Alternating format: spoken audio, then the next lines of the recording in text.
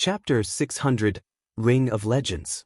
After Sure Feng crossed about a dozen yards or so, the great demon Nettle sensed his presence. "Why is there still an ant? Go, finish him off." Nettle, who hovered in the air, commanded 5 level 40 chieftains to deal with Sure Feng. In the great demon's eyes, a Tier 1 player like Sure Feng meant too little for him to take action personally. He had only killed Discipline Paradise personally due to the Moloch's ring. Otherwise, he would have let his subordinates finish off the Guardian Knight and the others. When 100 yards stood between Sure Feng and the Moloch's ring, 5 massive black demonic bears surrounded him. Just in time. Sure Feng smiled faintly. He then used silent steps on one of the demonic bears. Sure Feng crossed a distance of 20 yards instantly. He then activated the aura of Wind's activatable skill, Wind Rider, his speed abruptly increasing by 220%. Transforming into a fierce gale, he easily shook off the 5 black demonic bears and continued his way towards the Moloch's ring. Not bad for a little ant. Nettle frowned. He stretched out his left hand. A ball of black flame bloomed in Nettle's black-scaled palm. Although this ball of black flame did not radiate any scorching heat, Sure Feng could clearly feel how formidable it was. If the flame so much as touched him, he would instantly lose his life. "You should feel honored to die by the great demon Nettle's hand." Nettle then lightly waved his hand at Sure Feng. Suddenly, a tidal wave of black flame washed down from the sky. Agonizing screams tore from the throats of any monster that encountered these black flames.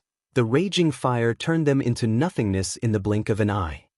Not daring to be careless, Sure Feng soared into the sky, avoiding the black flames by the skin of his teeth. "Despicable ant, you actually to dare dodge my attack!" Nettle bellowed. In the next moment, countless black arcs of lightning appeared in his hand. Each arc was as thick as a person's thigh. The great demon then pointed at Sure Feng, shouting, "Turn to ash." Immediately, the arcs of lightning formed a giant web that flew towards Sure Feng faster than when he had Wind Rider activated. This was the Tier 4 skill the great demon Nettle was most proficient with, Dark Vortex. Not even a Tier 4 NPC could dodge this skill, they could only attempt to block it. As for players, they would die instantly. Is there a need to be this serious? Sure Feng was rendered speechless as he saw the black electric net that had already surrounded him. "I have to use my trump card." Sure Feng no longer tried to dodge the black lightning, opting to charge towards it instead. "Trying to kill yourself now that you know escape is impossible?" Nettle smiled with satisfaction as he watched Sure Feng's suicidal action. Boom! A thundering explosion occurred as Sure Feng collided with the black electric net. It was as if the end of the world had arrived. Not even a level 40 chieftain could survive such a frightening attack. Just as the great demon was about to turn away, he suddenly discovered that something was amiss. A golden figure flew towards him. How is he still alive?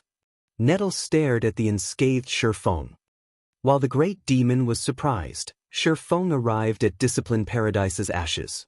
His hand snatched Moloch's ring swiftly and placed the item in his bag. "Despicable thief! You have truly angered me this time." A cold glint flashed in Nettle's crimson eyes. Suddenly, a blood-red battle axe with a thorn-covered handle appeared in Nettle's hands. With a flap of his wings, the great demon instantly appeared in front of Sure Feng, swinging his battle axe down at the swordsman. Explosions shook the air as the axe descended. It was as if Nettle's powerful attack shattered space itself, and not even Sure Feng could dodge or defend against the attack in time. Boom! When the blood-red axe struck Sure Feng's body, he suddenly felt disembodied. After a fraction of a pause, the attack sent him crashing into a 4-story building over 30 yards away. "What strength and speed!" Sure Feng exclaimed as he climbed out of the rubble. The great demon Nettle's strength was definitely at upper rank Tier 4. If he had not switched the aura of wind to the aura of earth and activated absolute defense in time, even if he were a level 60 Tier 2 sword master, that single hit would have obliterated him. Currently, although Sure Feng had not received any damage, his entire body was numb. Even moving was difficult for him. The strength of a Tier 4 Great Demon was simply too terrifying. Moreover, Nettle's strength wasn't just limited to his attributes. His techniques were similarly frightening. Nettle's simple swing had not contained any excess movements at all. The demon was operating at the same level as a top-tier expert. Against an opponent who possessed the attributes of a Tier 4 class and the skills of a top-tier expert, even in his prime, Shi Feng could only turn tail and run. Nettle could not help his surprise when he discovered that Shi Feng was actually still alive. A tiny little ant had actually survived 3 of his moves. He had never encountered this in the past. Before the great demon could recover from his shock, Shi Feng activated Phantom Kill. Suddenly he turned and fled at maximum speed. You want to escape? Do you really think you can run from me, the great demon Nettle? Nettle revealed a malevolent smile. To the prideful great demon, the fact that Shi Feng had provoked it repeatedly was humiliating. If others heard of this, he, the great demon Nettle, would watch his reputation in the dark den wither. Spreading his wings, Nettle transformed into a black streak of light as he chased after Shi Feng. So fast. As expected of a winged Tier 4 Great Demon. Glancing at the rapidly approaching Great Demon, Shi Feng inwardly prayed that it would not discover his plan. Wind Rider only had a duration of 24 seconds. From the time he had activated Wind Rider until now, nearly 7 seconds had passed. He had also used up Absolute Defense already. If he wished to escape from the Tier 4 Great Demon, his could only rely on diversions. At this moment, Shi Feng's doppelganger hurriedly activated Blade Liberation and Windwalk. The doppelganger then dashed in the opposite direction of Shi Feng. None of the surrounding level 40 chieftains could keep up with the doppelganger's speed. In just a short moment, the doppelganger had shaken off all its pursuers. Roughly 5 seconds later, Nettle also caught up with Shi Feng. Despicable human, I admit that you are very skilled. A little Tier 1 swordsman like you has actually forced me, the great demon Nettle, to expend so much effort to deal with you. As a reward, I will grant you endless torture. You will become my puppet for the rest of eternity. Nettle shouted, a ferocious grin appearing on his face as he watched the currently motionless Shi Feng. Oh really? You'll have to catch me first, Shi Feng replied disdainfully. Catch you? The great demon Nettle's expression sank as he suddenly discovered that the Shi Feng before him had changed. Although the Shi Feng before him had become stronger, his eyes were that of a puppet's. There was not the slightest sign of anger within those eyes. Damn, it's a doppelganger. Saying so, Nettle abruptly jumped into the air and returned to District 5. However, roughly 4 seconds after the great demon Nettle turned to fly back to the shelter, the originally emotionless Shi Feng suddenly wore an angry expression. Shi Feng had swapped positions with his doppelganger once more. The Abyssal Blade's Phantom skill could be an extremely powerful life-saving skill. As long as his doppelganger was still alive, Shi Feng could swap positions with it indefinitely. With this move, even a Tier 4 Great Demon should not think of killing him easily. Shi Feng then changed directions and flew towards District 1. Even after Wind Rider's duration ended, the Great Demon could not find any trace of Shi Feng. Finally safe. Shi Feng, who currently hid in a forest, breathed a sigh of relief. Fortunately, the Great Demon does not know my trump card. Otherwise, I really would have died. Hopefully, this Moloch's ring is worth all I went through to get it. Shi Feng carefully retrieved the pitch-black ring, which was engraved with innumerable inscriptions, from his bag. Omniscient eyes. Shi Feng examined Moloch's ring. Immediately, a shocked expression appeared on his face. Impossible! At this moment, even Shi Feng did not dare believe his own eyes.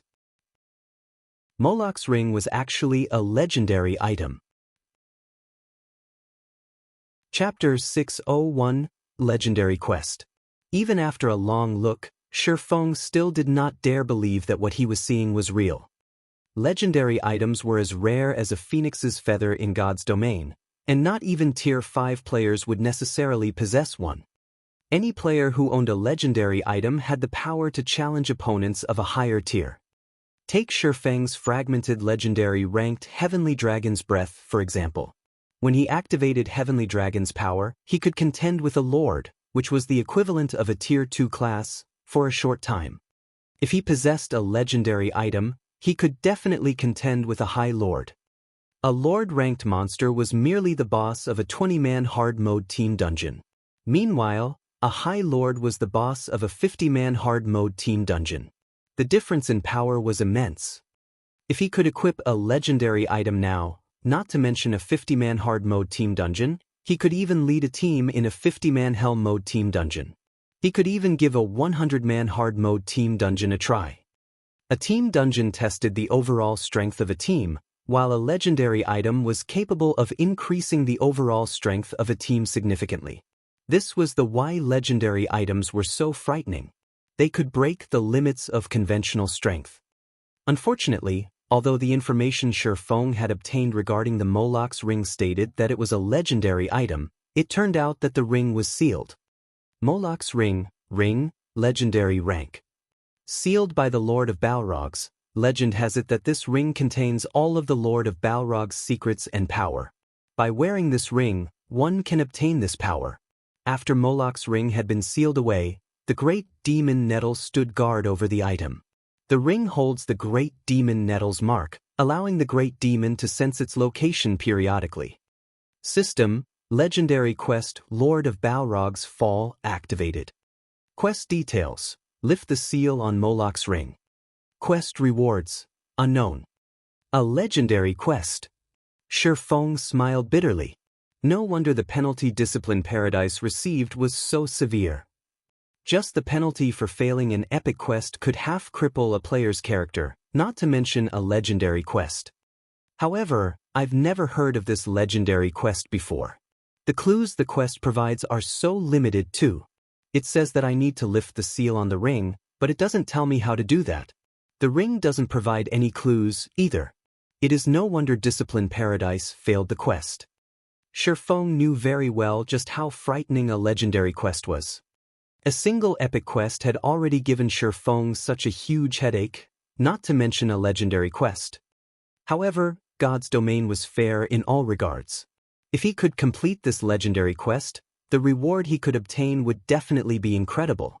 In God's domain, if a player wished to obtain a legendary item, they would have to do so by completing a legendary quest.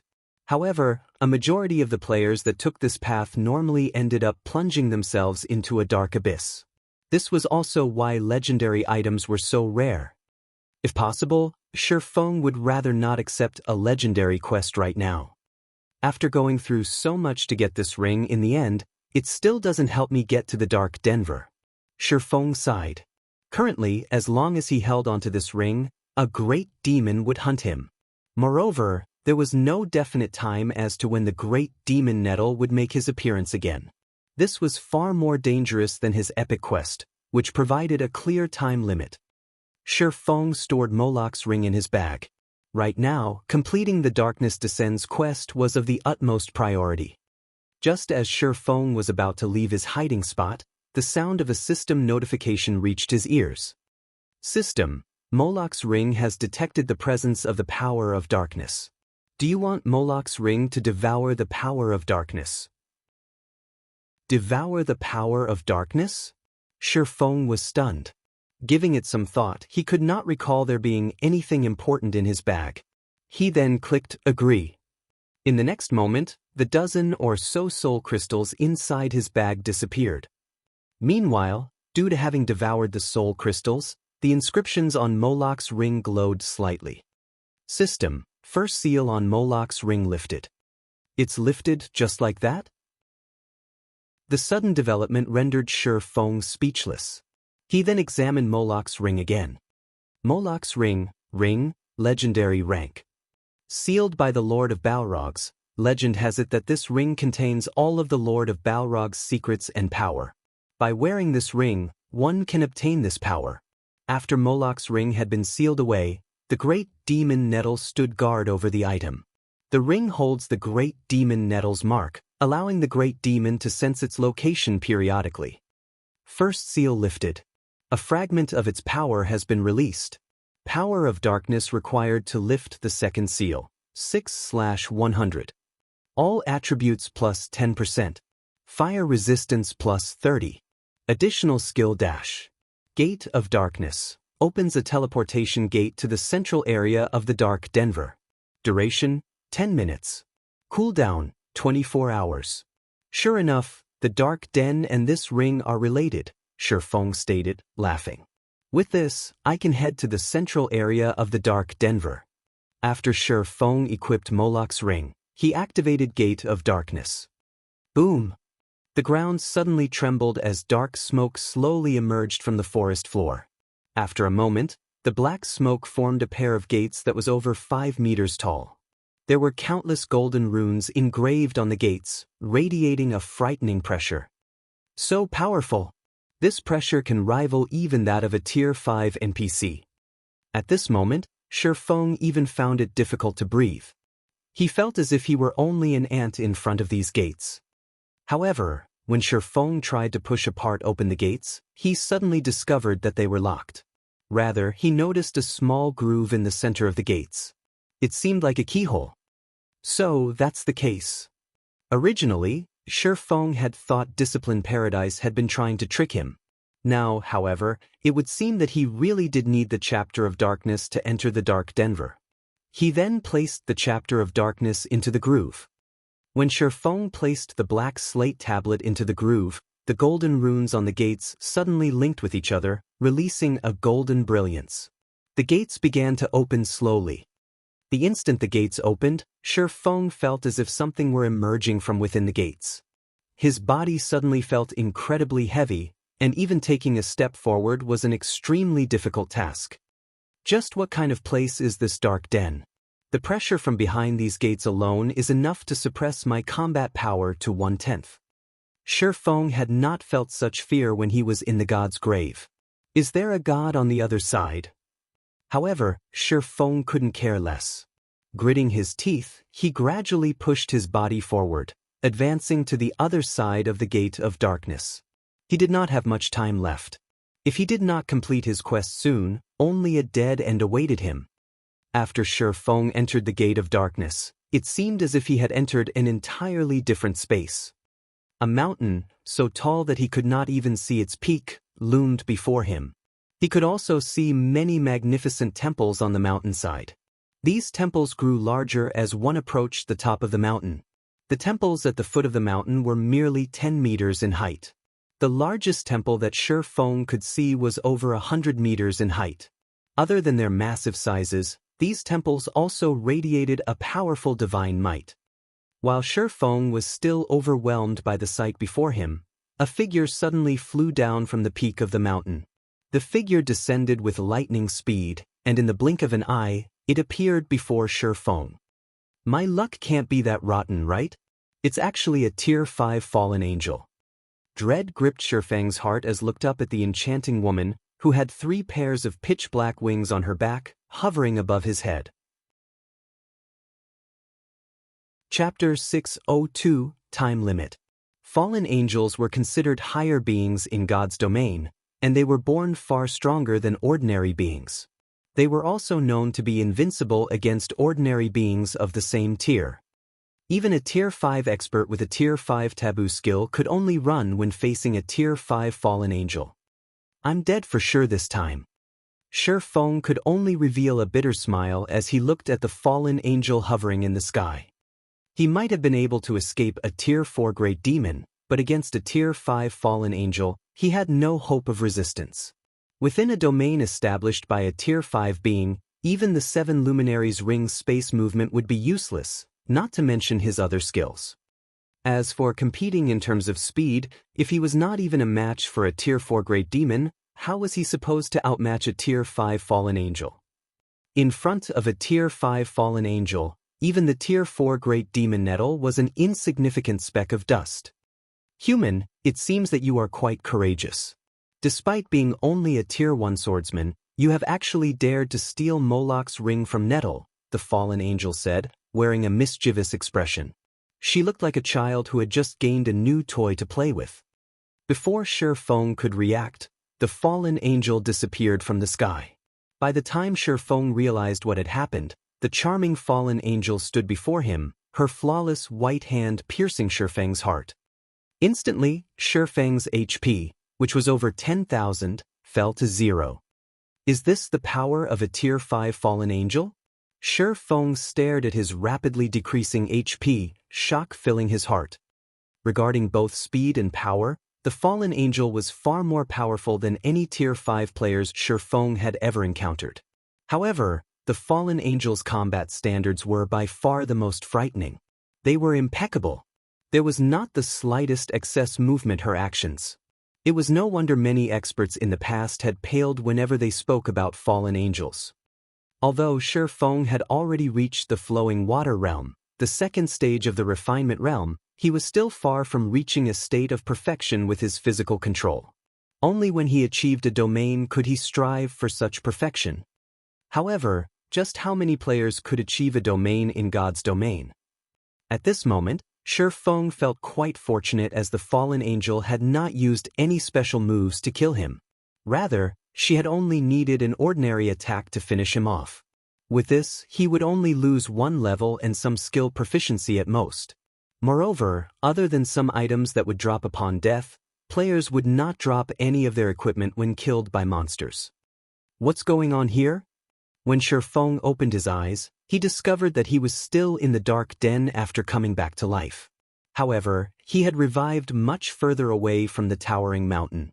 If he wanted to head towards the mountain, he would have to run for more than half an hour. Normally, when a player died in a special map, they would revive back in a city. Since the Tier 5 fallen angel had killed him, logically, that should have been where he revived, in a city, yet he had revived out in the fields. Shi Feng then hurriedly called up his attribute panel, checking his attributes and the contents of his bag. I only lost a level and some skill proficiency. Shi Feng released a sigh of relief. Regardless if he were level 33 or level 32, it did not matter too much to Shi Feng. Just what is going on? Looking around, Shi Feng suddenly discovered a golden avenue paved through the endless plains. There were also countless monsters moving along this avenue towards the towering mountain. The monsters' levels varied greatly, with the lowest being level 10 and the highest being over level 100. A single glance told Shi Feng that there were tens of thousands of monsters moving along the golden avenue. Moreover, these monsters consisted of a wide variety of races. The majority were not linked to the forces of darkness. Shi Feng even spotted human NPCs. These NPCs also did not belong to the dark forces, and they looked more like adventurers. Like the monsters, the NPCs' levels ranged from level 10 to over level 100. Why are there so many human NPCs here? Shi Feng was shocked. However, his shock did not stop him from quietly approaching the Golden Avenue. As a precaution, Shi Feng activated Phantom Kill, sending his doppelganger ahead of him. Surprisingly, however, even after these monsters and NPCs noticed Shi Feng's doppelganger, they showed no signs of aggression. When the doppelganger stepped onto the Golden Avenue, Shi Feng received a system notification stating that he could not attack anyone while inside this region. There was no danger. With this, Shi Feng relaxed. He then advanced towards the towering mountain along the Golden Avenue as well. He had only arrived at the Dark Den's central region after much difficulty. There was more than an 80% possibility of the Bible of Darkness being somewhere on the mountain. Shi Feng had completed quite a few epic quests before. The Tier 5 fallen angel had only killed him with a normal attack. This proved that he had yet to fail the quest. It was possible that he had only incurred a punishment because he had used an incorrect method to enter the Dark Denver. Otherwise, he would have truly been finished. If a Tier 5 fallen angel were guarding the Bible of Darkness, unless he were a Tier 6 God-ranked player, completing this epic quest would be impossible. Moreover, the fact that Fantasy Extinguisher had managed to complete this quest in the past proved that there was definitely some other way to scale the mountain and steal the Bible of Darkness. Arriving at the foot of the mountain, Shi Feng discovered that the Golden Avenue led towards a massive altar. Above the altar, countless monsters fought viciously, tearing each other apart. Occasionally, victors would emerge from the ceaseless battles, holding a golden key. These victors would then scale the mountain, reaching Shifeng's original arrival point. Sure enough, my entry was flawed. After watching the situation for a while, Shifeng did not discover any high-tiered monsters guarding the mountain. There were also no Tier 5 fallen angels patrolling the sky. Very quickly, Shifeng arrived before the altar. The instant he set foot onto the altar, a system notification sounded out by his ears. System, defeat all enemies before you, and you will be given entry into the World Summit. System, you will gain 1 minute for every common monster killed, 10 minutes for every elite monster killed, 30 minutes for special elites, 100 minutes for chieftains, and 500 minutes for lords. System, you may choose 10 monsters to serve as your opponent. If you fail to defeat all of your opponents, you will die. System, you have 19 minutes to decide. Failure to do so will result in automatic forfeiture.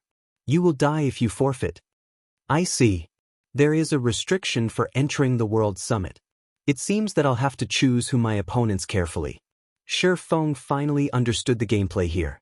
However, if I only kill 10 common monsters, 10 minutes won't be long enough to explore all of the World Summit. I will most likely run out of time after traveling a short distance. No matter how he looked at it, an item like the Bible of Darkness would not be easy to find. It might even be at the very top of the mountain. He would not reach the top of the mountain even if he spent 10 hours traveling. However, if he chose monsters that were too powerful, he'd be at a disadvantage. On the off chance that he could not kill the opponents he selected, he would have truly dug his own grave. A lord was equivalent to 50 special elites or 5 chieftains. However, although a lord provided the most time, it was also the most difficult monster to take down. Moreover, if he had to face more than one lord simultaneously, the difficulty of the challenge would increase manifold. Yet, if he did not challenge high-ranking monsters, he would not have enough time to explore the World Summit. While standing on the massive altar, Shifeng pondered for a very long time. System, you have 1 minute to consider. Please make your decision as soon as possible. Chapter 603, S-Rank. Time passed quickly, and Shifeng's head was spinning. This was a test meant to determine a player's understanding of themselves and their abilities. If a player overestimated their strength and skills, they might bring about their own deaths due to choosing monsters that were too strong. On the other hand, if they chose monsters that were overly weak, they might fail their quest due to having insufficient time. In other words, the more a player understood of their own strength, the more benefits they could obtain through this test. With berserk skills such as Heavenly Dragon's Power and Blade Liberation, although it was possible for Shifeng to kill a lord of the same level, the same did not true for a group of lords. Hence, Shifeng could not make this decision lightly. System, you have 30 seconds to consider. Please make your decision as soon as possible. I choose 1 lord and 9 chieftains, Shifeng said, finally deciding. System, opponents confirmed. Based on the analysis of your combat power, this test's difficulty is A rank. Once victorious, you will obtain a key that can be used to open shrine gates that are dark gold rank or lower. Do you wish to confirm your choice? Dark gold rank? Shifeng immediately felt that something was amiss. Hurriedly, he said, I wish to change my selection to 2 lords and 8 chieftains. His quest was epic rank. It was clear that he would not be able to obtain the Bible of Darkness if he could only visit dark gold shrines. He needed to be able to enter epic shrines. Otherwise, even if he won this battle, he would still fail his quest. System, opponents confirmed. Based on the analysis of your combat power, this test's difficulty is A rank. Once victorious, you will obtain a key that can be used to open shrine gates that are dark gold rank or lower. Do you wish to confirm your choice? Even with 2 lords, it still hasn't reached S rank? Shifeng inwardly cursed. Change my selection to 3 lords and 7 chieftains. Shifeng should be at his limit with 2 lords. There was only a 50% chance that he would emerge victorious from such a battle. If he faced 3 lords, based on his estimations, his success rate would be less than 20%. System, opponents confirmed. Based on the analysis of your combat power, This test's difficulty is S rank. Once victorious, you will obtain a key that can be used to open shrine gates that are epic rank or lower. Do you wish to confirm your choice? Confirm. Shi Feng shouted, gritting his teeth. Hopefully, the lineup of these lords won't be too powerful. A moment later, 10 monsters appeared before Shi Feng on the altar. 3 of them were lords, and 7 were chieftains. All 10 monsters were combat puppets of the same shape and size as an average player. In terms of attributes, however, they were leaps and bounds above Shi Feng. Golden Puppet, Lord rank. Level 32. HP 1, 600, 000/1, 600, 000. Silver Puppet, Chieftain rank. Level 32. HP 550, 000/550, 000. Good, my luck isn't that rotten after all. These puppets are all melees, and their HPs are quite low as well. I shouldn't have too many issues if I fight them from a distance. Shi Feng released a sigh of relief. When the battle started, the 10 puppets began moving. Step by step, they slowly approached Shi Feng, lacking the dexterity of a living creature. However, Shi Feng did not dare to be careless. Immediately, he activated Heavenly Dragon's power, increasing his strength by 100% and defense and HP by 300%. Instantly, Shi Feng's HP broke through the 30,000 threshold. Sure enough, lords were not that easy to deal with. The instant Shi Feng activated Heavenly Dragon's power, the combat puppets dashed towards him, much faster than an ordinary chieftain and lord. The 10 combat puppets crossed the distance of 50 yards in the blink of an eye. The first to attack were the silver puppets, who thrust their spears at Shi Feng. Following closely, the golden puppets unsheathed the twin swords slung over their backs. Without hesitation, Shi Feng activated the Ice Blue Devil Flame and Black Emperor, holding nothing back. Deep blue flames covered Shi Feng's entire body, raising his fire and ice damage by 40%. Shi Feng then used Skywheel Sword, sealing the movements of all 10 combat puppets within a fixed perimeter. He followed up with a firestorm. Ice blue flames devoured the 10 combat puppets, dealing over -20,000 damage, or -40,000 damage with a critical hit, to all 10 puppets every second for 5 seconds. When the spell's duration ended, the 10 combat puppets had received over -100,000 damage each. Shi Feng fully displayed the devastating might of the large-scale destruction spell. Meanwhile, Shi Feng collected 30 stacks of death aura from this single attack. I'll get rid of one of you first. Shi Feng then took out a bottle of 100-berry wine from his bag, drinking it. Instantly, his compatibility rate with his sword soared. Moving towards a silver puppet with less than 300,000 HP remaining, he used Phantom Kill, followed by Flame Burst. 24 consecutive strikes. 24 swords of light illuminated the altar. The silver puppet faded out of existence. Although Shi Feng killed 1 silver puppet, the remaining 6 silver puppets and 3 golden puppets caught him in a pincer attack. With his most powerful burst skill exhausted, Shi Feng used Thunderflame Explosion to slow the remaining combat puppets, as well as deal over -10,000 damage to each. Due to his compatibility rate rising, he managed to achieve a 95% completion rate on Thunderflame Explosion, reducing the movement speed of these combat puppets for over 10 seconds. Following which, he switched to the Aura of Wind, turning around and fleeing with his doppelganger. Facing 2 lords at the same time was already enough to overwhelm Shi Feng, not to mention 3 lords and 6 chieftains simultaneously. With the Aura of Wind's movement speed increase and Thunderflame Explosion's movement speed reduction, the silver puppets were unable to catch up with Shi Feng. As for the golden puppets, although their speed allowed them to keep up with Shi Feng, their occasional attacks caused their speed to drop sharply as well. As a result, it became impossible for them to surround Shi Feng.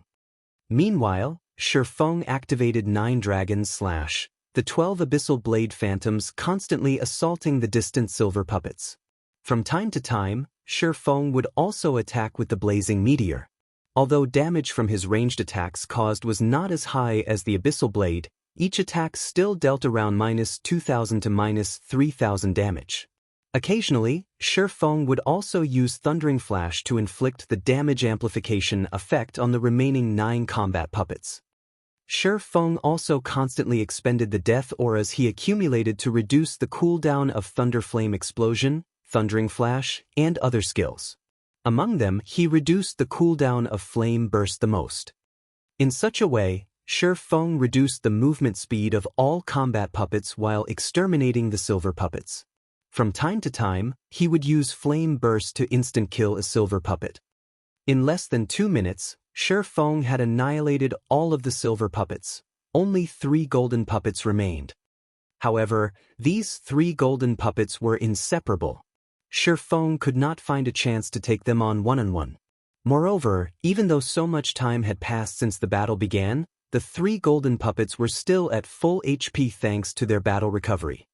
Even when Shi Feng activated Wind Rider and managed to single out one of the golden puppets with his overwhelming speed, the remaining 2 would quickly catch up. As a result, Shi Feng could only land a few hits before he was forced to retreat. This is troublesome. Although the golden puppets do not have any skills, the 3 of them are like a single entity, attacking and defending as one. Shi Feng, who hovered in the air, frowned at the 3 golden puppets. The golden puppets were too powerful when working together. Moreover, the Heavenly Dragon's power's duration would end soon. At that time, even a battle of attrition would be difficult against the 3 golden puppets. Do I have no other choice? Shi Feng muttered as he reluctantly retrieved an aqua blue magic scroll from his bag. This was his greatest trump card, one that he never thought of using. Watching the remaining seconds of the Heavenly Dragon's power's duration tick by, Shi Feng had no choice but to unfurl the aqua blue magic scroll. Chapter 604. Time is Money. Shi Feng had prepared extensively to obtain the Bible of Darkness.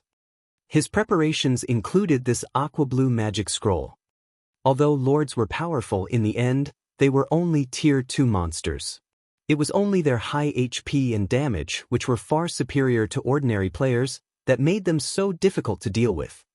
When Shi Feng activated Heavenly Dragon's power, his attributes were no longer below that of a lord of the same level. With his superior dodging techniques and powerful skills, he could easily defeat a lord of the same level. However, with 3 golden puppets working seamlessly together, all Shi Feng could do was dodge. As Shi Feng unfurled the aqua blue magic scroll, the surrounding water mana surged towards the paper. In a moment, the mana formed a massive, 6-star magic array. Go! Shi Feng pointed at the 3 golden puppets. Suddenly, water surged from the 6-star magic array and swept over the bodies of the 3 golden puppets. In the blink of an eye, a small lake formed within an area of 50 yards. Although the water only reached the golden puppet's knees, the lake itself seemed to possess life as it formed dozens of water whips to bind the 3 lords. The 3 golden puppets desperately struggled to break free of these water whips. Facing a lord's power, these water whips snapped easily. However, the whips were seemingly endless. The moment one broke, another would immediately rise from the lake to take its place. As a result, it became extremely difficult for these golden puppets to move. Give it up. You guys are only lords. Against a Tier 2 domain skill, Binding Current, you don't stand a chance, Shi Feng growled, annoyed at the loss of the Tier 2 magic scroll. Zero Wing possessed quite a few Tier 2 magic scrolls. Yet, even among them, Binding Current was somewhat special. Binding Current was a domain skill, far rarer than even large-scale destruction spells. Although the skill did not have any attack power, it was capable of restricting enemies. Shi Feng only possessed one such magic scroll. Once it was used, it would be very difficult to obtain another. Binding Current had a duration of 10 minutes. During these 10 minutes, all enemies within the domain would be bound by water currents, their movements greatly affected. Even Lord's strength would be significantly restricted while inside this domain. Die! Shi Feng immediately struck a golden puppet. With the endless currents, the 3 golden puppets could no longer work in sync. This allowed Shi Feng to focus his attacks on a single golden puppet safely. Chop. Thunder flame explosion. Thundering flash. Shi Feng used one skill after another on the golden puppet. Due to Black Emperor, Shi Feng could decrease his skill's cooldown significantly. Shi Feng's chop was practically without a cooldown. In addition, Shi Feng the bottle of 100-berry wine allowed his skill completion rates to remain above 95%. Every time Shi Feng used chop, he obliterated nearly 30,000 HP from the golden puppet. As a result, the golden puppet's 1,600,000 HP decreased at a rate visible to the naked eye. When the golden puppet's HP fell to 30%, Shi Feng suddenly sensed danger. Hurriedly, he retreated by several steps. Boom! After backing up, a powerful impact slammed into Shi Feng, sending him flying over a dozen yards backward. This is absolute domain. Shi Feng was shocked. At this moment, a faint gray membrane surrounded the golden puppet with only 30% of its HP remaining. When the countless water whips collided with his gray membrane, they were immediately repelled, unable to enter the domain. Without the currents binding it, the golden puppet recovered its speed fully. In the blink of an eye, the golden puppet arrived before Shi Feng and brandished its twin swords. The puppet swords were like whips as they viciously assailed Shi Feng. Just in time. Shi Feng involuntarily smiled. As if he had long since seen through the golden puppet's intentions, he nimbly bent his body, allowing the whip-like swords to move over his body unhindered. The puppet's swords slid against Shi Feng's body as they passed. However, they did not truly connect with Shi Feng. Flowing Water Realm. Shi Feng was like flowing water as he received the golden puppet's barrage, evading the countless sword lights smoothly. He would also occasionally strike back at the golden puppet, his attacks targeting the monster's joints. If the puppet were capable of using any other skills, Shi Feng might really be in a predicament. However, since it could only use Absolute Domain, a skill that dispelled all control skills targeting its user, the golden puppet was no threat at all. In terms of power, he was not one bit inferior to a lord. As for speed, although he was slower than the golden puppet, he could make up for the gap with his dodging techniques. Moreover, even in the event that dodging was not possible, he could confront the puppet directly. He was not afraid of facing the lord in melee combat. After roughly a dozen seconds, Shi Feng finally defeated one of the golden puppets. With the death of one golden puppet, Shi Feng's concerns had gone out the window. His chances of victory instantly increased to more than 50%. He then proceeded to deal with the second golden puppet. When Heavenly Dragon's power's duration finally ended, Shi Feng used the Tier 2 magic scroll, Scorching Saber, to finish off the second golden puppet. Shi Feng glanced at Flame Burst's cooldown before shifting his gaze towards the final golden puppet. Smiling faintly, he muttered, "I can finally end this." After roughly 2 minutes of exhausting battle, Shi Feng finally managed to wear down the golden puppet's HP to 1 million. Not wanting to waste any more time, Shi Feng activated Blade Liberation, increasing both his strength and agility attributes by 90%. He then proceeded to torture the last golden puppet to death. Compared to when he had activated Heavenly Dragon's power, his attacks dealt slightly less damage. However, due to his increased attack speed, his total damage was higher than before. When the golden puppet was about to activate its absolute domain, Shi Feng activated his ultimate skills, Flame Burst and Dragon Breath, killing the golden puppet, which only had 30% HP remaining, instantly. When the battle ended, the sound of a system notification rang out by Shi Feng's ears. System, you have completed the S-rank difficulty test. Rewarding Epic Shrine Key. You have received 2,200 minutes.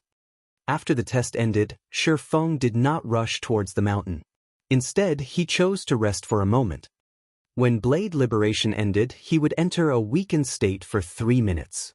Moreover, he had no idea of what to expect on the mountain. Since he had already qualified to enter the World Summit and was not in a hurry, he could take the chance to recover his mental state. After all, high-intensity battles were very taxing on the mind. He could also take this opportunity to wait for the heavenly dragon's power's cooldown to end. This test alone has forced me to use so many of my hidden cards. Just what awaits me on the mountain? Shifeng could not help but shudder whenever he recalled the Tier 5 fallen angel that had appeared before him. 3 hours passed quickly. Holding the purple gold key, Shifeng arrived before the gates to the World Summit. The moment Shifeng set foot on the World Summit, the time he had obtained through the test began to count down. No monsters. Shifeng muttered, confused. He was not in a hurry. Examining his surroundings, other than the 10-meter-tall shrines, nothing hindered his path. Shifeng then activated Windwalk and ran towards the nearest 10-meter-tall shrine. The stone doors in front of the dazzling golden shrine were shut tightly. When Shifeng touched the stone doors, the sound of a system notification reached his ears. System, Epic Shrine Key detected. You are qualified to open the doors of this bronze shrine. Do you wish to spend 50 minutes to open them? Crap. Opening the shrines requires time? Originally, Shifeng thought he would have sufficient time to search for the Bible of Darkness. With this new development, however, that notion had changed. However, Shifeng had no idea as to what was inside these shrines. He needed a better understanding so that he could face any future developments.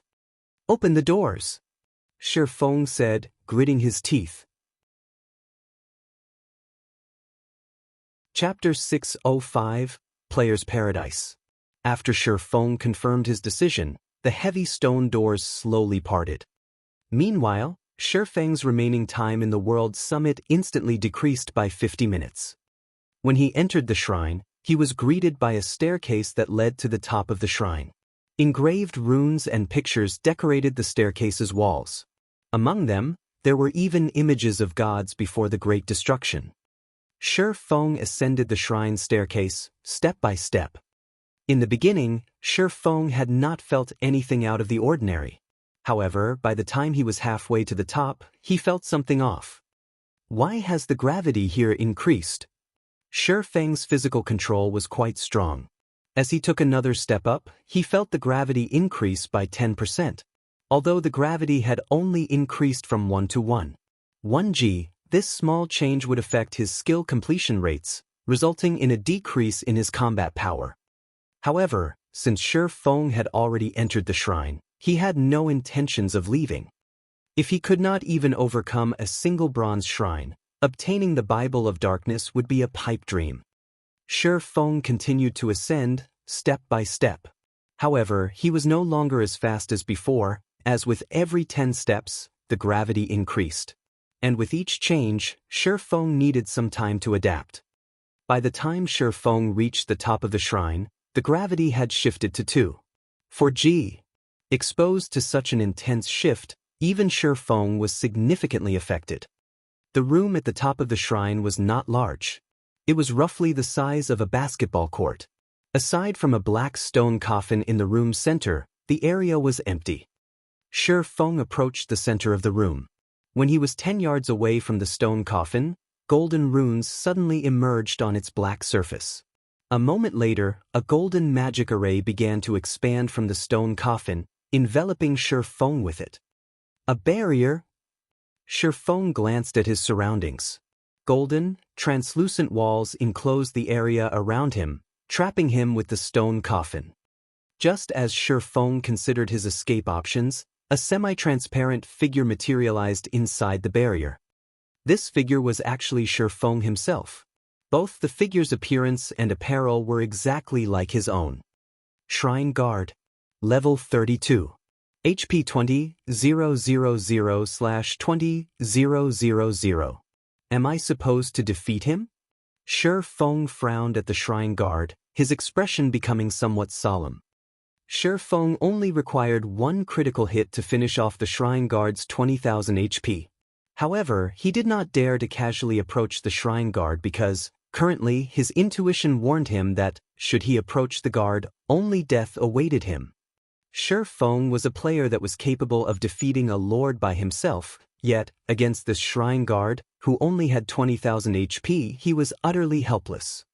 Are you too scared to approach me? the shrine guard asked, laughing. Shi Feng could not help his shock when he heard the shrine guard's human-like speech and behavior. In his memories, only high-tiered NPCs were capable of such performances. He had never heard of a common monster behaving like this. It was obvious that the shrine guard was an extraordinary existence. I don't have a death wish. Shi Feng shook his head, growing more certain of his intuition's warning. Not bad. You have actually discerned the gap in strength between us. However, rest assured, since you have already made it here, there is no danger. On the contrary, I have a reward for you, the shrine guard said, laughing. Reward? What kind of reward? Shi Feng did not think that an NPC would trick him, and there was no need to do so. This NPC was certainly far stronger than himself. The shrine guard could simply kill him if he wanted to. I will help you become stronger. The shrine guard then explained, I can offer you guidance on one swordsman skill. How much you learn depends on you, of course. However, you don't have much time left. You only have 49 minutes remaining. Guidance on a swordsman's skill. Shi Feng was surprised. When he thought back to the price required to enter the bronze shrine, he immediately understood. Hurriedly, he said, I would like you to give me pointers on chop. Shi Feng had plenty of swordsman skills. However, there were some he used frequently and some he only used occasionally. Among them, he used chop most often. Although his magic weapon had allowed his skill completion rate to rise significantly, he was still far from achieving a 100% skill completion rate. You've made a wise decision. Watch me carefully. The shrine guard nodded. He then began to flow through the motions of chop. The shrine guard's body leaned forward and swung the abyssal blade in his hand. The abyssal blade then began to blur. In the next moment, it was as if the space in front of the shrine guard broke as a faint spatial crack appeared. The shrine guard's chop was completely different than Shi Feng's. How is this possible? Shi Feng was at a loss for words. His skill completion rate with chop was over 95%, and he was extremely close to reaching perfection. However, whenever he used chop, it always appeared in the form of 3 sword lights resembling full moons that gathered at a single point. However, these 3 sword lights did not appear when the shrine guard used chop. From the beginning, there had only been a single sword light. Moreover, the shrine guard's swing had not been particularly fast, so Shi Feng could see the skill being executed very clearly. However, the most frightening aspect was the power the shrine guard's chop had displayed. Shi Feng could sense that the shrine guard's strength and constitution and his own were exactly the same. The only difference was that the shrine guard had slightly more HP. Yet, the shrine guard's chop could tear apart space itself. Although the spatial crack that had formed seemed very small, the might it contained was sufficient to kill him instantly. Despite the shrine guard's speed and power being ordinary, he was actually able to display such frightening power. Confused, the shrine guard asked, smiling. Shi Feng nodded and admitted shamelessly. No matter what was said or done, he was a top-tier expert in God's domain who had reached the flowing water realm. Although he still could not compete with those apex experts in the past, he was not that far away from reaching their level. Yet, the chop the shrine guard had executed shattered his conception of the skill known as chop. If you don't understand, I will display the skill a few more times. You can also experience it for yourself. Rest assured, while inside this barrier, you will not receive any damage. The shrine guard spoke like a teacher who guided his student carefully. Hearing this, Shi Feng quickly sought the shrine guard's guidance. If one wished to improve on their techniques, the fastest way to do so was through actual combat. Previously, he had kept a distance between himself and the shrine guard, worried that the NPC would kill him. Now that he knew the NPC intended to help him improve his ability with the skill, he would not hold back. Immediately, he displayed his best chop and began battling the shrine guard. Since Shi Feng attacked him, the shrine guard replied with a chop of his own. When the 2 swords collided, sparks flew into the air around them. Ping! In one moment, Shi Feng sent a chop at the shrine guard, and in the next moment, his body left an imprint on the barrier's wall. There was even a faint spatial crack lingering in Shifeng's original position. Is this a super-perfect skill? Shifeng stared at the shrine guard with a stupefied expression. His mind replayed the shrine guard sword swing. Regarding speed, Shifeng was definitely the victor. Moreover, he had prepared to dodge the NPC's attack beforehand. However, before he had any chance to dodge, the shrine guard's sword had collided with his own. He instantly felt a tremendous power flow into his hand. In the next moment, he had been thrown backward. Shifeng was still badly shaken by the shrine guard's attack. Fortunately, this was only a lecture. Otherwise, the NPC's attack might have really killed him. He and the shrine guard were worlds apart from each other. Perfect, the shrine guard laughed. Nothing is perfect in this world. It is only because your vision is limited, and you are confined to your own world. Nothing is perfect? Shifeng thought about the skill completion rate's limit of 100%. Yet, the shrine guard had said that nothing was perfect. Could the skill completion rate possibly exceed 100%? The more Shifeng thought about it, the more he felt it was possible. Otherwise, why would his chop, which neared a 100% completion rate, be so inferior to the shrine guard's? Following which, Shifeng faced off against the shrine guard again and again. Although every exchange ended in Shifeng's utter defeat, the more Shifeng fought, the more his excitement grew. He felt as if he had caught onto something that he had never noticed before. He had placed too much importance on his body, trying too hard to replicate a skill's template motions that had been provided by the system. He had forgotten to think outside of the box. As Shifeng traded blows with the shrine guard, his skill completion rate continued to rise. 96%, 97%, 98%. It should feel like... Shifeng leaned forward. He no longer pursued ultimate speed as he swung his sword along the air's resistance. Suddenly, a spatial crack appeared before him. Chop's skill completion rate reached 101%. Chapter 606, Epic Shrine. This is a really wonderful feeling. When Shifeng looked at the black fissure before him, he could not help but recall the sensation he felt when he drew his sword before. Unfortunately, he had only achieved this super-perfect completion rate accidentally. Trying to grasp this feeling was akin to trying to catch a dream. Just as Shifeng was about to commence another bout with the shrine guard, the sound of a system notification suddenly entered his ears. System: active duration of the shrine has ended. Player will be sent out of the shrine in 3 seconds. Time's up already? Shifeng could not help his surprise. He felt as if he had fought against the shrine guard for only a short while. He still had many questions he wished to gain answers to. Yet, before he realized it, 50 minutes had already elapsed. By the time Shifeng snapped out of his daze, he was already back outside the gates of the bronze shrine.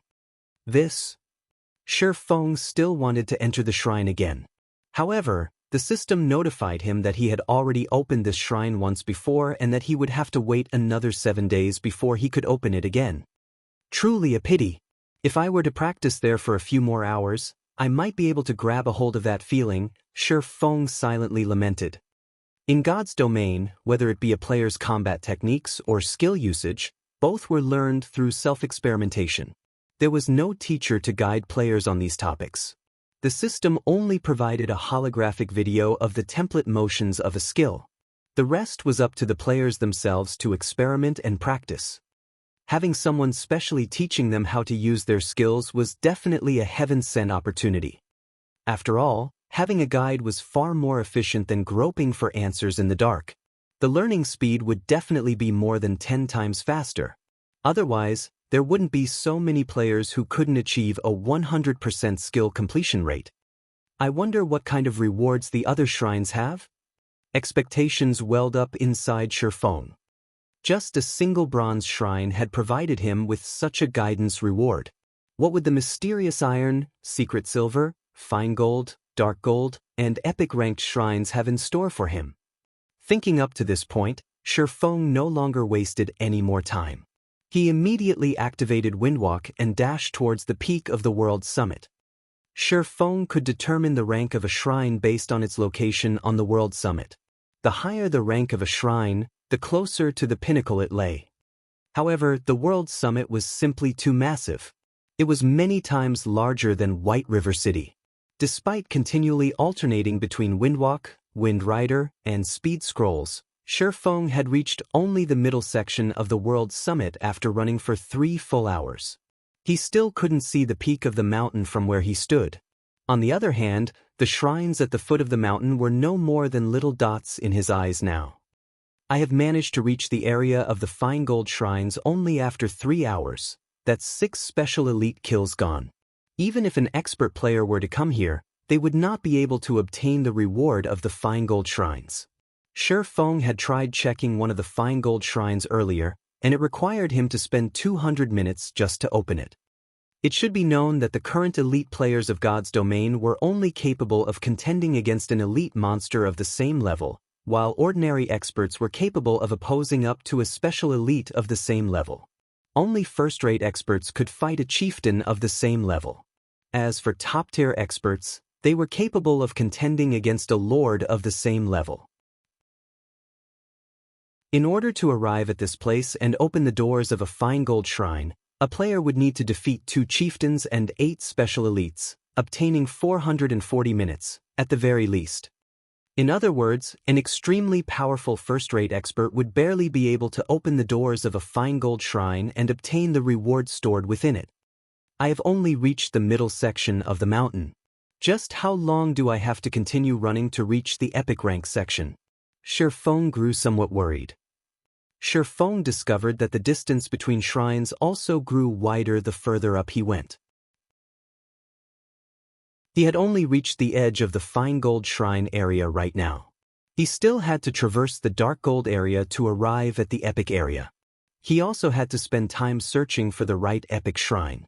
Moreover, he had obtained the epic shrine key by the skin of his teeth. He had no idea how much time was required to open the doors of an epic shrine. In the off chance that he did not have enough. This place really is damnable. I can't use the aura of space's spatial movement here. Only the aura of wind speed increase and Wind Rider are of some help. The rules of the World Summit were thoroughly exasperating.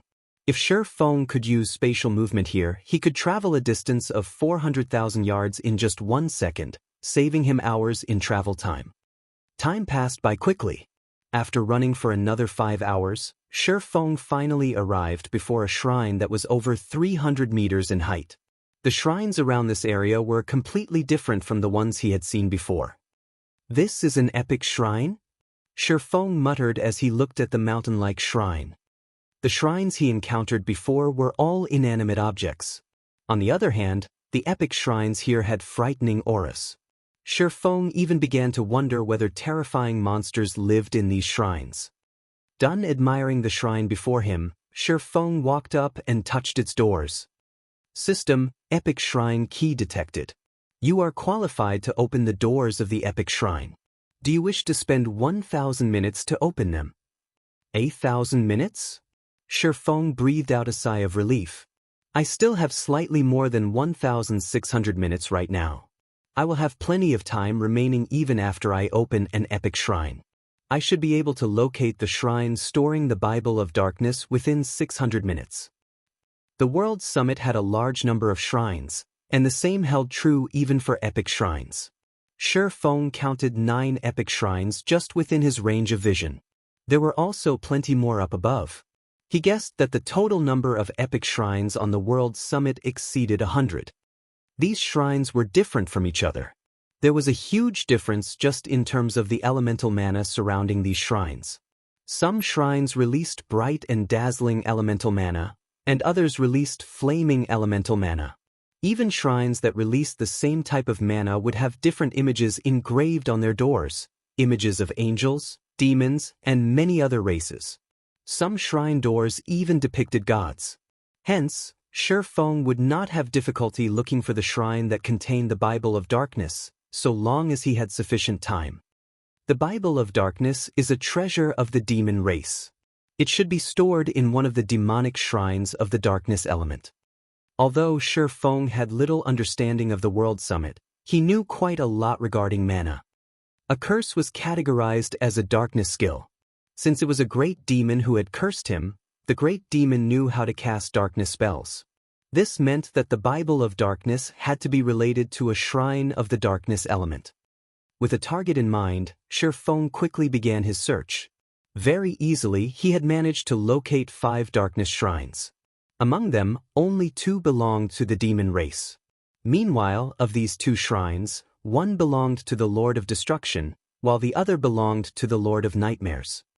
The Bible of Darkness was a descriptive record of all demons written by the Lord of Destruction. Rumor had it that as long as one managed to control the Bible of Darkness, they would become the Lord of Demons with all demons obedient to their commands. Without hesitation, Shi Feng opened the Lord of Destruction's shrine. When the black stone doors parted, an ancient aura washed over him. Shi Feng could feel the origin of destruction contained within this aura. The pressure he felt coming from within the shrine was far more powerful than what he had felt from the Tier 5 fallen angel he encountered before. Amazing! It is only a shrine. There is clearly no living being inside, yet it gives off such an overwhelming pressure. As expected of the Lord of Destruction's shrine, Shi Feng exclaimed, "Heavenly Dragon's power, activate." The immense pressure made even walking a difficult task for Shi Feng. However, after activating Heavenly Dragon's power, the weight pressing down on him lessened significantly. He was then able to enter the shrine with relative ease. Chapter 607, Magic Device. The moment Shi Feng stepped into the shrine, it was as if he had arrived in another world. He could hear the chirping of birds and smell the fragrance of flowers. Verdant trees and grass filled his vision. Instead of a shrine, this place looked more like a garden. Fallen angel. Inside the garden, Shi Feng immediately discovered the fallen angel that had killed him previously. 3 pairs of pitch-black wings, a perfect, enchanting body, long and slender legs, as well as that jade-white skin and flawless face. Of all the women Shi Feng knew, only the great divine official Charlene was a match for this fallen angel. Any other woman standing before her would simply pale in comparison. "Human, you sure are fast," the Tier 5 fallen angel giggled as she looked at Shi Feng with her aquamarine eyes. "You adventurers are truly blessed by the heavens, being born with an immortal soul. Even we would find it difficult to thoroughly kill you adventurers." Even until now, Shi Feng still got chills whenever he thought back to how the fallen angel had killed him instantly. Most likely, only a few players throughout the entire God's domain could rival that near-perfect combat technique. If he had not known that only rewards, and no punishments, awaited him inside these shrines, he would have long since fled this shrine. "My name is Serena. Come over. You entered the World Summit normally this time, so I won't kill you." Serena laughed as she beckoned Shi Feng with her hand. "Since you've managed to make it to this place, it shows that you indeed possess some ability. I can give you 2 options." "2 options?" Shi Feng asked curiously. "Though I say options, in reality, they are just 2 reward methods." Serena nodded lightly.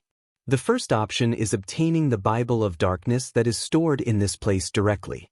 The second option is undertaking a small test. Through the second option, you will not only obtain the Bible of Darkness but also have a chance to win these items." Serena waved her hand lightly. Suddenly, 3 rainbow treasure chests appeared in midair. The first rainbow treasure chest contained a large number of soul crystals. A simple glance told Shi Feng that there were over 100 crystals at the very minimum. In the dark den, the soul crystal was the foundation of all development.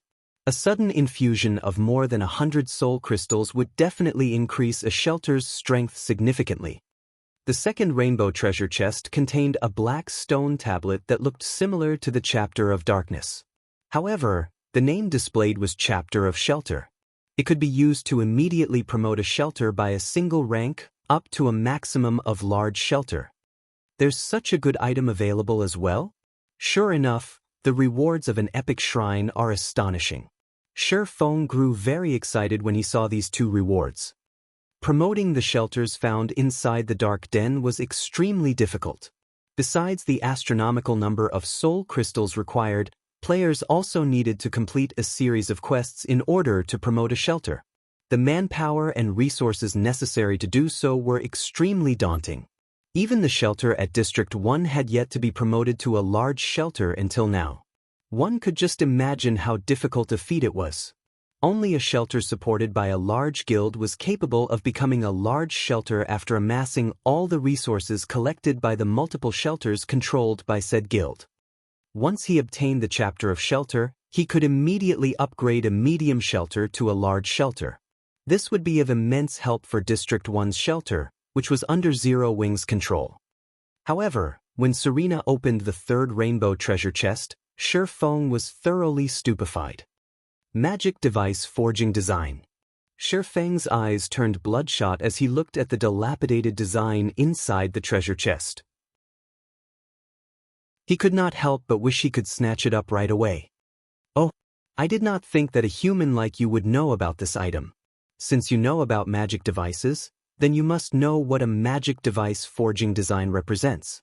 Its value is only slightly lower than the Bible of Darknesses. You humans, however, would probably appraise the design more highly. The fallen angel Serena smiled in satisfaction upon seeing Shi Feng's reaction. Say it then. Which reward do you choose? At these words, Shi Feng fell silent.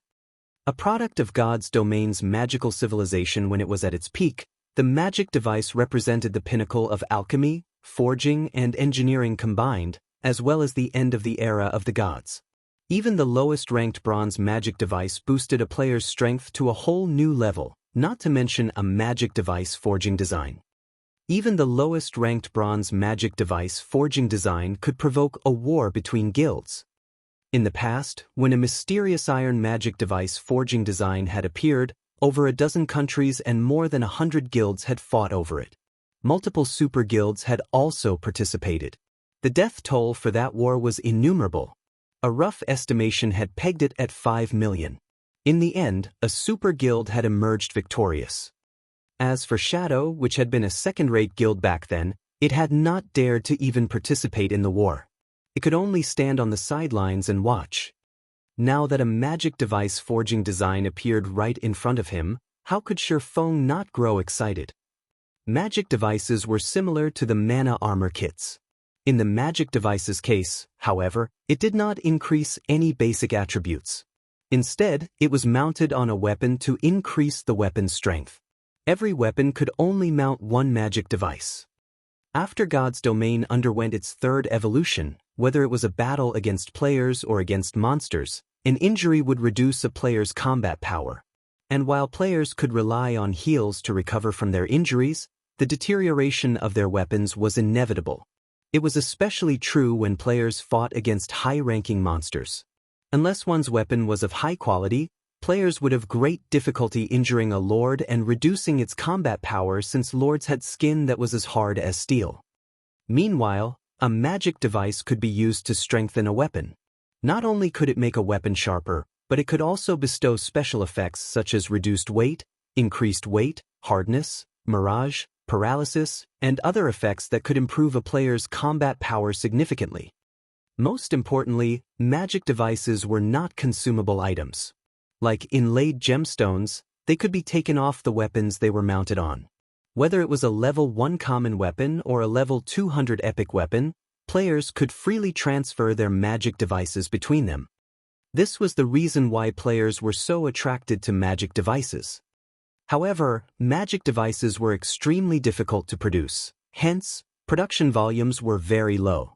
Even after reaching level 100, most players still did not have their own magic devices. In the past, as the guild leader of a second-rate guild, Shi Feng owned only a mysterious iron magic device, even after he was over level 100. As for other independent experts, they possessed only bronze magic devices. If he could obtain a magic device forging design right now, it would definitely become one of Zero Wing's trump cards. Have you come to a decision? Serena asked, smiling as she flourished the magic device forging design in her hand. Time waits for no one. You only have 3 minutes to decide. If you do not give me an answer, I will take it as you picking the first option, and you may leave once you obtain the Bible of Darkness. To hell with it. Sher Feng looked at the fallen angel, a passionate flame burning in his heart. I choose the second option. Both the chapter of shelter and the magic device forging design were items that were not easily acquired. The difficulty of obtaining the magic device forging design was even above that for an epic item. Otherwise, magic devices wouldn't have been so rare in the past. But I knew you were a smart man. Let's begin then. Serena smiled in satisfaction. She then waved her hand. The entire garden promptly vanished, and replacing it was a volcanic hell. Molten magma surrounded a 40-yard area of solid ground. The ambient temperature was scorching hot. Any ordinary player would most likely broil to death slowly. Only someone like Sher Feng, who possessed high fire resistance, could stay in this place for long periods of time. Meanwhile, the gravity here had also increased to 3G, which would greatly affect a player's mobility. If you can defeat me, you win, Serena said, smiling as she looked down at Sher Feng from midair. Chapter 608, Tier 2 Taboo Skill. Originally, Serena had anticipated seeing a look of horror on Sher Feng's face. However, even after she had revealed the contents of the test, Sher Feng did not evince any shock. On the contrary, it seemed as if he felt that the test was totally reasonable. Don't you feel surprised that the final test actually requires you to defeat me? Serena asked, a perplexed expression on her face as she looked at Sher Feng. A Tier 1 human against a Tier 5 fallen angel. With such a massive gap, even a person with a stable mentality would feel despair. And if not despair, then at the very least, anger, as this was obviously not a fair contest. Yet, Sher Feng remained unfazed by this revelation, so how could she not be surprised? Since the rewards are so bountiful, I naturally prepared for the worst. Not to mention, I really don't have a choice, do I? Sher Feng laughed, a helpless smile on his face. There were no free lunches in God's domain. Not to mention, the rewards of the test were of such a frightening caliber. It seems that you understand the rules of the world quite well, so it wasn't just luck that prompted you to pick the second option. Serena squinted her aquamarine eyes slightly as she looked at Sher Feng. At this moment, she no longer looked down at the human before her. Curling her blood-red lips into a seductive smile, she continued, if you had chosen the first option, then the Bible of Darkness you would have received would have been a replica. As for the second option, while you may fail the test, you will still obtain the real Bible of Darkness regardless. Although Sher Feng had guessed that this was the case, he inwardly felt relieved to hear these words directly from the fallen angel herself.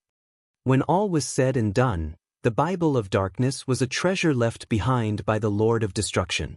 How could it possibly be that easy for players to acquire it? Since you are already clear on the situation, I will explain the rules of the test. Serena raised her brows slightly and continued in a low tone, the rules are very simple. You will not die while inside this area. Both our strengths will also be suppressed to Tier 1. It will be your win as long as you are able to defeat me in the remaining time you possess. Both suppressed to the standard of a Tier 1? Sher Feng frowned. Although both their strengths would be suppressed to the standard of a Tier 1 class in the upcoming test, fallen angels were higher beings. Not only were they born much stronger than other beings, but they also wielded many more skills. Even at Tier 1, Serena's combat power would most likely be at the peak of an ordinary Tier 2 class or above. She was stronger than even a High Lord of the same level.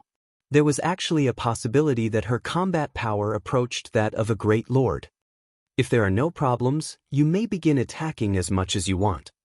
Serena smiled faintly as she sent Sher Feng a teasing look. Rest assured, I'll make sure to hold back plenty. I also won't use any Tier 3 or Tier 4 skills. Despite Serena's reassurance, Sher Feng had no intention of attacking her just yet.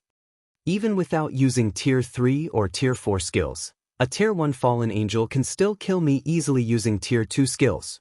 He smiled bitterly as he took in Serena's leisurely attitude.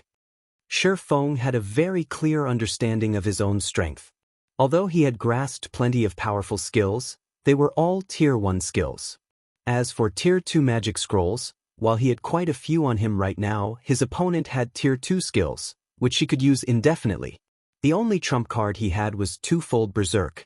If he activated Heavenly Dragon's power and Blade Liberation simultaneously, he would gain the ability to contend against a High Lord for a short period of time. However, engaging a Tier 1 fallen angel in melee combat was simply suicidal. I have close to 10 hours left. It would be pointless to charge into battle right now. My only option is to wait for the cooldown of Dragon's power to end. Shi Feng was in no hurry. He then sat on the ground, resting as he quietly observed the fallen angel before him. Earlier, when he was entering the shrine, he was forced to use Heavenly Dragon's power to resist the intense pressure. If he fought Serena, a fallen angel who had the attributes of a High Lord, without twofold Berserk, he would just be seeking his own death. Fortunately, the condition to clear the test was only to defeat Serena, not to kill her. There was a massive difference between these two conditions. Defeat meant that he was only required to cause a certain amount of damage to Serena. After all, even if Serena simply stood still and allowed him to attack her freely, he would not be able to kill her within 20 seconds. Currently, although Serena was only level 32, she had a total of 5 million HP. Tier 1 skills are definitely useless against Serena. In terms of combat techniques, she is also far superior to me. If I wish to defeat her, my only option is to rely on Tier 2 magic scrolls. Although Shi Feng had his ultimate skill, Flame Burst, this skill was meaningless if his weapon could not connect with his opponent. Not to mention, in a direct clash of power, Serena would trounce him. Having thought up to this point, Shi Feng suddenly stood up.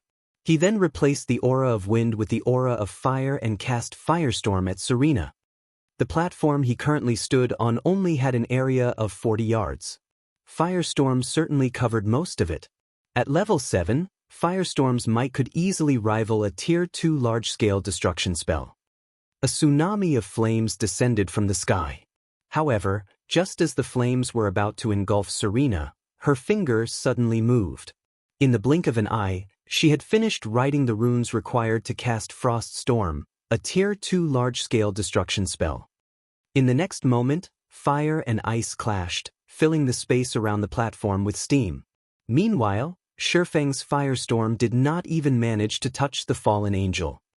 Fallen angels with high intelligence are really difficult to handle. Shi Feng was not surprised. In the virtual reality games of the past, there would only be two possible outcomes when a player used a skill, either the skill hit or missed. There was no third possibility. In God's domain, however, one would encounter various scenarios when attacking using a skill. Aside from hitting or missing, it was also possible for the skill to be blocked, offset, or unraveled. Blocking a skill would result in one taking a small amount of damage, and normally, this was an action that most lords were capable of.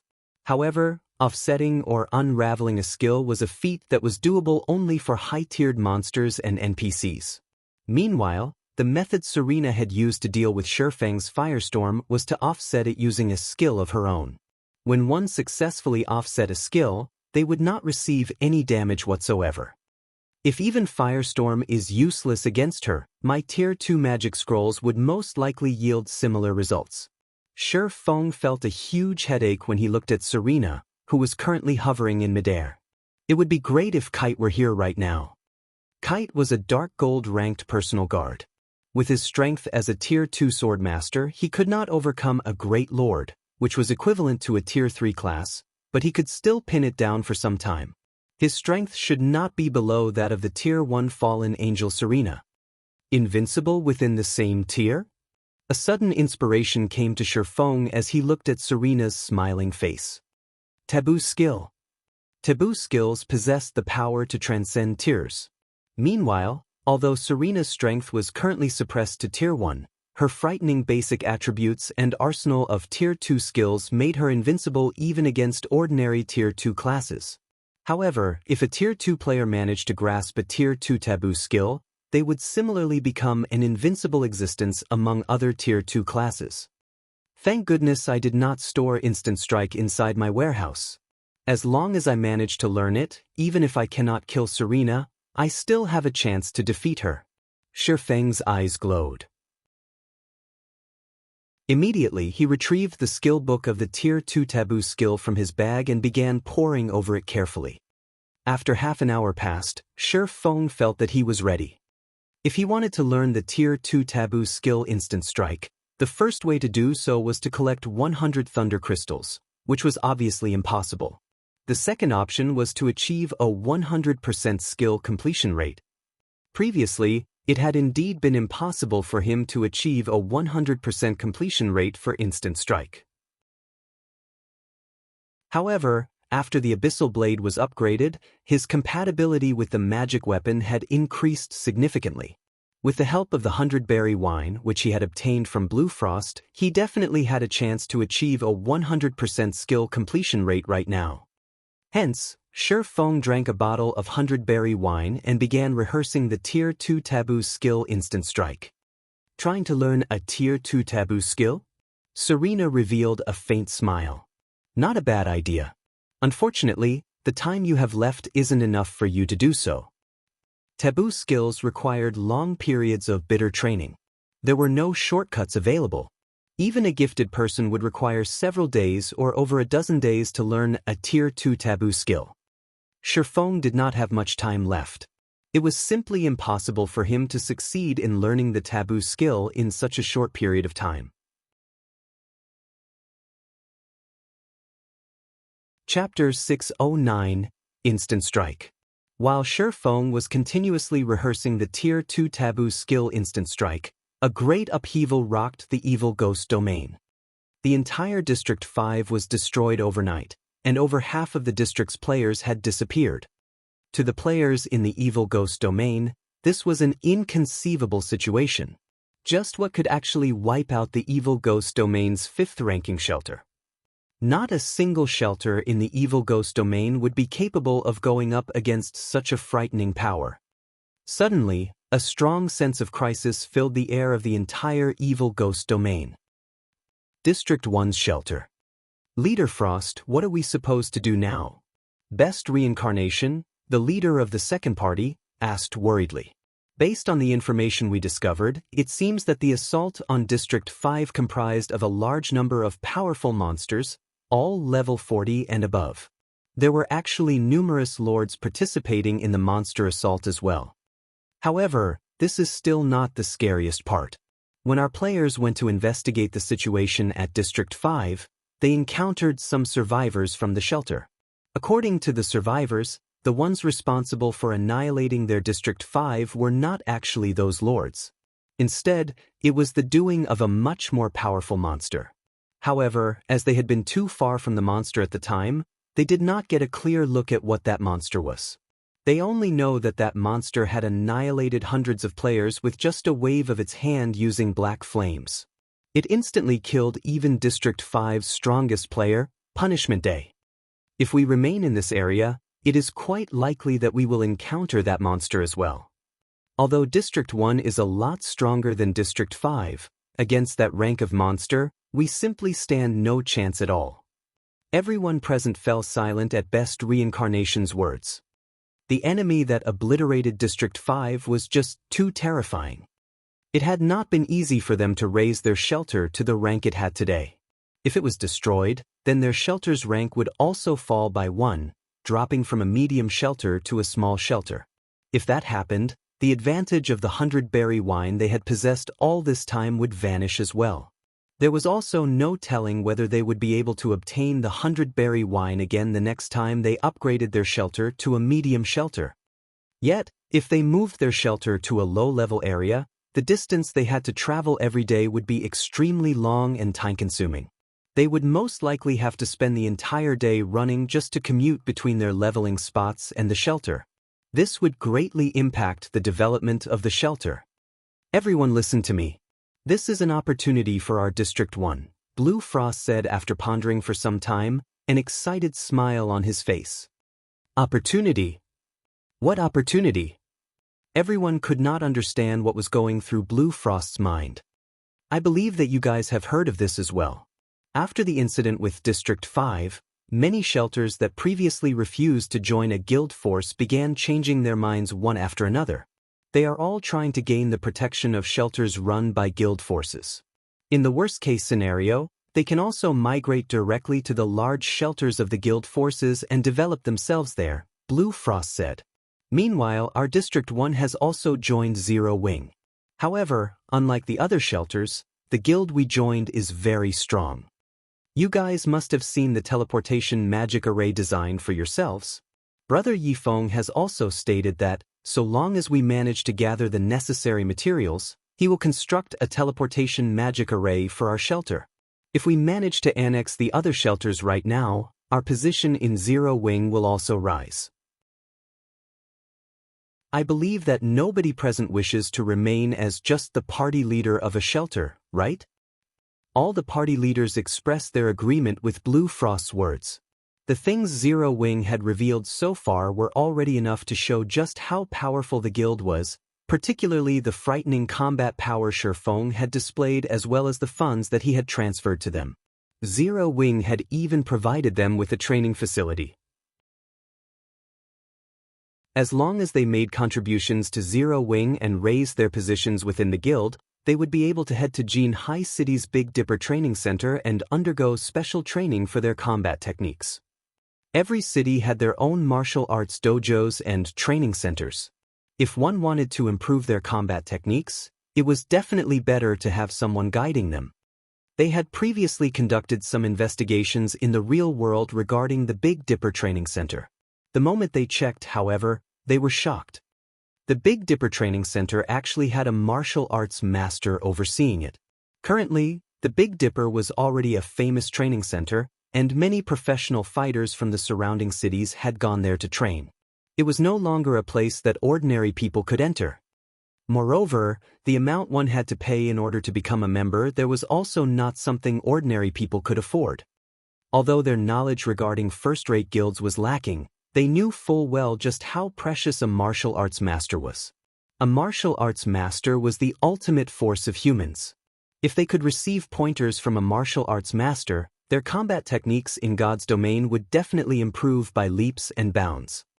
Meanwhile, Zero Wing would allow them to undergo special training directly at the Big Dipper. The guild's financial prowess and influence had thoroughly shattered their perception of ordinary gaming guilds. Although they had earned quite a lot of money from playing God's domain, they were still far from being able to afford establishments like the Big Dipper Training Center. If they could climb their way up to Zero Wing's upper management, they would not have to worry about earning enough to support themselves in the future. I'm sure everyone clearly understands what a teleportation magic array represents. What we need to do now is annex the other shelters and obtain the materials required for the teleportation magic array as soon as possible. Even if we retreat from this area, we can simply rely on the teleportation array to return here in the future. After listening to Blue Frost's explanation, everyone nodded in agreement one after another. Previously, they had found it simply too difficult to gain control over the other shelters in the evil ghost domain. However, that changed after the incident with District 5. If they had a teleportation array, the amount of money and resources they could earn would be endless. Hence, the various party leaders began arranging workforces to collect the materials required for the teleportation magic array. At the same time, they also tried persuading the other shelters to subordinate themselves to District 1's shelter. That way, the members of these shelters would get to use the teleportation array of District 1. Inside the Darkness Shrine, Shifeng had already been rehearsing Instant Strike for 5 hours continuously now. After just 5 hours of practice, it was as if Shifeng was a veteran who had been practicing Instant Strike for many years.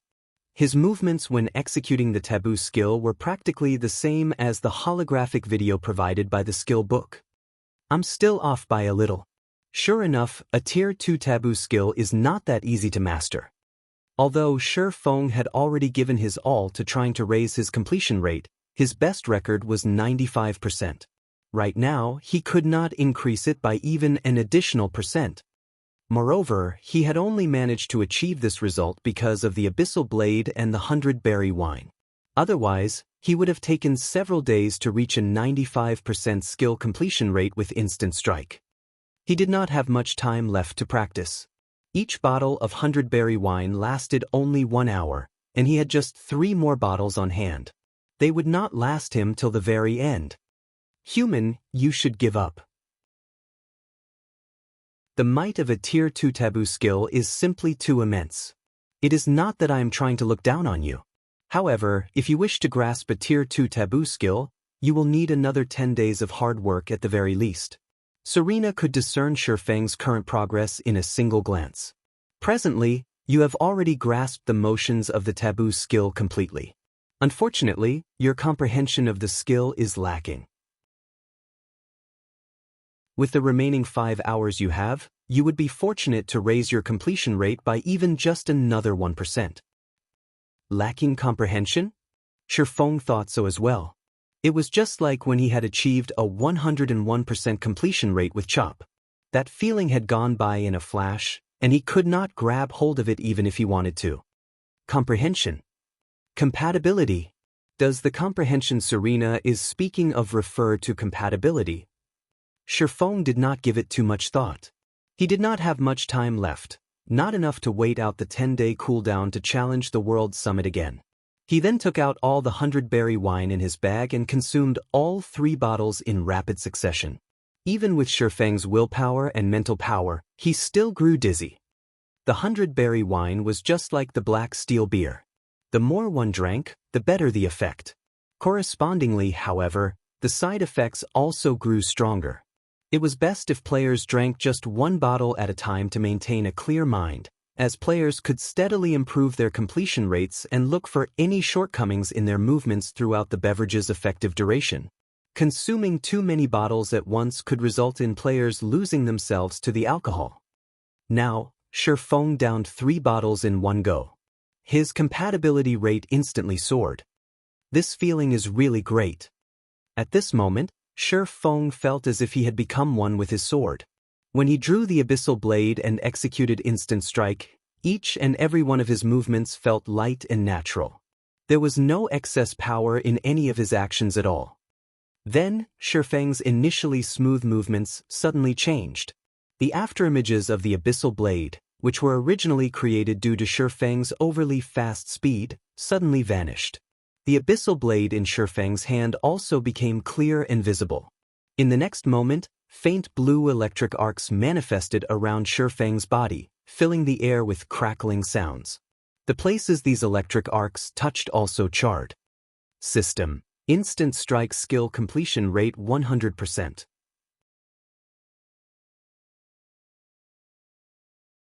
Chapter 610, Higher Realm. Arcs of electricity continuously sparked around Shifeng. Although the electric arcs were tiny, the destructive power they contained was practically equivalent to a Tier 2 lightning spell. He actually succeeded. A shocked expression appeared on Serena's beautiful face. Learning a Taboo skill was an enormous challenge. It was the same for both players and NPCs with high intelligence. In order to learn a Taboo skill, one had to go through long periods of arduous training as well as achieve a certain degree of comprehension regarding the Taboo skill. Serena wasn't the only one who was shocked by this result. Even Shifeng himself was quite shocked. It was extremely difficult for a Tier 1 class to learn a Tier 1 Taboo skill, not to mention a Tier 2 Taboo skill. Moreover, Instant Strike's requirements were exceedingly high even for a Tier 2 Taboo skill. Achieving 100% completion rate on a Taboo skill was a feat Shifeng had never managed, despite having been a Tier 3 Sword King in the past. In this life, however, he had actually done so while he was still a Tier 1 class. This was simply a dream. 99 more times to go. I need to hurry up. Although Shifeng was currently somewhat drunk, he was still able to maintain a relatively clear consciousness. To make sure he did not forget the feeling from before, he hurriedly continued with his rehearsal. Unfortunately, none of his next 3 tries managed to achieve a 100% completion rate at all. The highest he reached was 97%. He had only managed to achieve the 100% completion rate before due to luck. On this point, Shi Feng was very certain. However, now that there was a first, achieving 100% again would become much easier. Following which, Shi Feng continuously tried to recall the feeling he had felt before. His skill completion rate gradually increased as well, and soon after he managed to maintain a stable 99%. He was only a thread away from 100%. Not only do I have to control my own body, but I also have to learn how to adapt to the external environment around me and constantly adjust to the environment. As Shi Feng reviewed his memories, he did not only think about when he achieved a 100% completion rate with Instant Strike but also when he had achieved a 101% completion rate with Chop. Whether it was the Refinement Realm or the Flowing Water Realm, both pursued internal control. Before, the Tier 5 Fallen Angel Serena had stated that he had already done very well in terms of movement and that he was only missing a little comprehension. If it was said that comprehension was compatibility, and that compatibility was adaptation, then what he needed to do was adapt to the environment. If he used the same methods to execute a skill in different environments, the results would naturally be different. This was just like how going from an ordinary environment to a high-gravity one would greatly affect a player's skill completion rate. However, what if this change to the environment was extremely subtle? It was highly possible that ignoring this minor change was the reason why players would never be able to achieve a 100% skill completion rate, regardless of how perfect their movements were. Just as Shi Feng continued drawing his sword and adapting to the surrounding air flow, the friction between his sword and the air suddenly generated a small spark. This small spark immediately attracted countless arcs of electricity to circle around Shi Feng's body. System: Instant Strike skill completion rate 100%. Sure enough, the progression in control goes from internal to external. Is this what the higher realm feels like? Shi Feng finally discovered the direction he needed to take to advance. With a clear direction in mind, Shi Feng no longer focused his concentration on his own body but instead shifted it towards his environment. As Shi Feng grew increasingly familiar with his surroundings, the 100% skill completion rate of Instant Strike grew more frequent as well. Currently, Shi Feng was achieving a 100% skill completion rate about once every 4 times he executed Instant Strike. Moreover, during the process of swinging his sword, Shi Feng was also constantly making minor adjustments to better adapt his movements to the external environment. After training for another half an hour, Shi Feng's improvement was undeniable. He was able to achieve a 100% skill completion rate practically every other time he executed Instant Strike. Before an hour had even passed since drinking the 3 bottles of 100-berry wine, he had already executed 100 Instant Strikes with a 100% completion rate. After Shi Feng completed an Instant Strike that achieved a 100% completion rate for the 100th time, electricity purified his entire body, his skin becoming glossier and the muscles all over his body growing denser and more powerful. System: You have learned Instant Strike. Obtained basic lightning physique. Why does my body feel a lot lighter?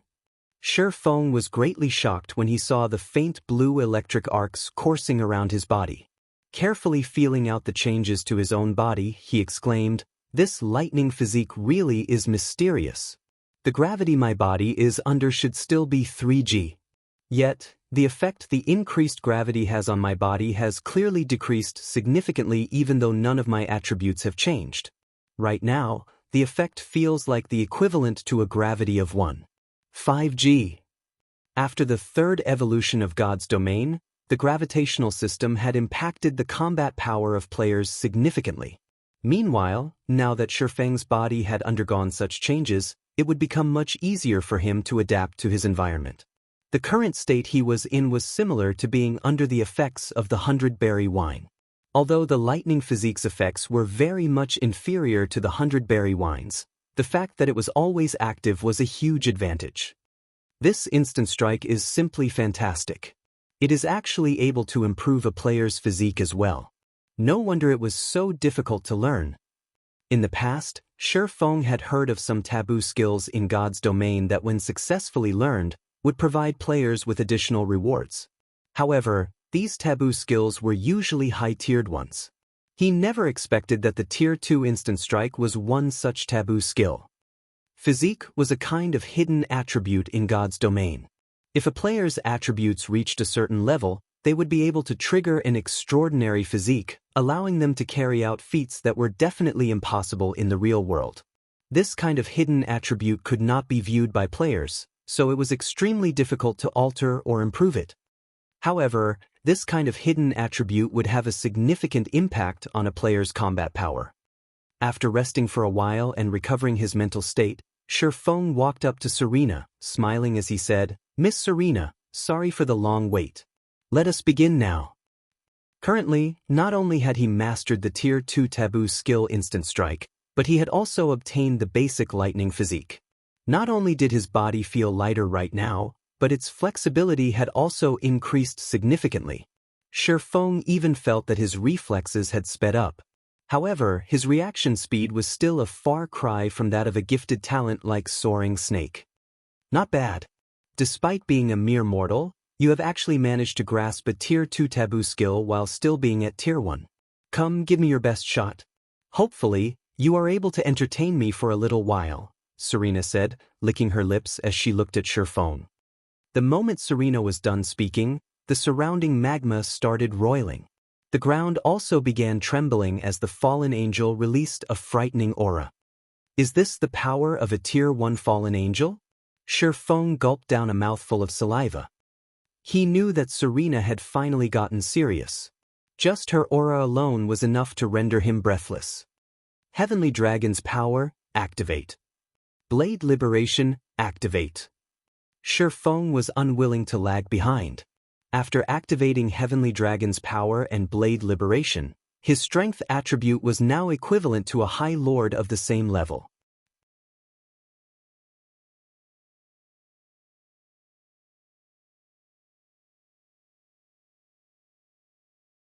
Countless swords of light instantly surged towards Shi Feng and his doppelganger. Meanwhile, Shi Feng and his doppelganger also simultaneously activated the Tier 2 taboo skill Instant Strike. Shwa! Both Shi Feng and his doppelganger disappeared from where they stood to instantly appear beside Serena. Both swordsmen then began brandishing their swords at the fallen angel. Instant Strike, when activated, increased its user's attack speed by 500% for a short period of time. Originally, Shi Feng's attack speed was already terrifying. Now, Shi Feng and his doppelganger sent out dozens of sword lights in the time it took to take a single breath. Moreover, these sword lights had appeared practically simultaneously, with none ahead or behind the others. Such a fast attack! Serena's gaze sharpened as another golden holy sword appeared in her other hand. She then parried the barrage of attacks sent at her. Ping! Serena's sword technique was flawless. Every movement of hers was utterly efficient as she blocked dozens of attacks continuously. However, even if Serena's defense were more perfect, there was still a limit to her attack speed. In the end, Shi Feng managed to cut Serena's arm with the abyssal blade, causing -1 damage to the fallen angel. When Shi Feng saw the compulsory -1 damage he dealt, his eyes nearly fell out of their sockets. Such a powerful Tier 2 taboo skill. You were actually able to break through my defense. Serena looked at the bloody cut on her arm. Gently moving her finger across the wound, she instantly returned her skin to its unblemished state.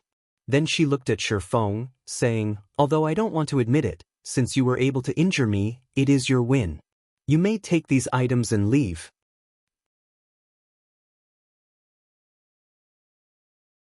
Chapter 611, Shrine Rewards. After Serena was done speaking, the fallen angel suddenly vanished. At the same time, the volcanic hell that surrounded Shi Feng transformed into a golden shrine with an altar before him. 3 rainbow treasure chests were stacked up one upon another on the altar, and placed on top of these treasure chests was a thick and heavy black leather book. Victory at last! Shi Feng breathed out a sigh of relief. Serena was just too powerful. Whether it was in terms of techniques or basic attributes, He was far inferior to the fallen angel. Shi Feng and his doppelganger had sent out over 100 attacks within the 3 seconds of instant strike's duration. Yet, Shi Feng had only managed to land a hit on Serena at the very last second. The fallen angel's strength was simply terrifying. Most likely, even Kite would not be a match for Serena, who had suppressed her strength to Tier 1. If Serena had suppressed her strength to Tier 2 instead of Tier 1, he would not have stood a chance against her at all. Although Shi Feng had only managed to get through the test after immense difficulty, his harvest was similarly huge. During his 3 seconds of frantic attacking, Shi Feng had thoroughly experienced Serena's perfect sword defense technique firsthand. He had seen for himself the sword technique of an NPC standing at the peak of God's domain. This was not something just any player would get to enjoy, as normally, they would have killed with a single hit. After Shi Feng reviewed his memories of the previous battle a few times, he walked up to the altar and carefully picked up the black leather book. As soon as he did so, he felt a hard stare. Moreover, this feeling was not just limited to one person staring at him. Instead, he felt the gazes of a vast number of people. Every one of these gazes felt cold and violent. It was as if his body had submerged in a chilling, icy hell. Sure enough, the Bible of Darkness is not an ordinary item. Shi Feng activated omniscient eyes and appraised the black leather book. Bible of Darkness, fragmented legendary item. The Bible of Darkness had been destroyed during the Great Destruction. However, the power of darkness contained within the Bible is extreme. If one can gather the other fragments, they can restore the Bible's power, gaining dominance over all demonic creatures and become the Lord of Demons. It's actually a fragmented legendary item? I heard that the Bible of Darkness fantasy extinguisher was an epic item. Was the one he obtained a replica? Shi Feng muttered, feeling rather surprised as he looked at the quality of the Bible of Darkness in his hands. However, after giving it some thought, Shi Feng felt it was possible. With how powerful Serena was, Fantasy Extinguisher should not have been able to injure the fallen angel at all with the strength he had at that time. It was highly possible that he had chosen the first option instead. Meanwhile, Fantasy Extinguisher had managed to become a peerless expert in the Black Dragon Empire thanks to the Bible of Darkness. With the help of the Bible of Darkness, Fantasy Extinguisher managed not only to become exceedingly powerful himself but also to increase the strength of his guild significantly. Only afterward did Blue Frost and the others from District 1 shine brightly. Back then, countless guilds had looked at Fantasy Extinguisher enviously. There was nothing remarkable about owning a single epic item. However, the Bible of Darkness was no ordinary epic item, as it held the power to increase the overall strength of a guild. The Bible of Darkness was capable of strengthening players with the power of darkness. Not only could players receive a huge boost in attributes, but they could also obtain an enhanced skill corresponding to their classes. This was the reason why the Fantasy Shrine had managed to form the invincible Black Demon Legion in the past, allowing the guild to become one of the tyrants of the Black Dragon Empire. Back then, even the Dragon Phoenix Pavilion's Blood Legion had not been a match for the Black Demon Legion. If Fantasy Extinguisher had gained such achievements by relying on a replica, what would have happened if he had obtained the real Bible of Darkness? Most likely, the entire Black Dragon Empire would have fallen into the Fantasy Shrine's hands. Shi Feng inwardly grew excited as he looked at the Bible of Darkness in his hands. He had finally completed one of the steps required to become an overlord in God's domain. Whether it was the magic weapon Abyssal Blade or the fragmented legendary ranked Heavenly Dragon's Breath, both were items that focused on increasing his personal strength. They were of little use in raising the overall strength of his guild. However, the Bible of Darkness was different. It was an item focused on increasing the overall strength of many players. With the Bible of Darkness in hand, he would be able to form a group of Black Demon Guards. With his special training plan, he would be able to quickly establish a Black Demon Legion that surpassed even the Dragon Phoenix Pavilion's Blood Legion. At that time, who, in Star Moon Kingdom, would be able to compete with him? After some fantasizing, Shi Feng then stored the Bible of Darkness and shifted his gaze towards the 3 rainbow treasure chests. I have really made a killing from the epic quest this time. Not only did I get a fragmented legendary item, but I also obtained a chapter of shelter and a magic device forging design. Shi Feng laughed. He quickly tucked the contents of all 3 rainbow treasure chests into his bag. The first rainbow treasure chest contained 188 soul crystals. Though Shi Feng himself had no use for these things, he would be able to upgrade the Lion's Bar to a 2-star bar with this many soul crystals. At that time, the production volume of the 100-berry wine would increase to a level barely enough to supply the upper echelons of both District 1 and 0 Wing. The second rainbow treasure chest contained the chapter of shelter. Before coming to the World Summit, Shi Feng had asked Blue Frost about large shelters in detail. If a small shelter was akin to a small village, then a medium shelter was a small town, while a large shelter was a large town. Why were so many guild forces madly accumulating resources and were adamant in upgrading a shelter to a large shelter? It was because larger shelters possessed a certain degree of self-defense. The number of players a shelter could hold was not unlimited. If players wished to become a resident of a shelter, they had to register themselves with said shelter. Meanwhile, the number of players a shelter could register was limited. If there was no cap to registration, players within the Dark Den would have long since migrated to the best shelters available to develop themselves. It was also precisely this limitation that severely restricted the development speed of a shelter. A small shelter could register a maximum of 10,000 players, which was roughly equivalent to the member count of a small guild. Medium shelters could register up to 30,000 players, which was roughly equivalent to the player population of a small town. Aside from having a larger population, players could also construct some specialty buildings such as the Lion's Bar in a medium shelter. The overall strength of a medium shelter was significantly higher than a small shelter's. Meanwhile, when a medium shelter was upgraded to a large shelter, the number of players the shelter could register would undergo a qualitative change, directly increasing to 100,000. That number could practically rival the member count of a second-rate guild. Moreover, the functions of the shelter would also increase notably. The increase was not limited to just the skill books and specialties supplied. Players of the shelter would also be able to tame mounts. Mounts could be said to be the lifeblood of players residing within the Dark Denver. With no teleportation magic arrays in the Dark Den, players could only rely on their own 2 feet to travel to their desired destinations. With a mount, the mobility of players would improve significantly, and as a result, their strength would also rise much faster than before. Hence, the various guild forces were desperately accumulating resources in order to create a large shelter of their own. This was also why plenty of independent shelters subordinated themselves to guild forces. As long as they joined a guild force, they could head to the large shelter controlled by said guild force and purchase mounts. Otherwise, they would have to wait until their own shelters were promoted into large shelters or try their luck in large-scale team dungeons. Now that Shi Feng had the chapter of shelter, he could directly promote the shelter of District 1 to a large shelter. The players inside the shelter could then begin to accumulate funds and resources. As soon as they reached a sufficient level, they would be able to purchase a mount of their own. Compared to the players of other shelters, the players of District 1 would be able to save up on plenty of time. Although I've obtained the chapter of shelter, I still don't have a way to return to the shelter right now.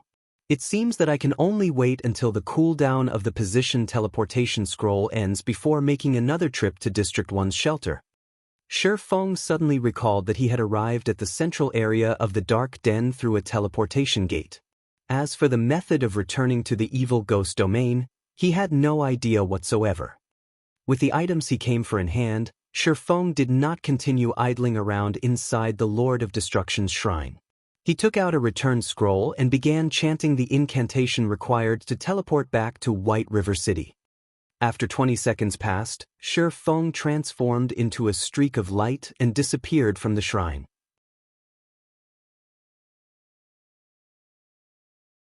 Chapter 6:12 Winds have changed. White River City Teleportation Hall. Due to Zero Wing's ever-growing fame and the candlelight trading firm's wide array of high-end products, many players were attracted to White River City. Currently, one could see plenty of players forming dungeon raiding parties in the wide and spacious teleportation hall. The prosperity and liveliness here were far more intense than in Star Moon City. The moment Shifeng stepped out of the teleportation hall, he could feel the hustle and bustle that filled the city. Other than a large number of independent players who filled the city streets, there were also plenty of guild players. These guild players' average levels were very high. Although they could not compare to the players in the Dark Den, most of these guild players were still level 27 or 28. That was still quite high in the current God's domain. These guild players also wore fine gold and secret silver equipment. They were the envy of ordinary players. That guild is amazing. Its members' equipment looks so amazing. They should be catching up to the powerful guilds in White River City. I've heard of that guild before. It's called Heaven's Burial, and it's one of the newly established White River City guilds. Although it is a new guild, it is very powerful. So far, Heaven's Burial has already raided many 20-man Hell Mode team dungeons and is in the midst of planning to raid 50-man team dungeons. I also heard that the guild has a very powerful backer. A strong backer isn't the only thing Heaven's Burial has. A few hours ago, one of Heaven's Burial's experts managed to break into the 4th floor of the Divine Coliseum. It is the 10th guild in White River City to set foot on the Divine Coliseum's 4th floor. I've been to the newly launched Divine Coliseum as well and paid 1 magic crystal to challenge it. The challenges are insanely difficult. I only managed to reach the 2nd floor after exhausting myself. And I died the moment I set foot on the 2nd floor. In the end, I only got 1 silver as a reward. It was a serious loss. Heaven's Burial is amazing. Even Zero Wing, the most powerful guild in White River City, has only advanced to the Coliseum's 5th floor. The Divine Coliseum, which had recently appeared in God's domain, drew the interest and attention of many players, and every conversation was related to it in one way or another. After God's domain had undergone its 3rd evolution, combat in the game had become more difficult for players. The Divine Coliseum was a very good place to train their combat techniques. Only, training there was too expensive. Moreover, the Coliseum only accepted magic crystals as currency. This had caused the price of magic crystals to skyrocket overnight. Since the 3rd system upgrade, the price of magic crystals had doubled. Sure enough, that which should arrive, will arrive. Shifeng was frustrated as he swept a glance over the members of Heaven's Burial. Before the 3rd evolution of God's domain, international corporations had only prepared to invest in God's domain. As for other smaller corporations, they had not paid much attention to this particular investment route. However, with the launch of the Divine Coliseum, God's domain's popularity began to show signs of overtaking the fighting competitions in the real world.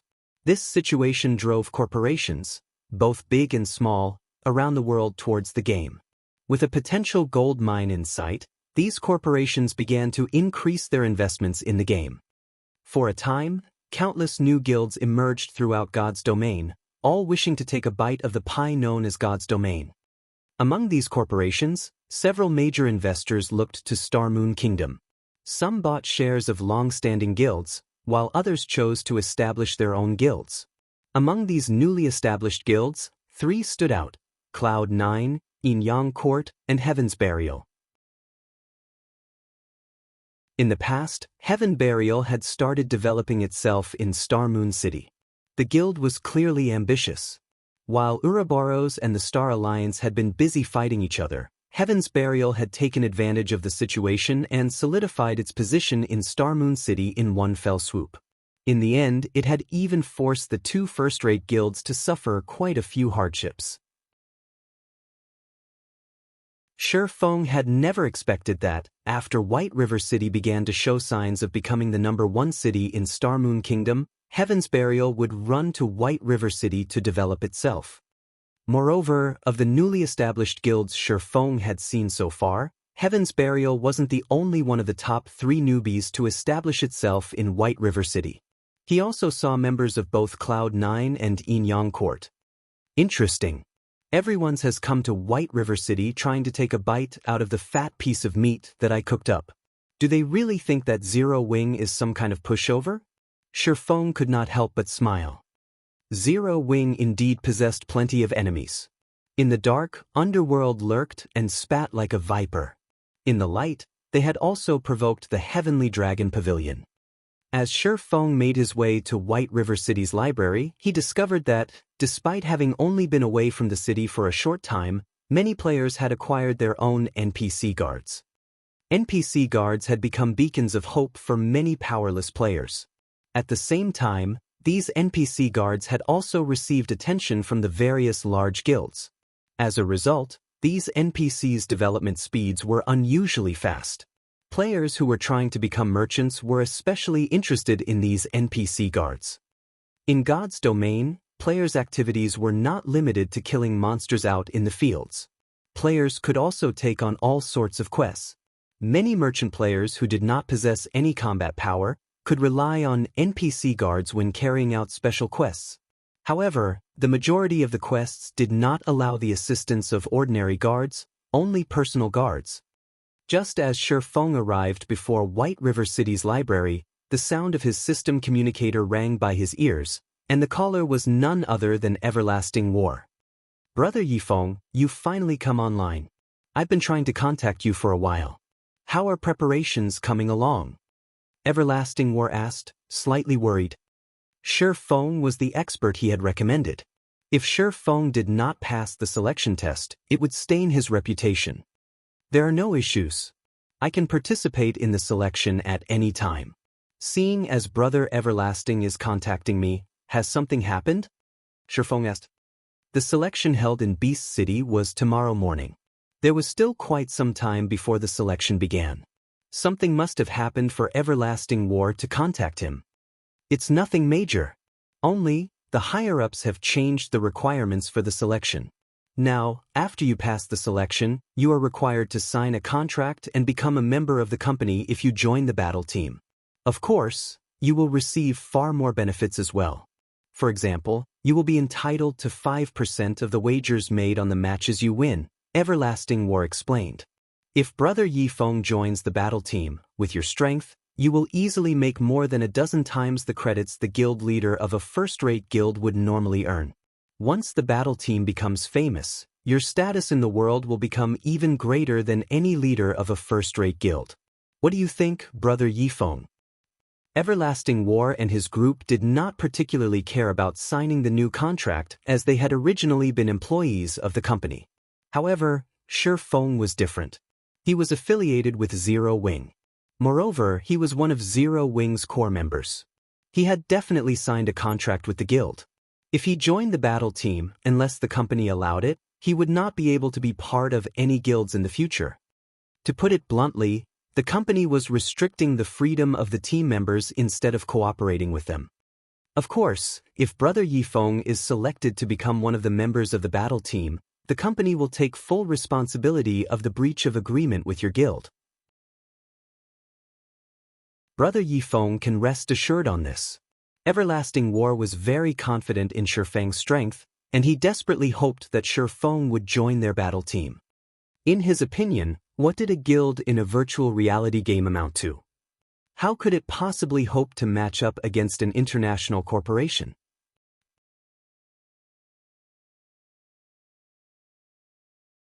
Chapter 6:13, Peak of Star Moon.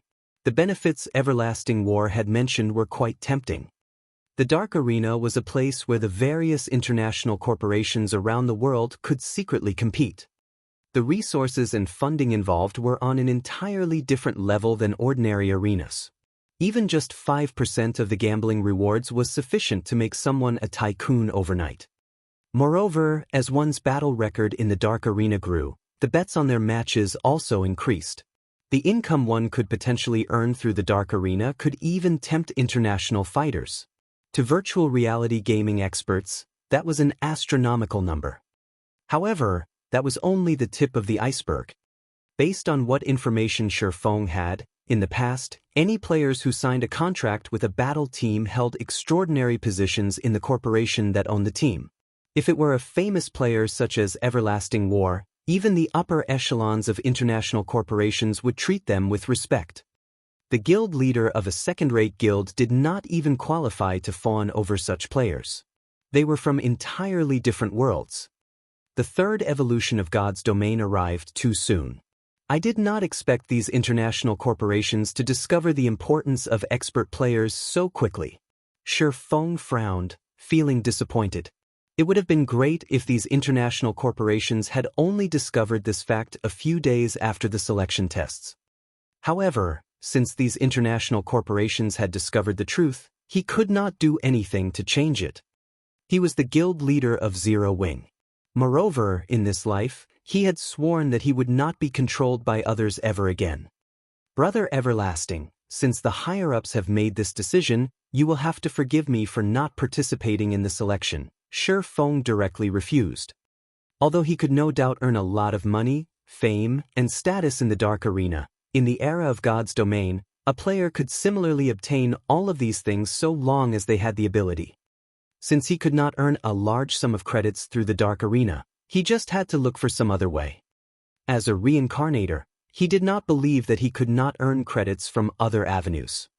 Particularly, from his trip to the Dark Den, he had obtained the teleportation magic array design and magic device forging design. These two items were practically money-printing machines. As long as he had enough raw materials, the money he could make would be astronomical. Everlasting War was slightly stunned by Shi Feng's reply. He had not thought that Shi Feng would refuse his offer so decisively. However, when he thought about Shi Feng's skill, he hurriedly advised, "Brother Yi Feng, won't you reconsider? At the end of the day, a gaming guild is only a gaming guild. It is nothing compared to a major corporation that can affect the world's economy.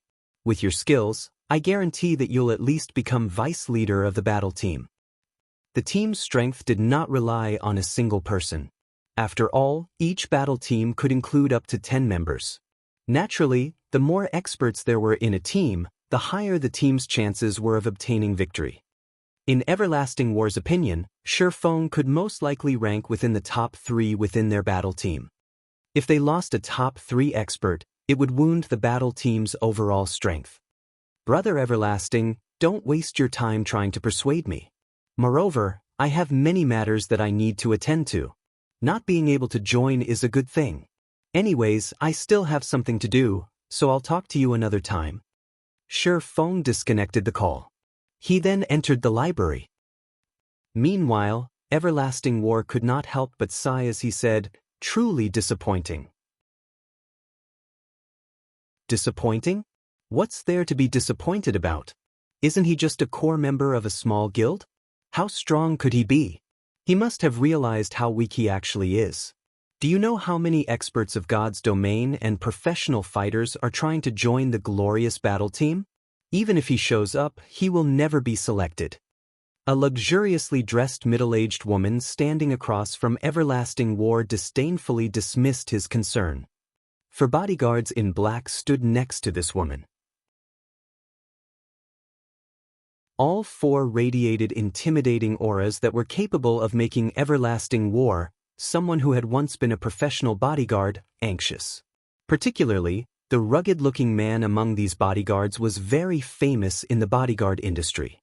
He was known as the Steel Guard, and even some international fighters were no match for him.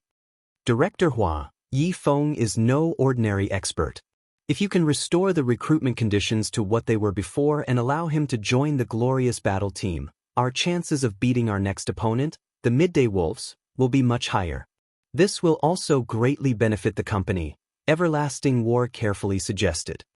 The changes in the battle team's recruitment conditions were all due to this woman, Hua Qiushue, standing before him. Although he did not understand why Hua Qiushue had suddenly changed the conditions, this last-minute adjustment troubled him, the leader of the battle team. However, despite his annoyance, Hua Qiushue's position was extraordinary. A single word from her could easily leave him jobless. Hence, he did not dare speak too boldly in front of her. Naturally, I have considered these changes carefully. You only need to focus on how you're going to defeat your next opponent. He is merely a nameless expert. Do you think that, just because we are missing one nameless expert, you're going to lose against your next opponent? Hua Qiushui questioned, her voice low and dangerous. He is just one less nameless expert participating in the selection. There are plenty of God's domain experts coming to take the test. Among them, many are well known in the industry. These people's standards are far beyond his. I think that Vice Leader Journey Leave should administer the test this time around. You should take this time to think of a strategy to deal with the midday wolves. Everlasting War's words had clearly dissatisfied Hua Qiushui. Without hesitation, she had stripped him of his duties for a few days. Helpless, Everlasting War could only agree with the lady director. Inside White River City's library. After entering the library, Shi Feng headed towards the building's top floor. Two level 180 Tier 2 white-robed knights stood by the doors. Normally, ordinary players would not dare approach the Star Moon Hall. However, Shi Feng had long since become a frequent visitor of this place. Without hesitation, he walked past the knights and opened the doors to the hall. Charlene, who sat beside a table, looked at Shi Feng, mildly stating, "You're here." Hearing Charlene's intimate greeting, Shi Feng could not help but tense up. "I forgot to store the coins in my bag." Seeing Charlene's intimate smile, Shi Feng suddenly thought of the precious coins he had in his bag. This reaction was practically instinctual now. Although Charlene was an NPC, she seemed more realistic than a real person. Though she always appeared friendly, her actions said otherwise. If not for a few tricks he hid up his sleeves, she would have bankrupted him long ago. "Ha! Come over here, let me see what you've brought this time." Charlene waved her hand at Shi Feng. Suddenly, a huge force tugged at Shi Feng's body, sending him flying towards Charlene. Shi Feng was shocked at this sudden development. After not meeting for some time, Charlene's strength had increased once more. Charlene, who had been a Tier 4 Great Divine official, had now become a level 200 Tier 5 Red official. At this point, Charlene was many times stronger than Weissman, White River City's magistrate. She stood at the peak of Star Moon Kingdom. Although Shi Feng had long since known that Charlene was not an ordinary NPC and that her strength would increase significantly every time they met, her improvement speed was simply mind-blowing. Even he, someone who had played God's domain for more than a decade, found it astonishing. Just who is Charlene? Questions filled Shi Feng's heart.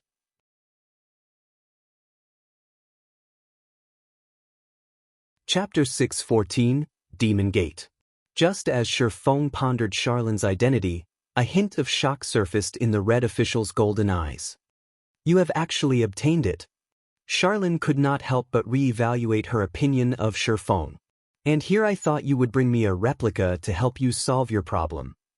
Hearing this, surprise appeared on Shi Feng's face. He had only discovered the truth about the replica from the fallen angel Serena. He had not expected Charlene to know about it as well. Charlene could see the question floating in Shi Feng's mind. Smiling, she explained, "The Bible of Darkness is not an ordinary item. The Lord of Destruction crafted this item, and it is a treasure used to gain dominance over all demonic creatures. Even though the Bible has been destroyed, it still holds boundless power. There are countless powerhouses who wish to obtain it. In the past, plenty of strong people tried going to the Dark Den to obtain the Bible of Darkness. In the end, however, they only managed to return with replicas. Even so, a replica of the Bible of Darkness still possesses a certain degree of power. There are no problems with using it to solve your great demon problem. Only, at the end of the day, a replica is still a replica. While it might be useful to a weak little adventurer like you, to high-tiered powerhouses, it is hardly worth anything." It is no wonder why Fantasy Extinguisher stopped using the Bible of Darkness after he became a Tier 4 class. Shi Feng came to a realization after listening to Charlene's explanation. In the past, Fantasy Extinguisher had made a name for himself by relying on the Bible of Darkness and had even enabled the Fantasy Shrine to overwhelm the Dragon Phoenix Pavilion's guild branch. However, after Fantasy Extinguisher became a Tier 4 Spirit Emperor, He stopped using the Bible of Darkness. Back then, everyone had thought that Fantasy Extinguisher had dropped the Bible of Darkness and lost it after someone had killed him. Epic items, particularly special epic items like the Bible of Darkness, an item that would take effect even when inside a player's bag, would not lose its worth with the passing of time. Even a Tier 5 expert could continue to use it. After all, fragmented legendary and legendary items were simply too rare.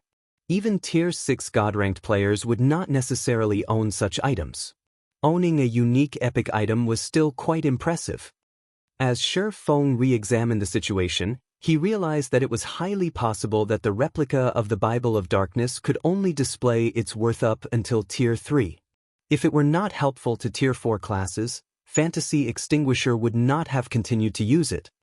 "Take it out then," Charlene said softly, her eyes smiling.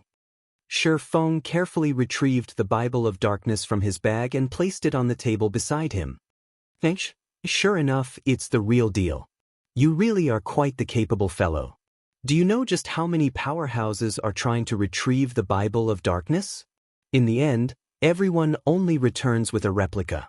If they knew that a little fellow like you had the real thing, they would most likely go crazy from anger."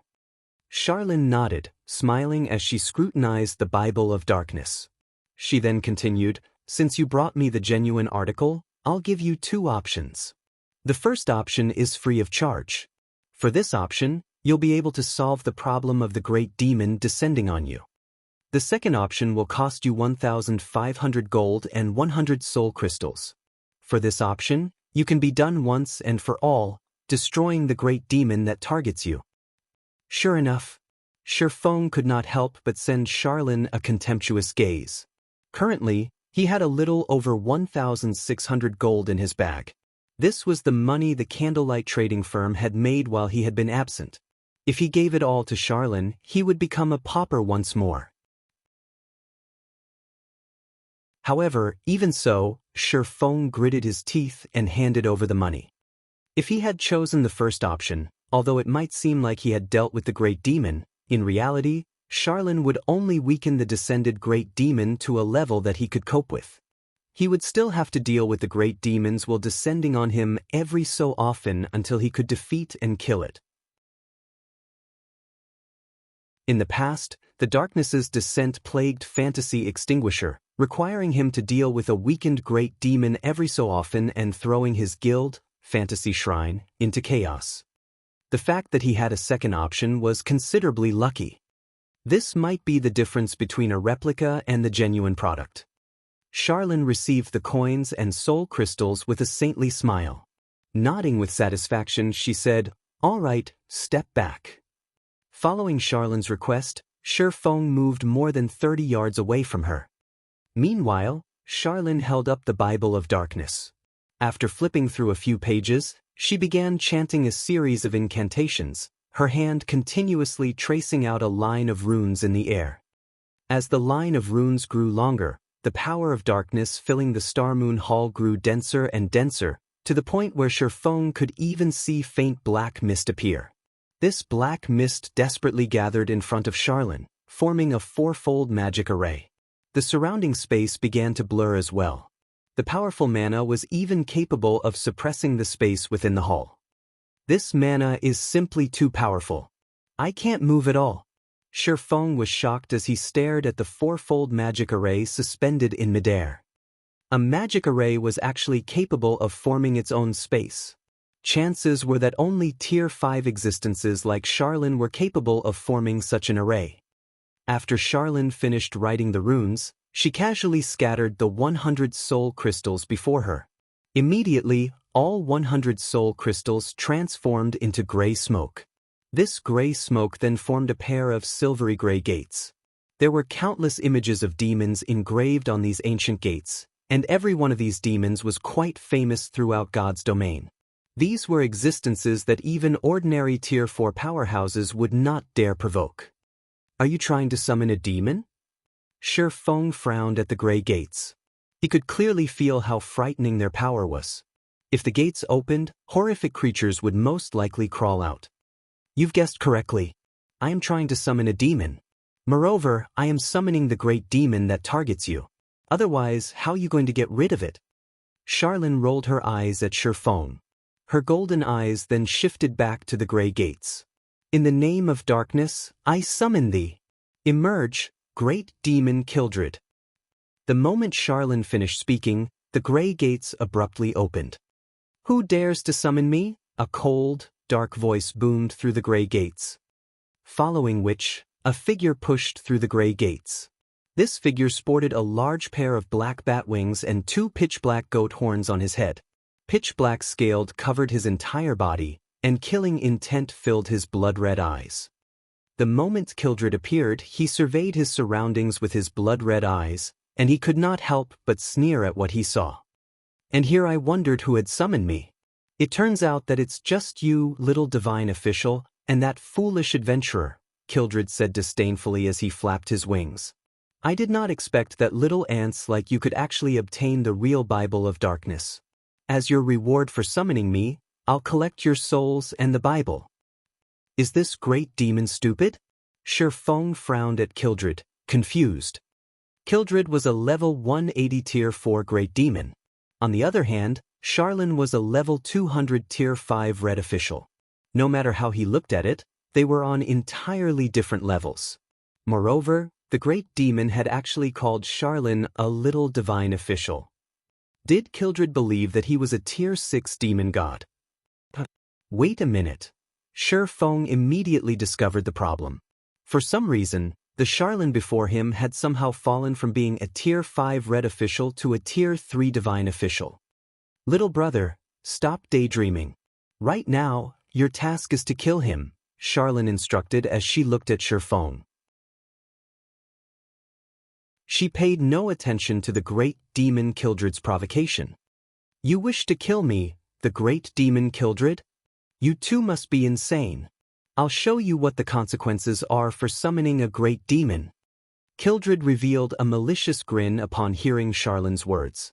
Suddenly, black flames appeared in his hand.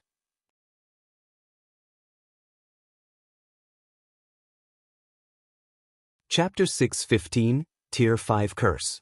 The raging black flames quickly transformed into a ferocious beast that bared its fangs and brandished its claws as it pounced on Charlene. Boom! At the sound of an explosion, the black flames in the air suddenly began to collapse, dissipating into nothingness. You? The great demon Kildred's malicious expression suddenly changed, and he no longer looked down on Charlene. Rather, he gazed at the Tier 3 divine official with solemn eyes. Even Tier 4 classes would find it difficult to deal with soul fire, yet, Charlene managed to disperse it without moving in the slightest. One could just imagine what kind of power she contained. But it wasn't the soul fire that was defeated. My mana. Kildred was horrified as he quickly discovered the true problem. His mana rapidly leaked from his body. Due to the lack of mana, he had lost control of the soul fire he had summoned, causing it to disappear. Standing at a distance, Shifeng was also shocked by Charlene's counterattack. The great demon Kildred's level plummeted as did his tier. Level 180, level 170, level 160. In a short moment, the great demon Kildred had become a level 35 tier 2 evil spirit. He was no longer a level 180 tier 4 great demon. What have you done? Kildred asked, gaping at Charlene in abject horror. Oh, it's nothing. I just used God's Twilight, a tier 5 curse, Charlene said, smiling. While inside God's Twilight's effective area, all beings above tier 2 will be forcefully suppressed by 2 tiers. Naturally, their levels will lower as well. Upon hearing these words, Kildred instantly paled. Shifeng was similarly astonished. A tier 5 curse. This was a spell that could rival the power of a tier 6 god rank spell. Kildred, you can only escape this situation by defeating the adventurer before you. Otherwise, you will die here. Although Charlene's voice sounded pleasing to the ears, her words caused even a great demon like Kildred to shudder in fear. Realizing that was his cue, Shifeng unsheathed the abyssal blade and Purgatory's shadow. This should be the final test. Shifeng licked his lips as he stared at the great demon Kildred, who hovered in the air, He had always known that it would not be so easy to obtain the fragmented legendary ranked Bible of Darkness. In God's domain, there was an abundance of epic items. However, fragmented legendary and legendary items that were above epic rank, were extraordinarily rare. If players wanted to obtain one, they would have to pay an unimaginable price. The fact that he had grasped a special fragmented legendary item such as the Bible of Darkness with so little trouble could already be considered a miracle.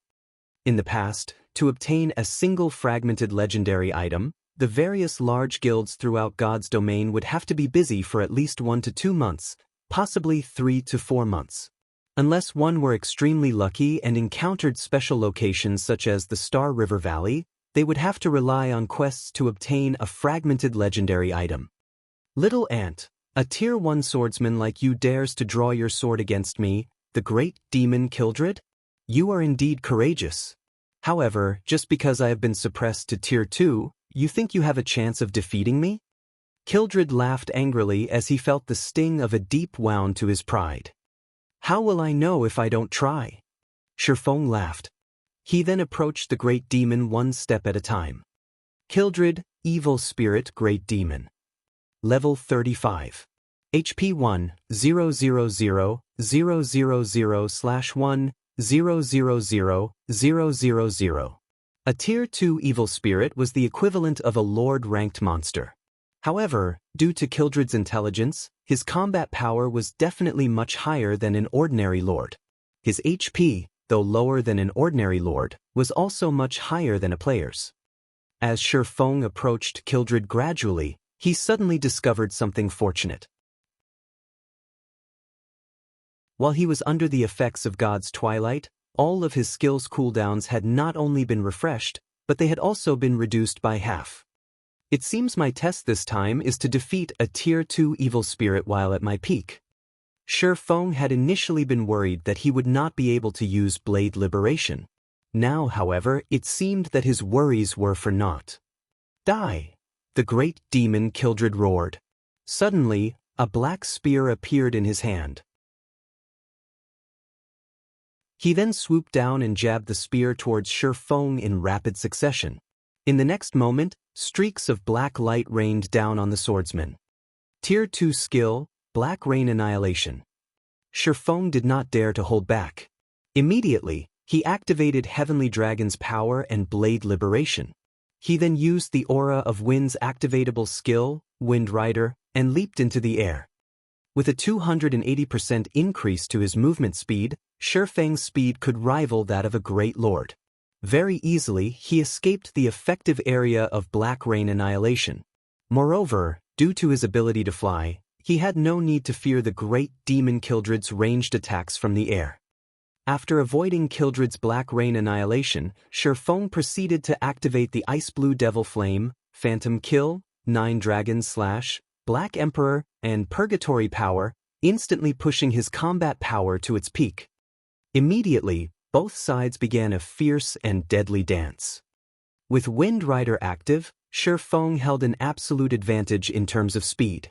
As a result, he was able to dodge all the great demon's attacks easily. Kildred could not even make contact with Sherfang's body. On the other hand, sword lights bombarded on the scales covering Kildred's body, easily penetrating the great demon's armor. Chop. Minus 25,641. Thunder Flame Explosion. Minus 47,156.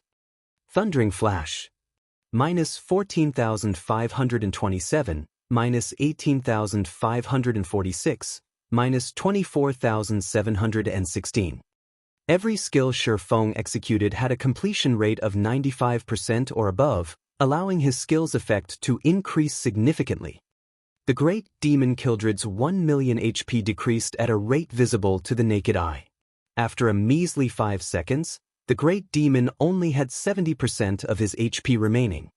However, Sherfong suddenly discovered that, as he relentlessly attacked the great demon, his opponent's strength and speed began to rise. Originally, when he had activated Twofold Berserk, his strength should have rivaled even a High Lord of the same level and overwhelmed the great demon Kildred. After a short period of intense battle, However, Kildred's strength was already equal to his. The great demon's speed also quickly caught up. This can't continue. Although I don't know whether he is growing stronger due to the length of battle increasing or his HP decreasing, I need to finish him off as soon as possible. Shifeng used Flame Burst. Suddenly, 2 miniature suns appeared and illuminated the Star Moon Hall. 24 consecutive strikes. Both Shifeng and his doppelganger used Flame Burst at the same time. 24 sword lights cut across the space of the hall, striking the great demon Kildred. Every sword light from Shifeng dealt over minus 20,000 damage to the great demon. His doppelganger caused over minus 10,000 damage with each attack as well. When critical hits were achieved, the damage of the attacks doubled. When the attacks ended, the great demon Kildred suffered a total damage of over minus 500,000. This, Shifeng was stupefied when he saw the great demon that he had attacked. At this moment, the great demon Kildred had only 40% of his HP remaining. Meanwhile, a faint, black light radiated from Kildred's body. Tier 2 skill Dark Shield? It was a spell that could absorb a relatively large amount of damage. Damn it. Shifeng frowned. Flame Burst was his ultimate skill. Yet, the great demon had actually managed to negate a portion of its damage. Currently, the great demon Kildred had grown more formidable after the attack. Meanwhile, there were less than 10 seconds left on Blade Liberation's duration. Ha! My strength has completely surpassed yours now. Die, human! Kildred snorted. He then threw his spear at Shifeng. Kildred's spear was extremely fast, and even Shifeng only barely managed to block it with his swords. Ping! Shifeng was immediately struck down from the air, his body colliding heavily with the floor and shattering it. A damage of close to minus 1,100 points appeared above his head. This was the damage he received after blocking the great demon's attack. If he had failed to block the attack, he would have lost far more than a little over 1,000 HP. However, the great demon Kildred was not finished. Suddenly, Kildred split into 2 copies of himself. These 2 Kildreds looked exactly the same, and their attributes were equally frightening. In the next moment, one Kildred charged at Shifeng's doppelganger while the other charged at Shifeng.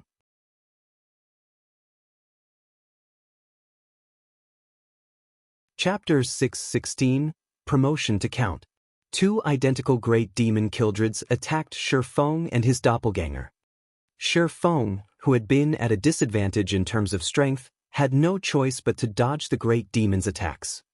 Although Shifeng had entered the flowing water realm and could predict the trajectories of Kildred's attacks, the great demon's spear was like a venomous snake that consistently sent fatal blows towards his blind spots. If any other player stood in his place, not to mention dodging, even blocking the attacks would be difficult. Facing the unavoidable attacks, Shifeng had no choice but to block with his swords. However, the great demon Kildred's strength was simply too intense. Each of his attacks managed to push Shifeng back by several steps and inflict slightly more than minus 1,000 damage. Fortunately, Heavenly Dragon's power had increased Shifeng's defense and HP by 300%. With over 30,000 HP, Shifeng could endure the great demon's assault for quite some time. Only, Shifeng's twofold berserk state could only last for 20 seconds. Once these 20 seconds were over, he would enter a weakened state and would lose all power to resist the great demon. A short moment later, the other great demon Kildred defeated Shifeng's doppelganger. Ha! Human, you are quite amazing. A mere tier 1 swordsman like yourself has actually managed to damage me, the great demon Kildred, to such an extent. As a reward, I'll let you become my puppet, and you can follow my orders for the rest of your life. Kildred sneered at Shifeng, who desperately tried to defend against his attacks. Standing at a distance, Charlene frowned slightly as she watched the battle. Sighing, she muttered, "Was it still too soon?" Now, Shifeng no longer had his doppelganger. His ultimate skill, Flame Burst, was also on cooldown. Even though he was under the effects of God's Twilight, reducing his cooldowns by half, Flame Burst still had a cooldown of 1 minute, 30 seconds. Most importantly, he had to face two great demon Kildreds who had the same attributes and 40% HP remaining. Shi Feng had no chance of winning. It would be Shi Feng's, and once the two great demon Kildreds launched a pincer attack. Human, be at ease and become my slave. In the blink of an eye, the two great demon Kildreds appeared in front of and behind Shi Feng, both great demons revealing a ferocious expression. This is just the twin life technique. Do you really think that I have no way of unraveling it? At this moment, Shi Feng's previously stern expression suddenly vanished. On the contrary, he revealed a disdainful and victorious smile. Hearing Shi Feng mention the words, twin life technique, Kildred's expression turned grim. Twin life technique was a special skill that did not possess any tears. It was a skill that utilized the aid of a treasure to produce a doppelganger with the same capabilities as the original, though both the doppelganger and the original shared the same HP. However, unlike the original, the damage the doppelganger received would be increased by 300%. While twin life technique boosted its users' combat power, it also increased the damage they took. The skill was a double-edged sword. If used correctly, it could display boundless power. If used badly, one would cut their own lifeline with this skill. So what if you know about the twin life technique? Can you tell which one is real and which is fake? Kildred did not believe that Shi Feng could differentiate the true Kildred from his doppelganger. The doppelganger the twin life technique had created was exactly the same as the original. It was impossible to tell the difference by sight alone. Even if you identify the doppelganger, will you be able to block the attacks from both of us? Shi Feng did not reply to the great demon. Instead, he pointed the abyssal blade towards the hall's ceiling. Suddenly, countless golden divine swords appeared above them. When these golden swords descended, two different damages appeared above the two great demons' heads. The great demon in front of Shi Feng received over -5,000 damage, while the one behind Shi Feng received over -15,000 damage. At this point, it was obvious which was real and which was fake. However, Shi Feng was not finished with his attacks. Tightening his grip around the abyssal blade, he swung the magic weapon downwards. Abyssal Curse. Suddenly, the space within 30 yards around Shi Feng took on the effects of a quagmire. The two great demon Kildreds were unable to move. Although Kildred was immune to fainted effects and other control conditions, the abyssal blade was as powerful as an epic weapon. Even if Abyssal Curse could not restrict the great demon for a full 5 seconds, to Shi Feng, 2 or 3 seconds were more than enough. I've been waiting for this moment. Shi Feng activated silent steps and appeared behind Kildred's doppelganger. Suddenly, the abyssal blade in Shi Feng's hand released a dazzling flame. How is this possible? How can you still use that skill? Kildred's originally calm expression abruptly changed. The skill Shi Feng currently used was none other than Flame Burst, the skill that had previously inflicted massive amounts of damage. However, Shi Feng had used that skill recently. Now, the swordsman used it against his doppelganger once more. Die! Shi Feng did not bother explaining anything to the great demon. In truth, while Kildred's doppelganger faced off against his doppelganger, he had used up the 30 stacks of Death Aura on Flame Burst. Each stack of Death Aura could reduce the cooldown of a skill by 3 seconds, and 30 stacks just happened to grant him 90 seconds. Once his doppelganger died, he pretended to struggle against one of the great demon's attacks, allowing the two great demon Kildreds to launch a pincer attack and giving him a good opportunity to deal with the great demon's doppelganger. 12 consecutive strikes bit into the great demon's immobile doppelganger. Even when Shi Feng had used Flame Burst on the real great demon Kildred, each of his attacks had dealt over -20,000 damage. Now that the damage was amplified by 300%, each strike dealt over -60,000 damage against Kildred's doppelganger, or -120,000 damage with a critical hit. Against such frightening damages, Kildred's doppelganger died instantly. No! Kildred released a frustrated scream. Unfortunately, Twin Life technique made it so that both doppelganger and the original shared the same HP. The doppelganger's death meant the original's death. The great demon Kildred would never have guessed that Shi Feng was a reincarnate. Not only was Shi Feng extremely familiar with many of the skills in God's domain, but he also knew the weaknesses of the various skills.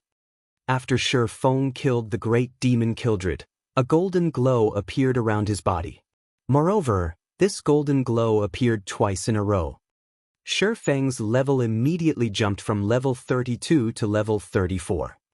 Such an abundant amount of EXP. Shi Feng said in shock. As the class he possessed was the hidden class Blade Saint, the EXP he required to level up was double of what other players required.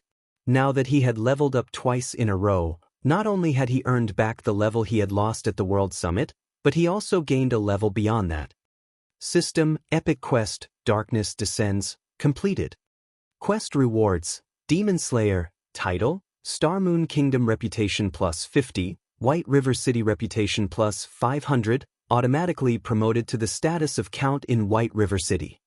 System, congratulations on becoming a Count of White River City.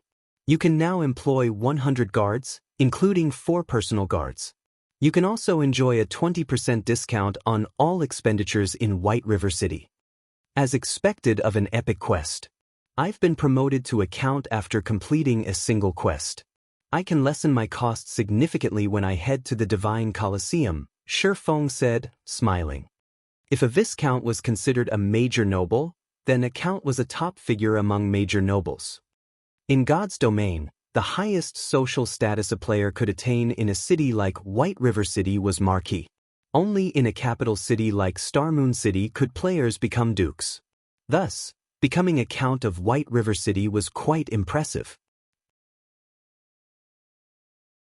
To players, the largest difference between a Count and a Viscount, aside from the difference in status and the number of guards they could employ, was the Divine Colosseum.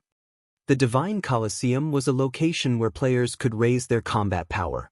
Meanwhile, the Colosseum required magic crystals as currency. However, Viscounts or below would not receive any discounts at the Divine Colosseum. Only Counts or above would enjoy that benefit. This was also one of the reasons why many players had strived to increase their reputation and become Counts. That way, one could lessen the burden on their wallet. Compared to ordinary players, a Count's title held far more importance to players who owned private lands because Counts possessed much greater authority. This authority was also the capital that a player required if they wished to rise and succeed in a city.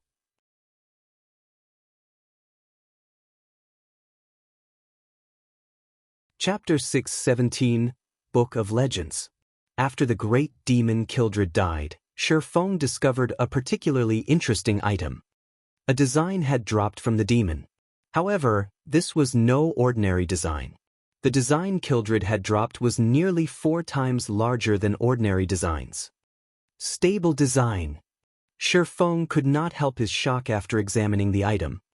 In God's domain, after players reached level 40, they could use mounts rather than relying on their own 2 feet to travel. Players could purchase common mounts from the various large cities.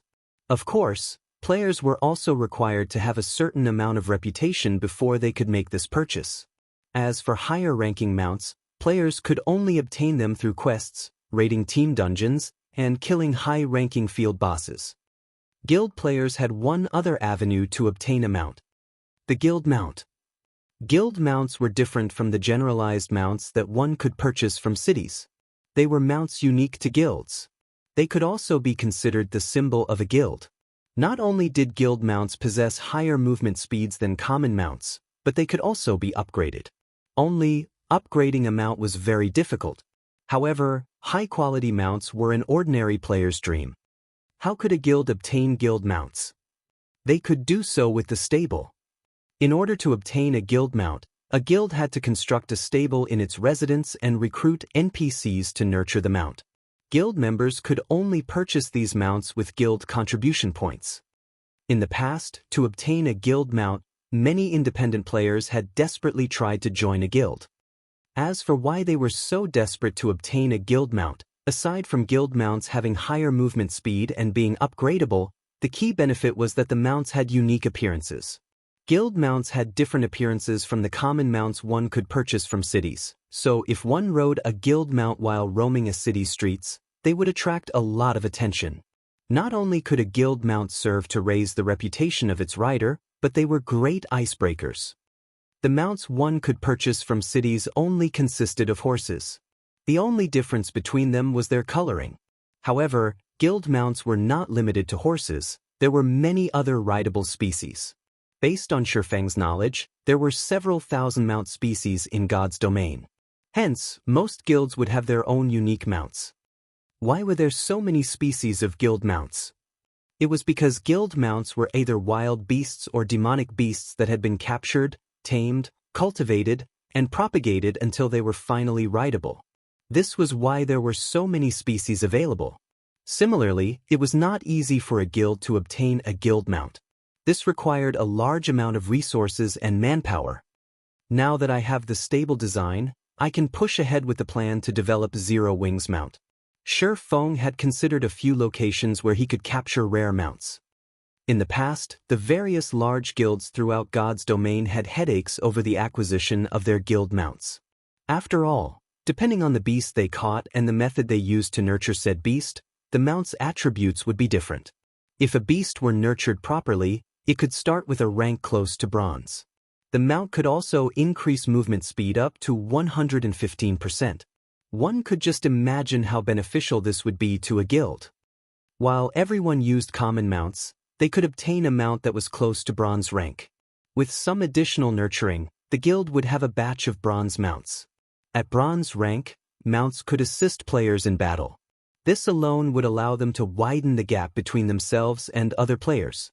Hence, in the past, the various large guilds would nurture the beasts they captured with extreme care to avoid a late start against other guilds. The sooner a guild possessed the stable design, the sooner they could start preparing their guild mounts. However, the stable design was extremely rare. The easiest method to obtain it was through raiding level 20 to level 60, 100-man team dungeons. Only, the drop rate for the design was abysmally low. In the past, even when guilds had offered to purchase a stable design for 5,000 or 6,000 gold, nobody was willing to sell theirs. Initially, Shifeng had planned to wait for everyone in the guild to grow stronger before raiding 100-man team dungeons.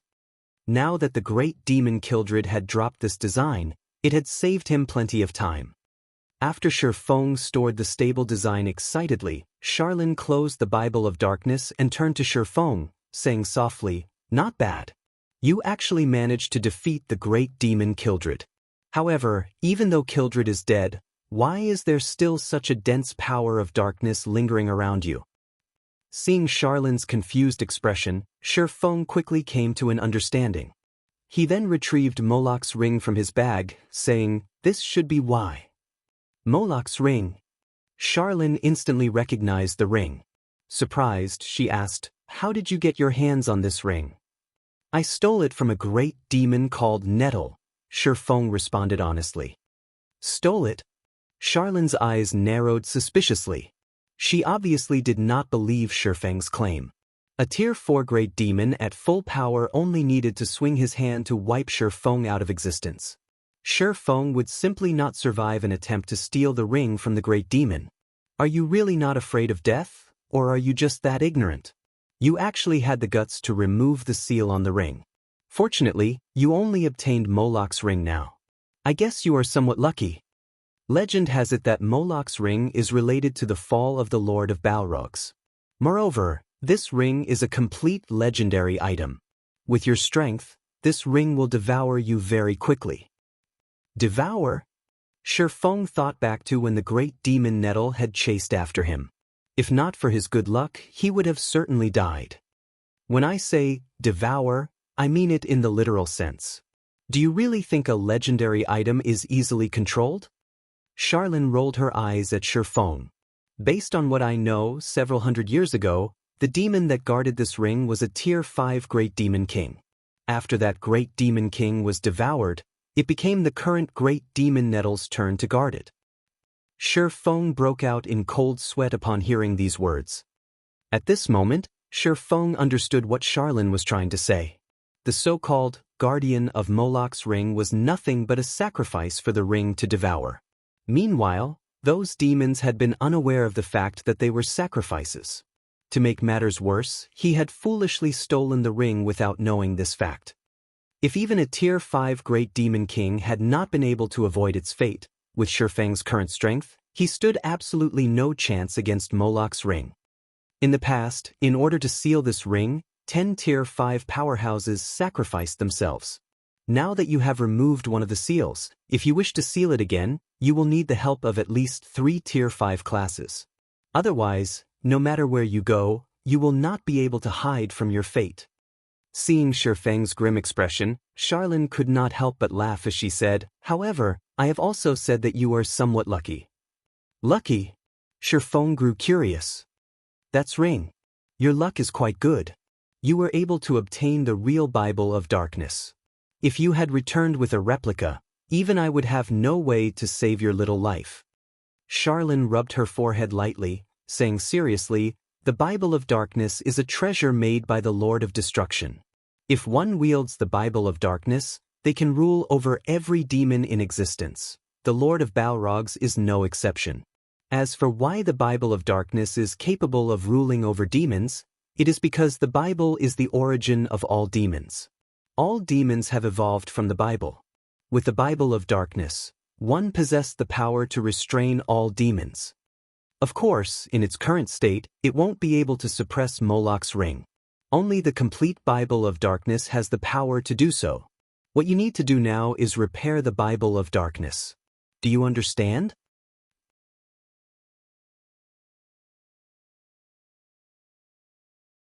Chapter 6:18, Target, Tier 2. Repair the Bible of Darkness? Feng laughed bitterly. In God's domain, some fragmented legendary items could be repaired to their peak conditions, which was legendary rank. However, very few fragmented legendary items could actually be repaired. Otherwise, legendary items wouldn't have been so rare in the past. In the case of the fragmented legendary ranked Heavenly Dragon's Breath, the ring's description clearly expressed how it could be repaired. In the case of the Bible of Darkness, however, the description only provided a vague clue. How was he supposed to repair it? Of course, it won't be easy to repair the Bible of Darkness. With your current strength, you can't repair it at all. Fortunately, you have only removed one seal on Moloch's ring thus far. You still have enough time to prepare, Charlene said slowly after perceiving the current state of Moloch's ring with her magic.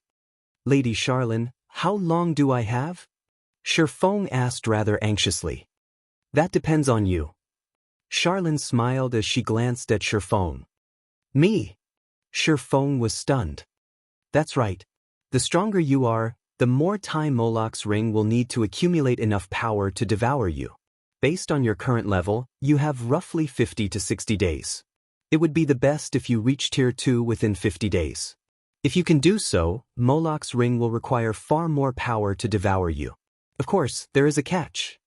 If you continue releasing the seals on the ring, the speed at which the ring accumulates power will grow. Hence, the deadline depends on you."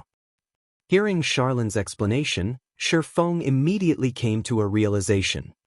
In the past, the first top-tier expert to have been promoted to a Tier 2 class appeared 3 months after God's domain launched. However, Feng was a Blade Saint. He required twice as much EXP as ordinary classes to level up. Although he was a Reincarnator, it would still be somewhat difficult for him to become a Tier 2 class within 50 days. The issue wasn't leveling speed, but that the advancement quest was too challenging and time-consuming. Hence, in the past, even top-tier experts had only obtained their Tier 2 classes 3 months after the game launched. The advancement quest for hidden classes were far more difficult, and the time required to complete them was much longer. If he had to complete his advancement quest within 50 days, he really didn't have much confidence of succeeding. If he had 60 days instead, then he would have significantly more confidence. Yet, the deadline Charlene had given him ranged between 50 and 60 days. Who knew how much time he actually had? Because of how specific Charlene was, Feng even began to wonder if the main god system set such a deadline purposefully. You are already very lucky. If you had not acquired the Bible of Darkness, Moloch's ring would not have required so much time to devour you. However, with your current strength, you have no chance of repairing the Bible of Darkness. Look for me again once you are promoted to Tier 2. Charlene waved her hand lightly. The Bible of Darkness then floated to and hovered before Shurfeng. All right. Don't forget about the task I gave you. Finished speaking, Charlene vanished. There was no trace of her throughout the Star Moon Hall. This is will projection, Shurfeng stated, shocked when he saw Charlene disappear. Will projection was not a profound skill or something similar. It was an ordinary Tier 4 skill. In the past, many Tier 4 magical class players had known how to use the skill. However, the doppelganger summoned through will projection only possessed a small portion of the original strength. The doppelganger could not be used as a fighting force. It was a skill normally used for probing and reconnaissance. Yet, it had not been Charlene who had summoned a demon gate and suppressed a Tier 4 great demon with a Tier 5 curse, but her doppelganger. Charlene had easily completed these feats by relying on a weakened copy. In terms of strength, she definitely stood at the very top among Tier 5 NPCs.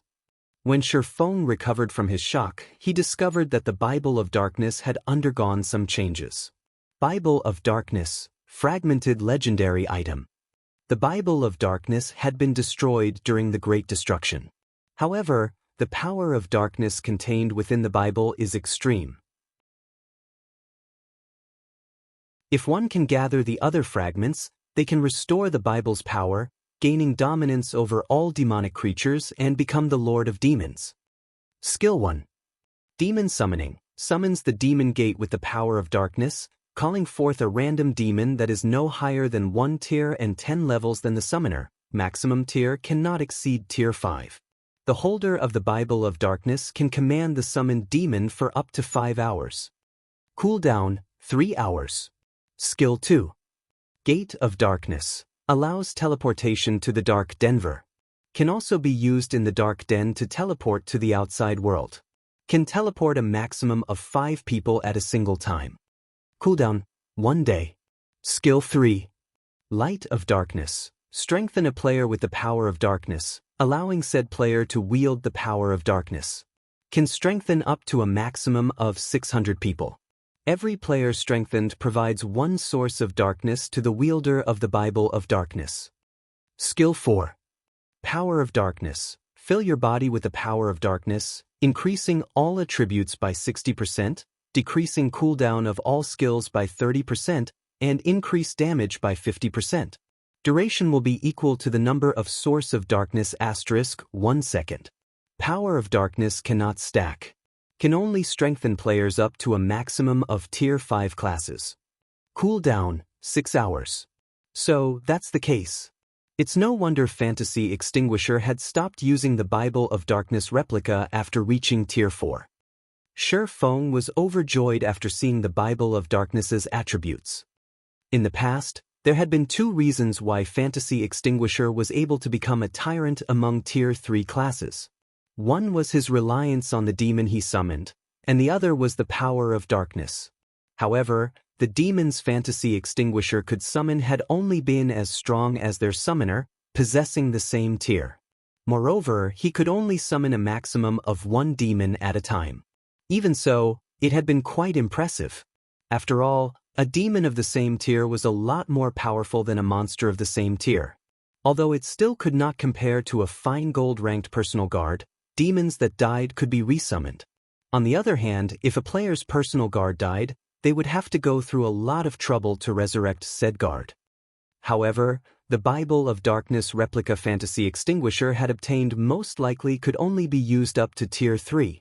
On the other hand, the real article in Shurfeng's hand could be used up to Tier 5. The gap between the real and the fake was massive. The most frightening aspect of the real Bible of Darkness was the fact that it was capable of summoning a demon that was 1 rank higher than the summoner. Shurfeng was currently Tier 1, so he could summon a Tier 2 demon. When he reached Tier 2, he would be able to summon a Tier 3 demon. With this, who could possibly challenge him? The only unfortunate thing was that the skill summoned a random demon. There was no guarantee that he would summon a demon of a higher tier. Meanwhile, Power of Darkness was a berserk skill that was famous throughout God's domain. Although the skill did not increase one's attributes much, its duration was extremely long. It was at least 2 or 3 times longer than ordinary berserker skills. Moreover, there were no side effects. Fantasy Extinguisher's Power of Darkness lasted 6 minutes, while mine can last up to 10 minutes. Even the number of people I can buff has increased to 600. Shifeng's heart burned with passion when he thought of forming his own Black Demon Legion. A Black Demon Legion with a total of 600 members. As long as the members of the Black Demon Legion were around the same level, they could definitely go on a crusade against a town controlled by the forces of darkness, capturing it and constructing their own guild town. Shifeng then stored the Bible of Darkness. The Bible of Darkness was not equipment. It could take effect even from inside a bag. Hence, it was extremely difficult for others to plunder it. Now that Shifeng had the Bible of Darkness, he would not waste any more time. He immediately departed from the library and headed towards Zero Wing's residence by way of horse carriage. On his way, Shifeng contacted Aqua Rose. Aqua, have the members of the main force gather at the residence, Shifeng said. Guild leader, the main force is currently raiding a dungeon. Our efforts will go down the drain if we recall them now. Many guilds in White River City have already reached the final boss. Aqua Rose did not understand Shifeng's intentions. Currently, the various large guilds in White River City desperately vied for the first clear of the 50-man team dungeon, Ruins of the Crow God. If they recalled Zero Wing's main force right now, they would have wasted a lot of precious time. Relax, it won't be a problem. Shifeng was very familiar with the final boss in the Ruins of the Crow God. It will not be that easy to raid. Smiling, he said, moreover, I'm calling them back to help them clear the dungeon. Guild leader, are you serious? Aqua Rose grew excited. To conquer the Ruins of the Crow God, the various large guilds had tried every hand and exhausted every ounce of brainpower they had. They have never encountered such a difficult dungeon boss before. They were truly helpless against it. Everyone could only try to force their way through the boss again and again. If they had a raiding strategy, then they would have a much easier time dominating the dungeon. Of course, when have I ever lied to you? Shifeng laughed. Okay, I'll notify them right away. Aqua Rose's eyes shone with renewed passion. After disconnecting her call with Shifeng, she immediately notified Zero Wing's main force.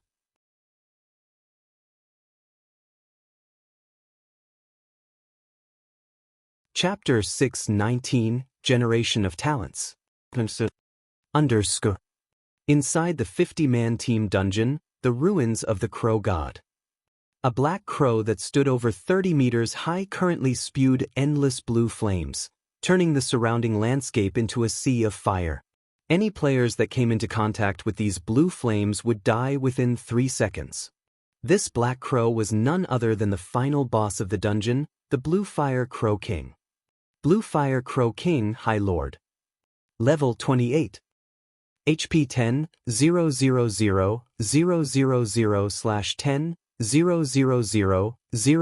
000, Although a High Lord rank dungeon boss was slightly weaker than a field boss of the same level and rank, its HP was several times higher. In addition, dungeon bosses also possessed some special skills, making them much harder to take down than field bosses. It was especially true for the final boss of a dungeon. These bosses usually possessed very high intelligence, so they knew how to strike at a team's weak points. Because of this, survival demanded significantly more cooperation between players. To put it simply, the final boss of a dungeon was a test of sorts of a team's ability to work with each other. If one wished to emerge victorious against such a boss, there were only 2 ways to do so. The first was to rely on the composite strength of teamwork. The second was to rely on overwhelming power. However, to the current players in God's domains, both were extremely hard to achieve. Careful! Dodge the flames. Anyone who has touched the flames, Distance yourselves from the group immediately. Fire Dance shouted sternly. These blue flames were one of the Bluefire Crow King's team wipe skills. It would have been fine if the Sea of Fire only prevented players from approaching the High Lord. However, these flames were like a plague. Players who had touched the fire would inflict -2,000 damage to other players within a radius of 10 yards once every 3 seconds. That amount of damage was more than half of a cloth armor class's HP. Moreover, this plague formed a chain reaction, jumping from player to player as they neared their teammates. If not dealt with properly, the debuff would make quick work of the entire team. Fortunately, none of the 50 players present were greenhorns. They had already fought the Bluefire Crow King dozens of times, so every one of them was extremely familiar with the High Lord's attacks. The moment the Crow King began to spew the blue flames, everyone instantly moved to dodge the attack. However, the flames still struck a few unfortunate players, so they had no choice but to distance themselves from the rest of the team. After the Bluefire Crow King stopped spewing its fire, it squinted as it focused on one of the healers standing at the rear line. Flapping its wings, it created a storm as it soared into the sky. The Crow King then spread its massive wings, blotting out the sun as it prepared to swoop down towards that healer. Damn, it's targeting Violet. Fire Dance frowned. Hurriedly she shouted, "Cola, use Iron Will." Ow! Cola, who was as robust as a bear, shouted. In the blink of an eye, his body began to emit a golden glow, making it impossible for others to ignore him. Cola instantly attracted the Crow King's attention. The crow wings, steel-like wings, then descended on Cola's head. Iron Will, Tier 1 skill.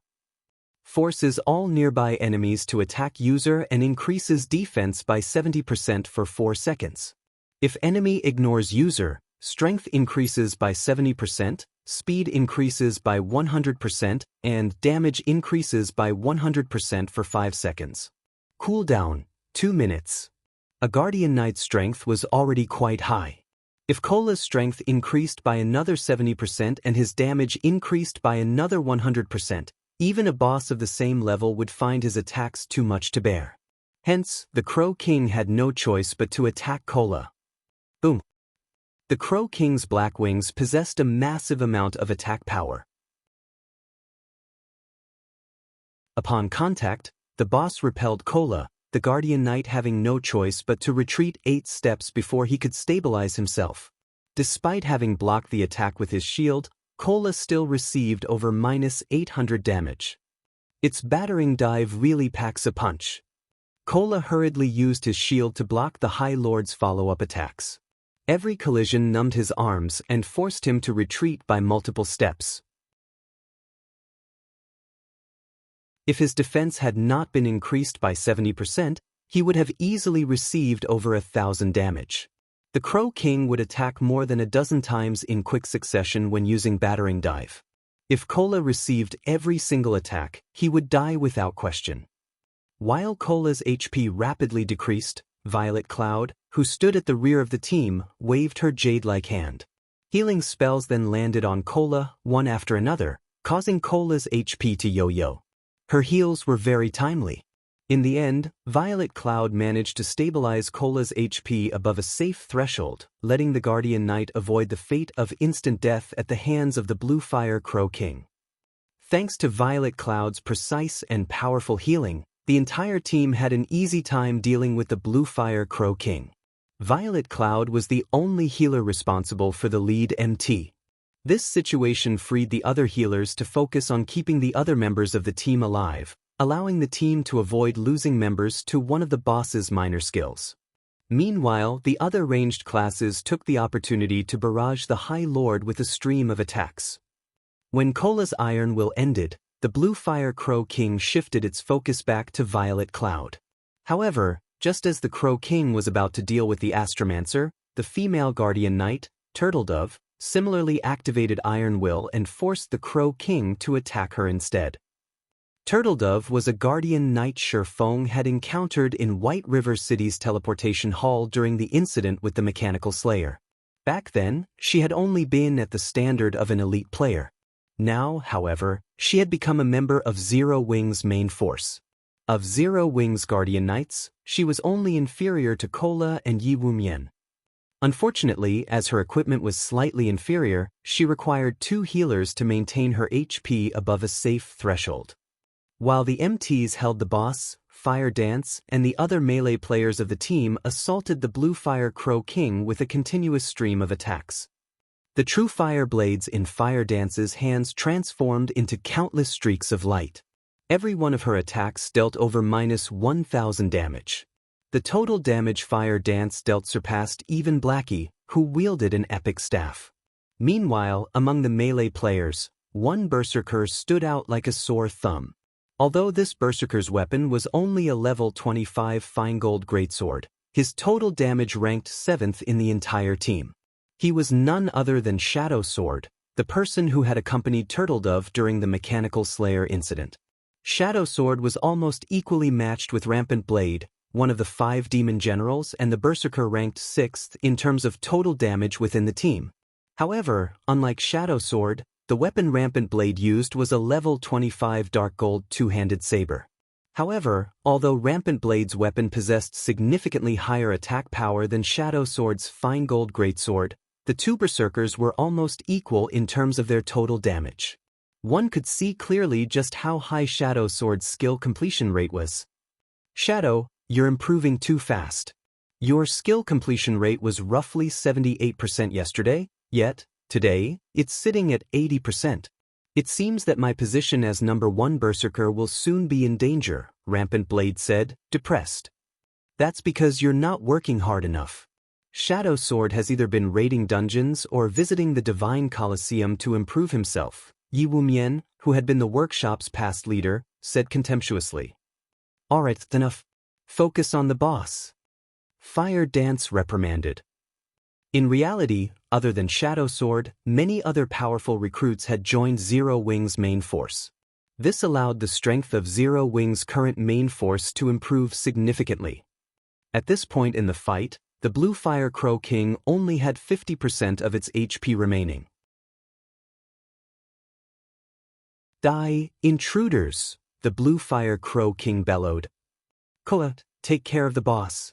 The other MTs and melees will deal with the small mobs. Fire Dance shouted, her expression turning grim. A moment later, over a dozen 3-meter-tall Bluefire Crows descended from the sky. Every one of these Bluefire Crows was a level 28 special elite, each with 300,000 HP. It would be extremely difficult with them all. If players did not dispatch these Bluefire Crows swiftly, these monsters would grow using the only skill they possessed, growth. When the Bluefire Crows used this skill, they would instantly become chieftain-ranked monsters, their maximum HPs reaching 700,000. If the battle dragged on for too long, they could even become lords that possessed 1,500,000 HP. Even a more powerful team could not contend with a high lord in addition to over a dozen lords. A few minutes later, a group of players emerged from the ruins of the Crow God's Resurrection Point. Meanwhile, quite a few teams took this chance to relax around the Resurrection Point. Among them were the various large guilds of White River City. The Bluefire Crow King had wiped them all out. When everyone saw this new group of players appear, they all could not help but gaze at these players with admiration. This group was none other than Zero Wing's main force. They were the team with the best equipment of all the teams in White River City. Those Bluefire Crows are too difficult to deal with. Our overall DPS is still too low, Blackie stated dispiritedly. It would be awesome if Guild Leader joined us. With his DPS, we can breeze through this boss. The other members of Zero Wing's main force nodded in agreement. In their opinion, Shi Feng was no longer a human. He alone could serve as an entire team. Suddenly, Fire Dance received a call from Aqua Rose. After exchanging a few words, joy appeared on Fire Dance's face. Let's head back to the city and rest for a bit, Fire Dance said through the team chat. Return? Aren't we supposed to try 5 or 6 more times today? Blackie asked, surprised. Didn't you want Guild Leader to raid with us? Fire Dance grinned. Guild Leader has just returned, and he's telling us to head back to the residence immediately. He says that he has something to tell us and that it's related to the dungeon. Really? Everyone was suddenly excited. We'll know once we get back. Saying so, Fire Dance took out a return scroll and began chanting. Everyone else followed her example, one after another. Zero Wing's main force is leaving. Are they giving up on the dungeon? Probably. The final boss of the ruins of the Crow God is really too powerful. They must have guessed that no team will clear it anytime soon, so why bother wasting their time here? Many teams that had watched Zero Wing carefully before chatting among themselves.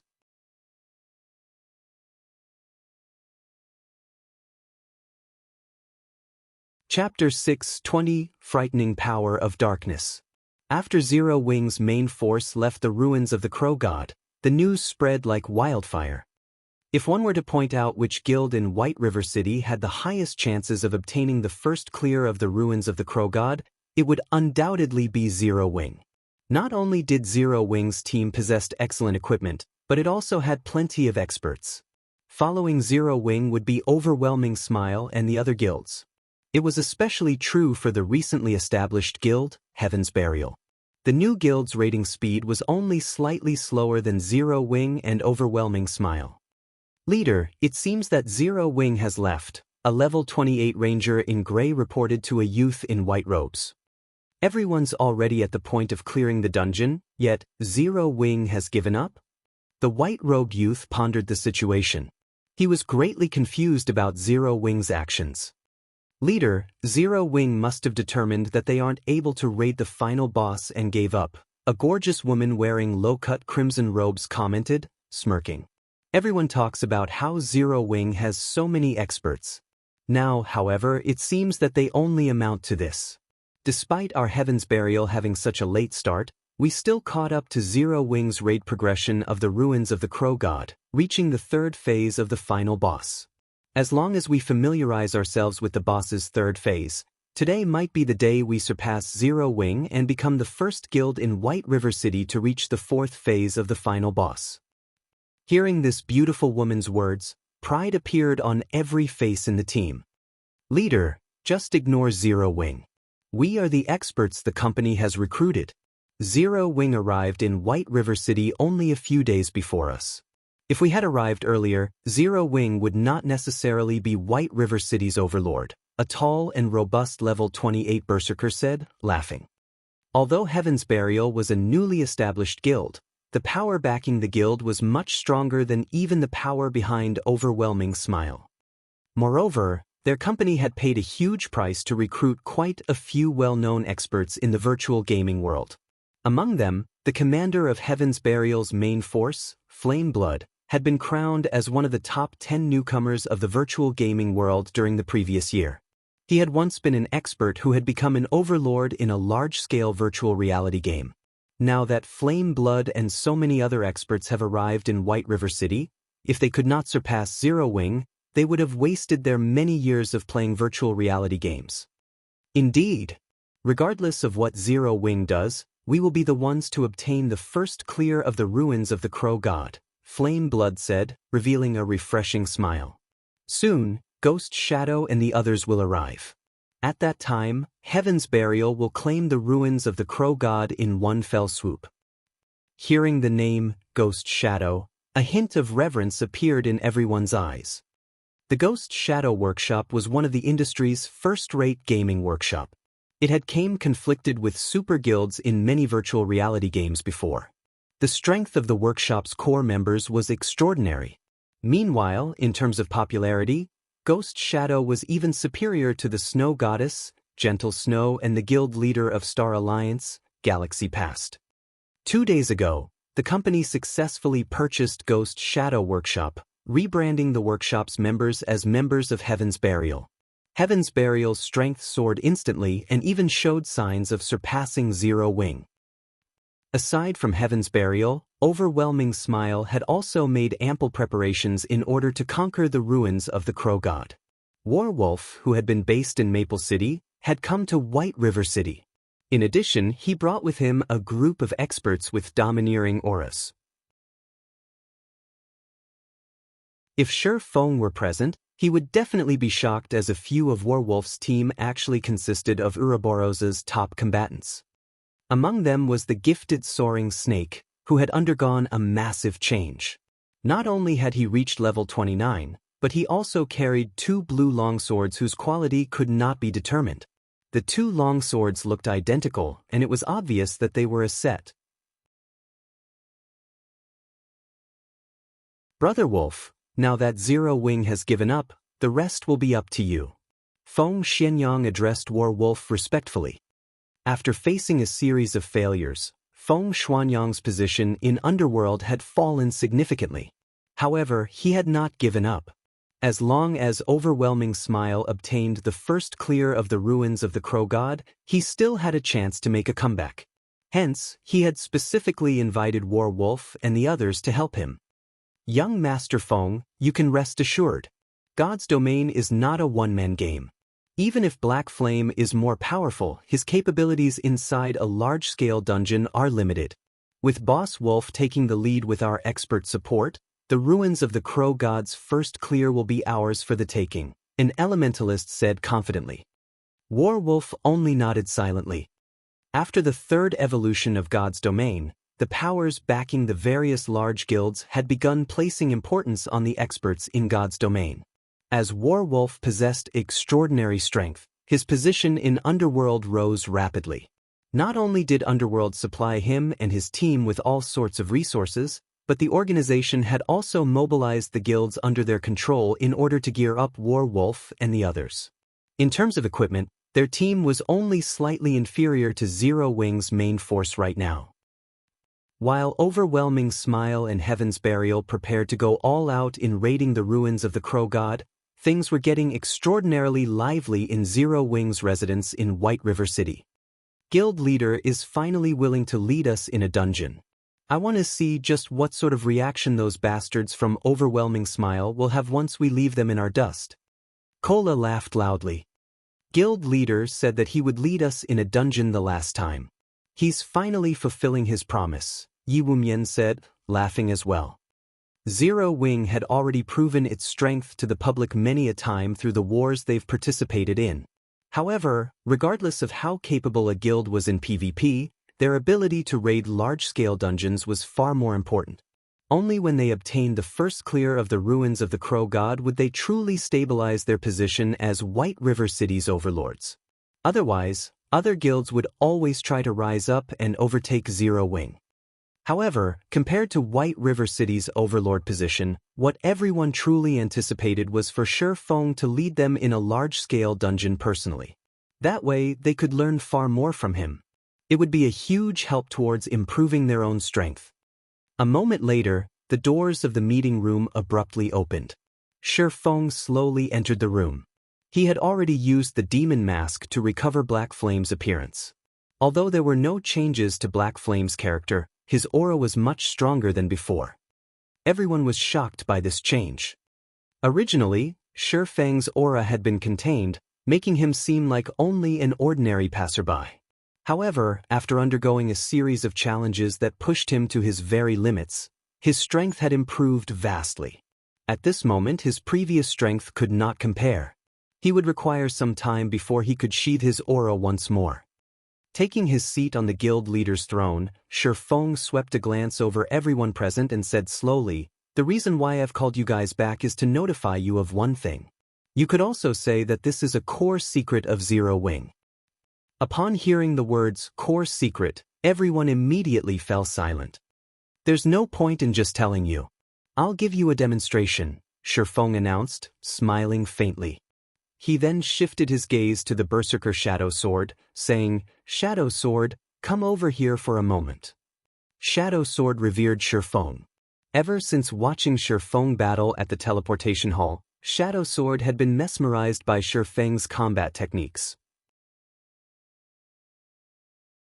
He had watched and learned from Shi Feng's battle videos repeatedly, hoping to grasp even the tiniest fraction of Shi Feng's techniques. Hearing Shi Feng call for him, despite his normal calm, he involuntarily grew excited. Immediately, he walked up to his guild leader. Shi Feng stretched out his hand, A black ball the size of a fist suddenly condensing in his palm. The center of the ball looked like a miniature universe. It was fascinating.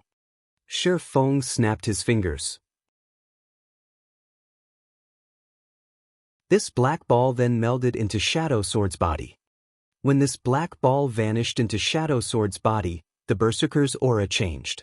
Suddenly, Shadow Sword released a frightening aura resembling that of a demonic beast. This is... Shadow Sword looked at himself in shock. He had never experienced such a strong force before. With Shadow Sword's astounded reaction, there was no need to mention everyone else's, who possessed acute 5 senses. So strong. Fire Dance faintly felt a sense of danger when she looked at Shadow Sword.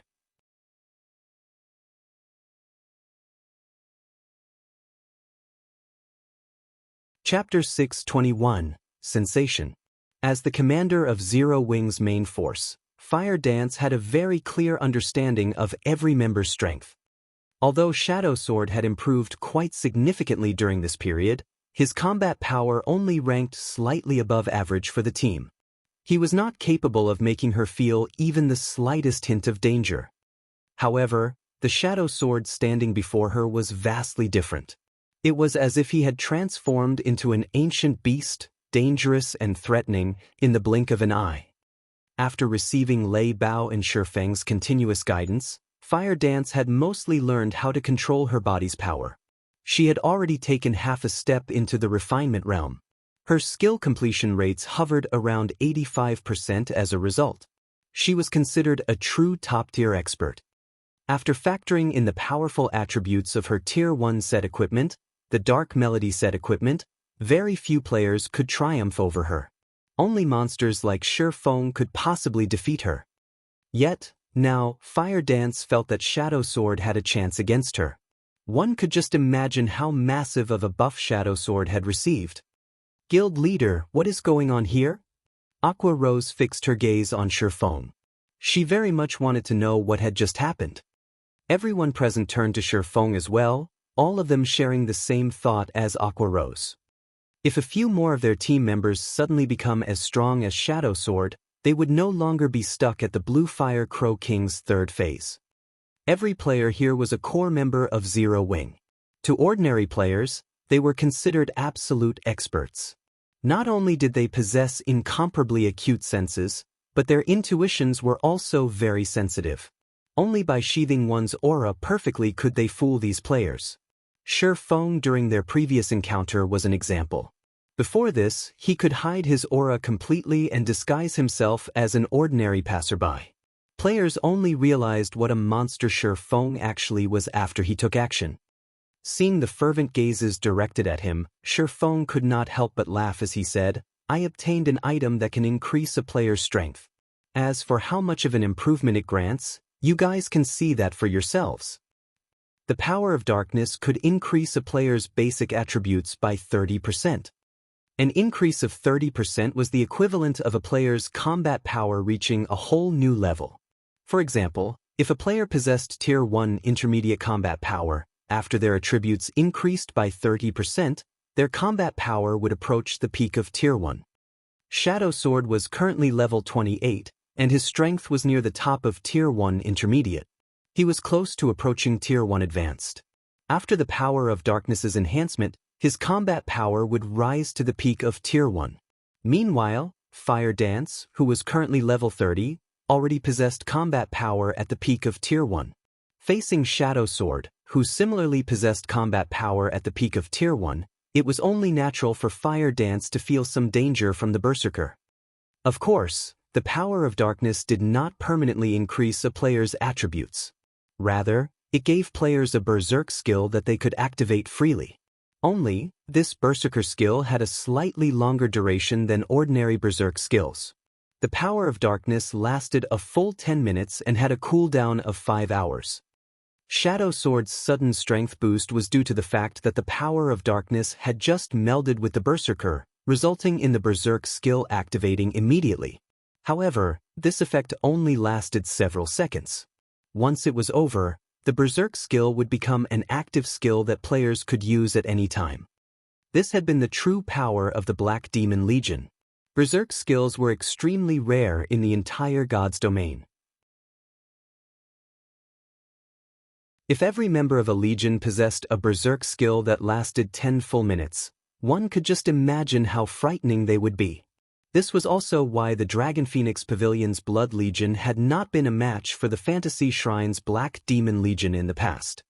Guild Leader, how many people can that tool strengthen? As the vice leader of the guild, Aqua Rose was particularly concerned about this. If they could enhance many players, they could definitely raise the main force's combat power to a whole new level. Everyone's hearts began to pound upon hearing Aqua Rose's question. They too wished to become stronger like Shadow Sword. However, they all knew that such a buff could only be used on a limited number of players. It would not be easy to obtain a spot for themselves.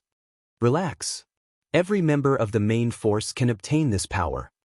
Shifeng did not reveal the exact numbers to his guildmates. There were a total of 100 members in Zero Wing's main force. In addition, there were 200 reserve members. The 600 slots he had on hand were more than enough to go around. Everyone? Guild leader, you're not joking, right? Aqua Rose was inwardly thunderstruck. She seriously doubted Shifeng's claim. If every member of Zero Wing's main force could possess this power, then they could display astonishing combat power. Not to mention the hard mode ruins of the Crow God, they could even try Hell mode. I have not finished. I plan to choose some members from the second echelon to form the Black Demon Legion. This legion will focus on dealing with field bosses and 20-man Hell mode team dungeons. I'll leave this matter to you, Aqua. Shifeng did not wish to waste his remaining power of darkness. In the past, one of the duties of the Fantasy Shrine's Black Demon Legion was to grind and collect equipment through raiding various 10-man and 20-man Hell mode team dungeons. In a guild, even the elite teams would struggle to raid 10-man and 20-man Hell mode team dungeons. With the power of darkness, however, the difficulty of dungeons would fall sharply. It would be much easier to clear dungeons in the future. It was also this reason that had allowed the Fantasy Shrine to amass a ton of wealth. The greatest asset they could gain from raiding Hell mode dungeons was magic crystals. Normal mode dungeons very rarely dropped magic crystals. However, it was a different story for Hell mode dungeons. The drop rate in Hell mode dungeons was more than 10 times that of normal mode. The magic crystals could then be used to train the guild's elites and experts. Hence, Fantasy Shrine's overall strength had steadily increased in the past. In the end, the guild had become the overlord of the Black Dragon Empire, and even the Dragon Phoenix Pavilion had been forced to give way to Fantasy Shrine. In this life, Shifeng could use the power of darkness on far more players than Fantasy Extinguisher had been able to. Naturally, he had to utilize this benefit properly. A short moment later, every official member of Zero Wing's main force received the power of darkness. To Fire Dance and Violet Cloud, a 30% increase in attributes was colossal. Their combat power had already been at the peak of Tier 1. After using the power of darkness, they even qualified to contend with a Lord, which was the equivalent of a Tier 2 class, by themselves. Although they still could not win against a Lord, they could hold one off for a relatively long time. They could almost rival a great expert such as Werewolf. Only they still lacked techniques. After strengthening the main force, Shifeng led Fire Dance and the others towards the ruins of the Crow God. Although Shifeng still had many things he needed to attend to, such as the teleportation magic array and the stables, the construction of these two required materials. These materials could only be obtained from large-scale team dungeons. Hence, there was no point in focusing on those items for now. An hour or so later. Ruins of the Crow God. An extremely tense atmosphere surrounded the 50-man team dungeon. Players crowded the vast plains around the ruins. The majority of these players consisted of guild players. The various large guilds in White River City knew that this was the juncture for the final sprint to claim the first clear of the ruins of the Crow God. It was highly possible that a lucky guild would obtain the first clear in the next second. Hence, many guilds' members anxiously waited outside the dungeon's entrance. If their guild's team required any tasks or additional supplies, these idle members would rush to get it done or delivered. It's Zero Wing. Why are they here again? I thought they gave up? I don't think so. Look, even Black Flame has shown up. They must plan to go all out. This is going to be interesting. Just before this, Heaven's Burial also received backup from a group of experts. I heard that those experts were members of the Ghost Shadow Workshop. Every one of them is incredibly strong. As for Overwhelming Smile, they too dispatched a lot of experts. I wonder which of the three will emerge wearing the crown? I'm betting on Heaven's Burial. They have Ghost Shadow leading the team. Even super guilds are trying to annex the Ghost Shadow Workshop. Moreover, Heaven's Burial entered the dungeon a while ago. Zero Wing has only just arrived. Most likely, they are already too late. Upon noticing Zero Wing's arrival, everyone in front of the ruins of the Crow God began chatting among themselves. Guild leader, we have trouble.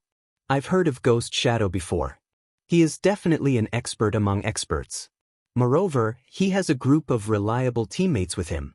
Now that they've been in the dungeon for quite some time, it will be difficult to compete over the first clear. Aqua Rose frowned slightly. She had heard plenty about Ghost Shadow. Shifeng shook his head. Laughing, he said, "Who says we're competing over the first clear of hard mode?" Everyone turned to Shifeng in shock. However, before they could react, Shifeng selected the dungeon's Hell mode difficulty. In the next moment, every member of the team was teleported into the dungeon.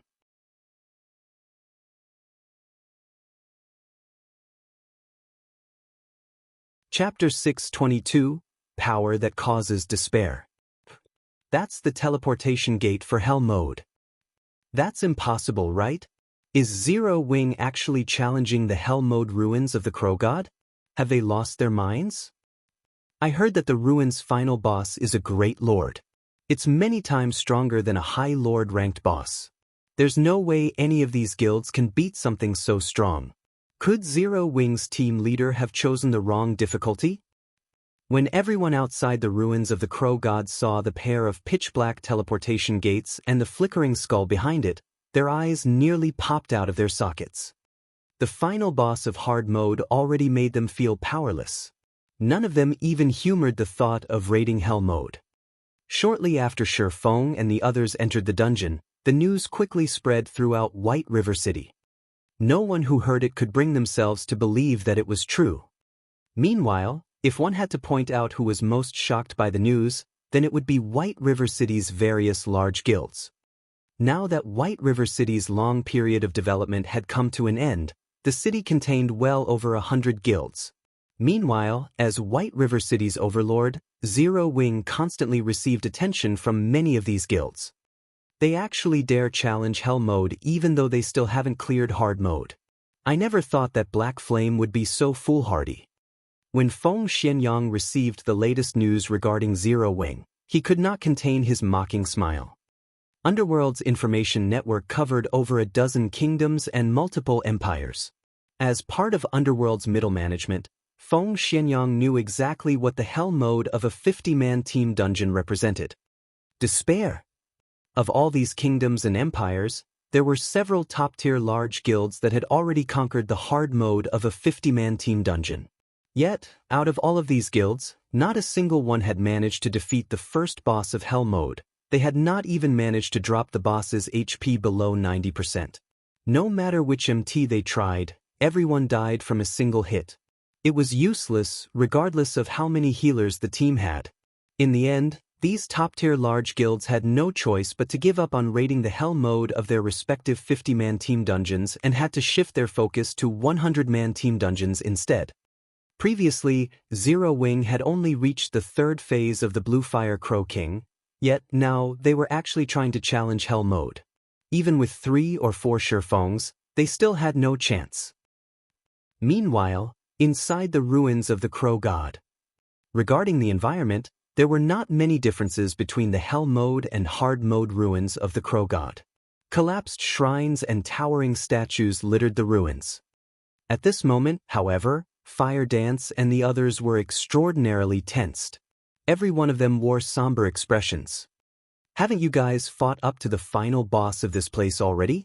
Why are you all so nervous? Shi Feng could not help but laugh as he looked at his teammates. He was the only one who had not drawn his weapons, ready to fight at a moment's notice. Team dungeons were different from six-man party dungeons. Team dungeons only refreshed once every 3 days. It did not make a difference if one cleared normal, hard, or hell mode. Moreover, in team dungeons, bosses and monsters would not respawn even if the team decided to change difficulties midway. Teams would not be able to kill bosses that they had already defeated. Depending on which boss a team fought up to, they would simply continue from the same boss after switching difficulties. Only, the strength of the remaining monsters and bosses would change according to the new difficulty. There was a difference between the team dungeons in God's Domain and those in other virtual reality games.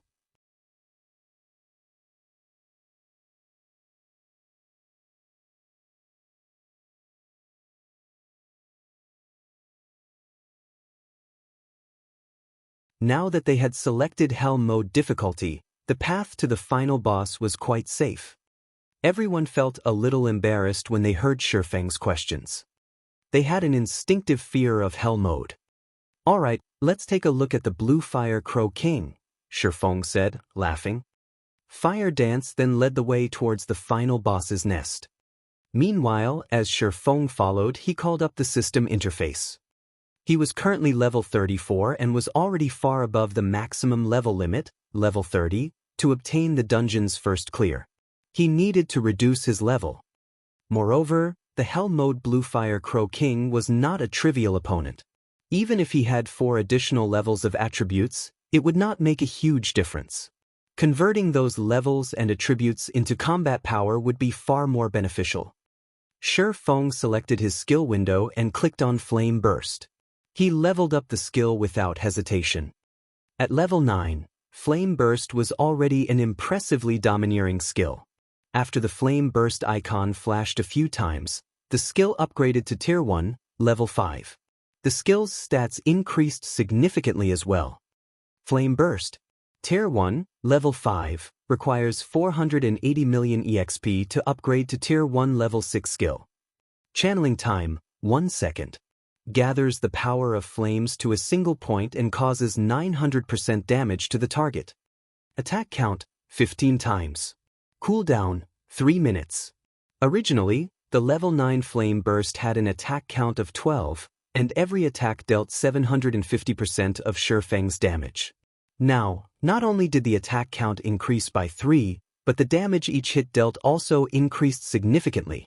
The Tier 1, level 5 Flame Burst's damage far surpassed the level 9 Flame Burst. At the same time, however, Shi Feng's level fell rapidly. In the blink of an eye, he dropped to level 30, which was in line with the requirement of obtaining first clear of the dungeon. As expected of a super skill. If I want to upgrade Flame Burst further, I'll have to wait until I am level 40 at the very least. Shi Feng inwardly calculated. Flame Burst required 480 million EXP just to reach the next level. With Shi Feng's current level, if he upgraded Flame Burst to Tier 1, level 6, he would most likely drop to level 25. Any other player would most likely lose many more levels. Shi Feng's saving grace was his class's high EXP requirement.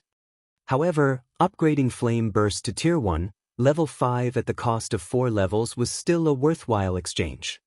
With this skill alone, Shi Feng was confident of heavily injuring even a full HP Lord.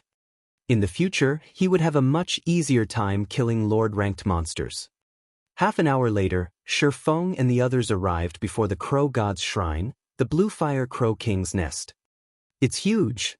Blackie gaped as he gazed at the Bluefire Crow King in the distance. In hard mode, the Bluefire Crow King was roughly 30 meters tall. That was already an intimidating size. Now, however, the Bluefire Crow King before them stood over 50 meters high. The hard mode Bluefire Crow King was a child compared to the hell mode Bluefire Crow King. Bluefire Crow King, Great Lord. Level 30. HP 27, 000, 000/27, 000. How are we supposed to fight that? Its HP alone is already more than double that of the High Lord-ranked Bluefire Crow King. Kola gulped, his prior enthusiasm dissipating. Although they were now capable of activating the power of darkness and increasing their basic attributes by 30% for 10 minutes, the Bluefire Crow King's attributes had increased by more than 30%. The gap between them now was even wider than before. Fire Dance frowned. Even she was not confident of taking down such a powerful boss. Leader, are we still going to fight it? Aqua Rose asked as she turned to Shifeng. Initially, due to Shifeng's leadership, everyone had possessed a shred of confidence of conquering the Hell Mode ruins of the Crow God. However, they had terribly underestimated the horrors of Hell Mode. Even with Shifeng, it was impossible for them to defeat such a powerful boss. Fight? Why wouldn't we? What else do you think we came here to do? Shifeng rolled his eyes at his team. This was not the first time Shifeng had experienced the horrors of Hell Mode. Even if Shifeng went all out, he would require a long time to finish off the Crow King's 27 million HP. Not to mention, the Crow King would also recover 1% of its HP every 5 seconds. The Great Lord's battle recovery alone made for a frightening weapon. This was why an individual's power was extremely limited inside a team dungeon. Even though Shifeng was capable of withstanding the Crow King's attacks for a short period, he and his team could not deplete that much HP within such a short time. Of course, since he dared to come here, he naturally had a certain degree of confidence of emerging victorious. Otherwise, he would not have chosen to challenge Hell Mode. Time to put you to good use. Shifeng opened his bag and smiled at the Bible of Darkness.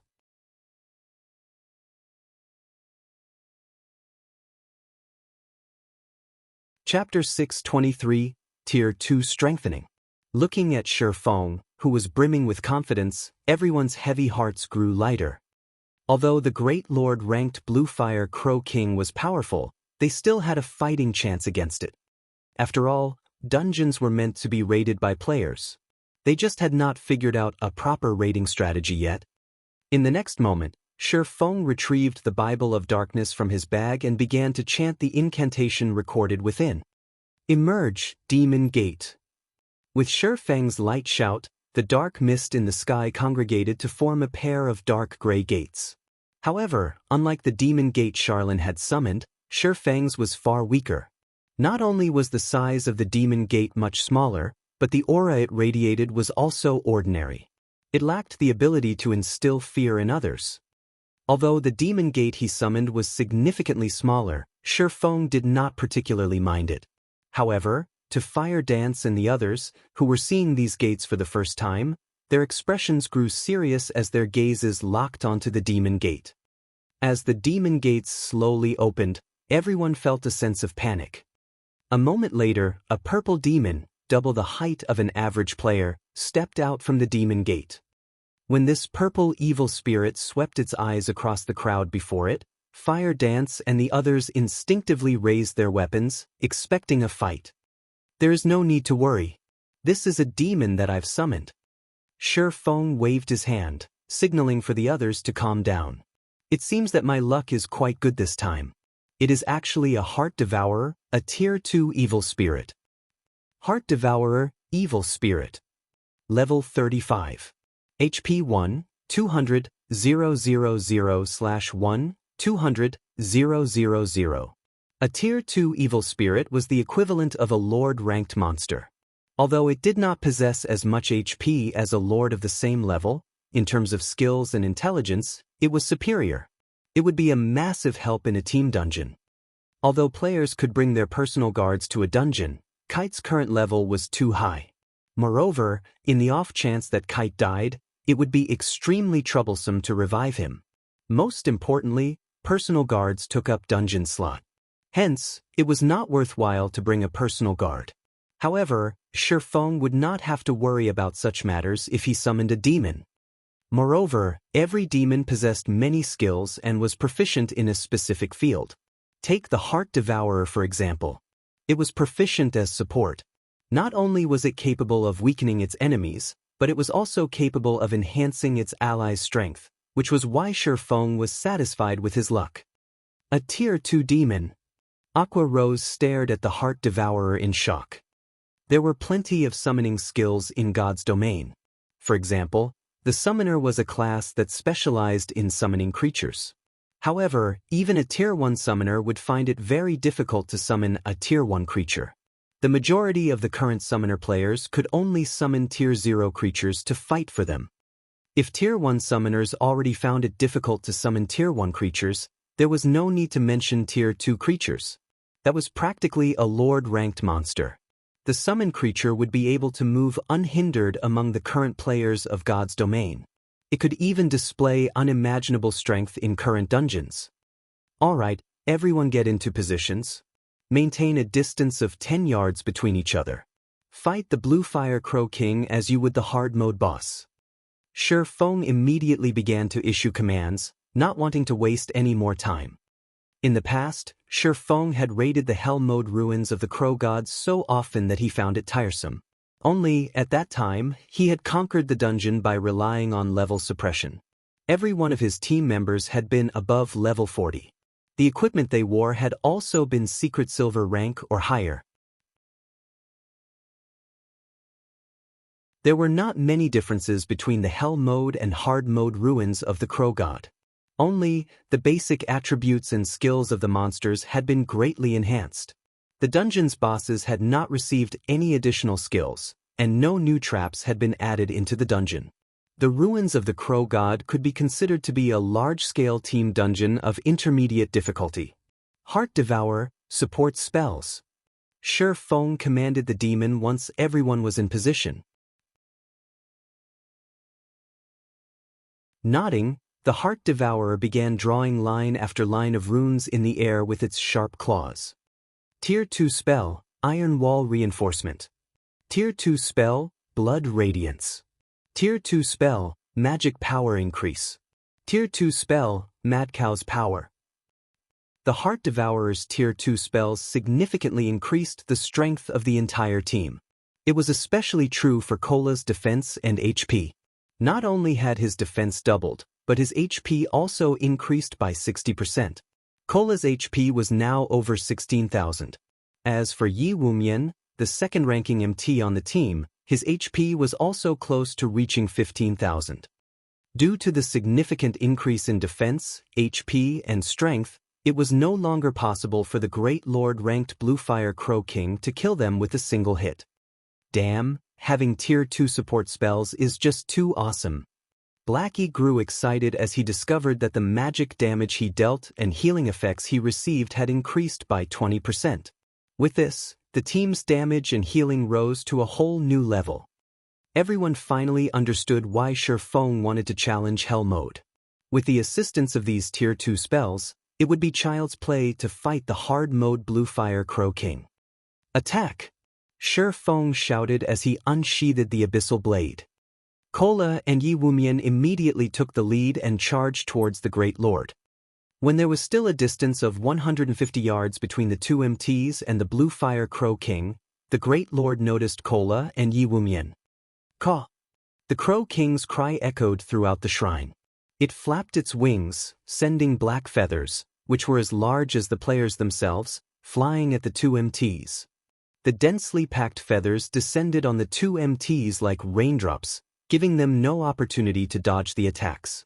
Immediately, Cola and Yi Wumian both raised their shields to defend against the attacks. These feathers deal a lot of damage. Cola stated aghast. In hard mode, the Crow King's feather attack only dealt around -200 to -300 damage per feather. However, due to the high number of feathers, Cola would receive more than -1,000 damage per second, so the overall damage was relatively high.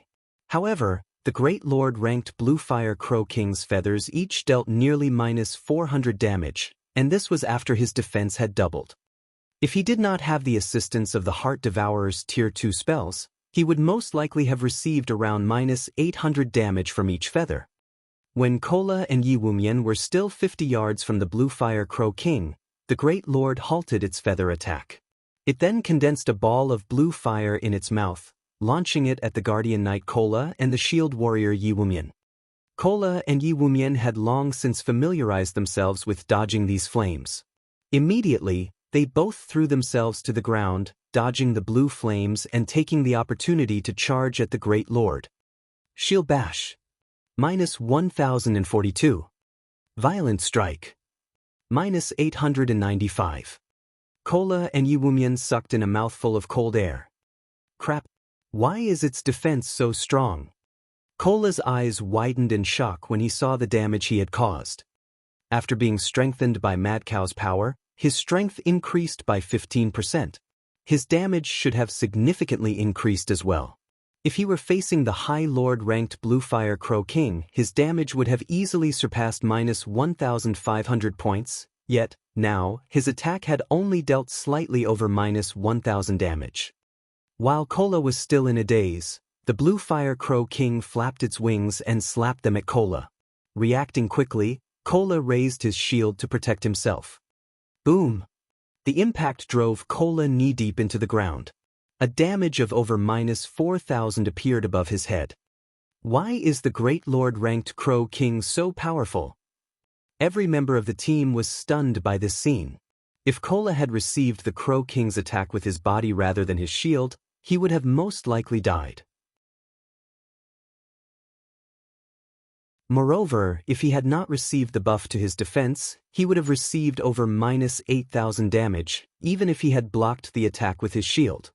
Shi Feng was not surprised. Without the assistance of Tier 2 support spells, Kola would have had to activate the power of darkness to withstand the Great Lord's attacks. Otherwise, the boss would kill him very easily. However, due to the Heart Devourer, this battle became a lot easier. Your turn. Shi Feng commanded the Heart Devourer once more. Having prepared for this moment, the Heart Devourer pointed its finger at the sky. Suddenly, a 7-star magic array appeared on the Bluefire Crow King's body. Tier 2 spell, Judgment of the 7 Stars. Immediately, the Bluefire Crow King released a pained cry.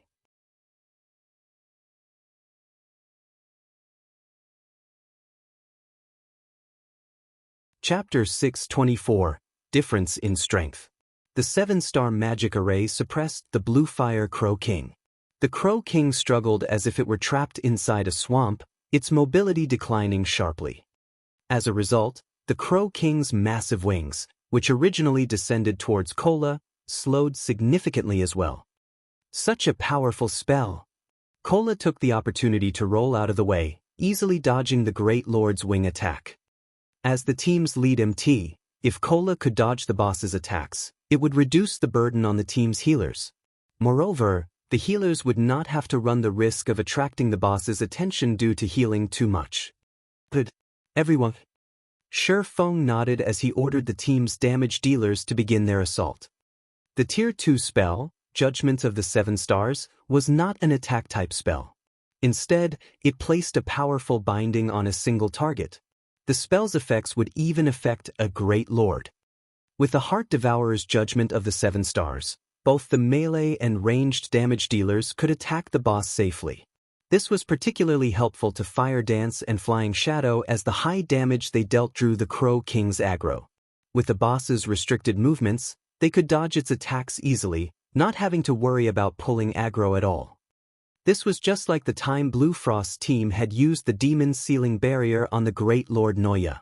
However, even though the Demon Sealing Barrier's restraining effects were far more powerful than the Judgment of the 7 Stars, players could not maintain the barrier for too long due to a lack of mana. On the other hand, there was no need to worry about such problems when it came to the Judgment of the 7 Stars. The Heart Devourer was a Tier 2 evil spirit. It possessed an abundance of mana, more than a dozen times that of a player of the same level. Hence, the evil spirit could maintain the Tier 2 spell for a very long time, long enough to last until the end of the battle. Moreover, the team would not have to sacrifice any combat power by using the Judgment of the 7 Stars. They were not required to partition a portion of the team to maintain the magic array. Hence, The overall effect of the Judgment of the Seven Stars was much stronger than the demon's sealing barrier. The Bible of Darkness really is impressive. It is no wonder why Fantasy Extinguisher had been able to lead his team into large-scale team dungeons, one after another, in the past. Shi Feng was extremely satisfied with the Bible of Darkness. Ordinary fragmented legendary items could not compare it at all. Following which, Shi Feng joined in the attack on the boss as well. No matter what was said or done, the Bluefire Crow King was a great lord. Although various spells buffed their team, everyone's total damage was still considerably low. Currently, the team's number 1 DPS was Fire Dance. Each of the female assassins' normal attacks dealt roughly -900 damage. She could inflict over -2000 damage if she used her skills. Even when she used Absolute Strike, the most powerful burst skill available to a Tier 1 assassin, she only managed to deal around -5000 damage to the Great Lord. As for everyone else, the majority of their normal attacks only dealt around -600 to -700 damage. They were only able to deal more than -1000 damage if they used skills, and very few among them could deal more than -2000 damage. To the Bluefire Crow King, which had 27 million HP, that damage was practically negligible. Thanks to its battle recovery, the Bluefire Crow King could recover up to 270,000 HP every 5 seconds. It was the equivalent of recovering 54,000 HP every second. The Crow King's battle recovery alone negated most of the damage everyone dealt. Moreover, this was a battle inside a dungeon, not a shooting range where one could stand still and attack freely. Everyone had to focus attention on dodging the Crow King's attacks, so it was impossible for them to attack constantly. In other words, if their damage output was insufficient, it was impossible for them to kill the Bluefire Crow King. Rather, the Great Lord would exhaust them to death first.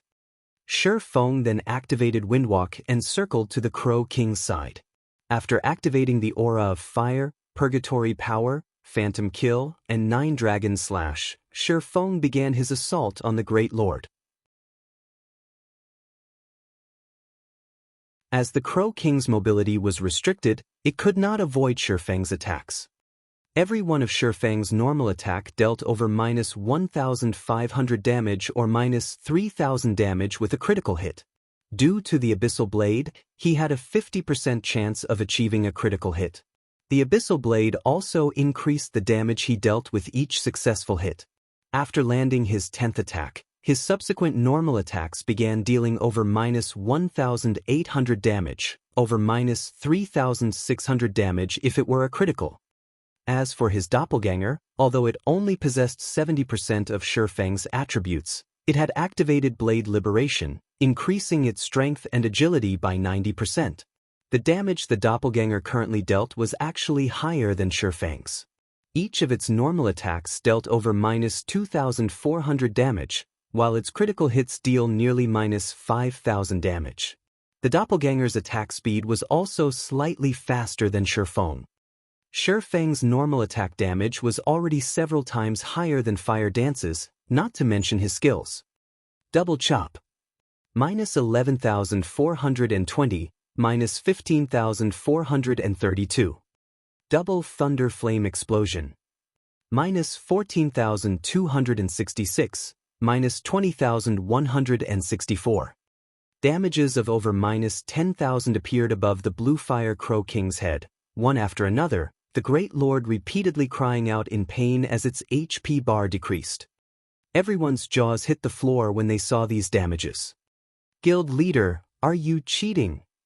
Guild Leader, you're not giving us a chance? Everyone's eyes twitched every time they saw Shi Feng's attacks deal over -10,000 damage. It would have been fine if that was the only issue, but there were also the occasional -20,000 or even -30,000 hits. Shi Feng's damage was over a dozen times higher than theirs. Their attacks were on entirely different levels. Originally, everyone had already treated Fire Dance as if she were a monster, as every time they raided a dungeon, Fire Dance's total damage always ranked at the top of the team. Moreover, her total damage was over 50% higher than the second place. Yet, what about Shi Feng?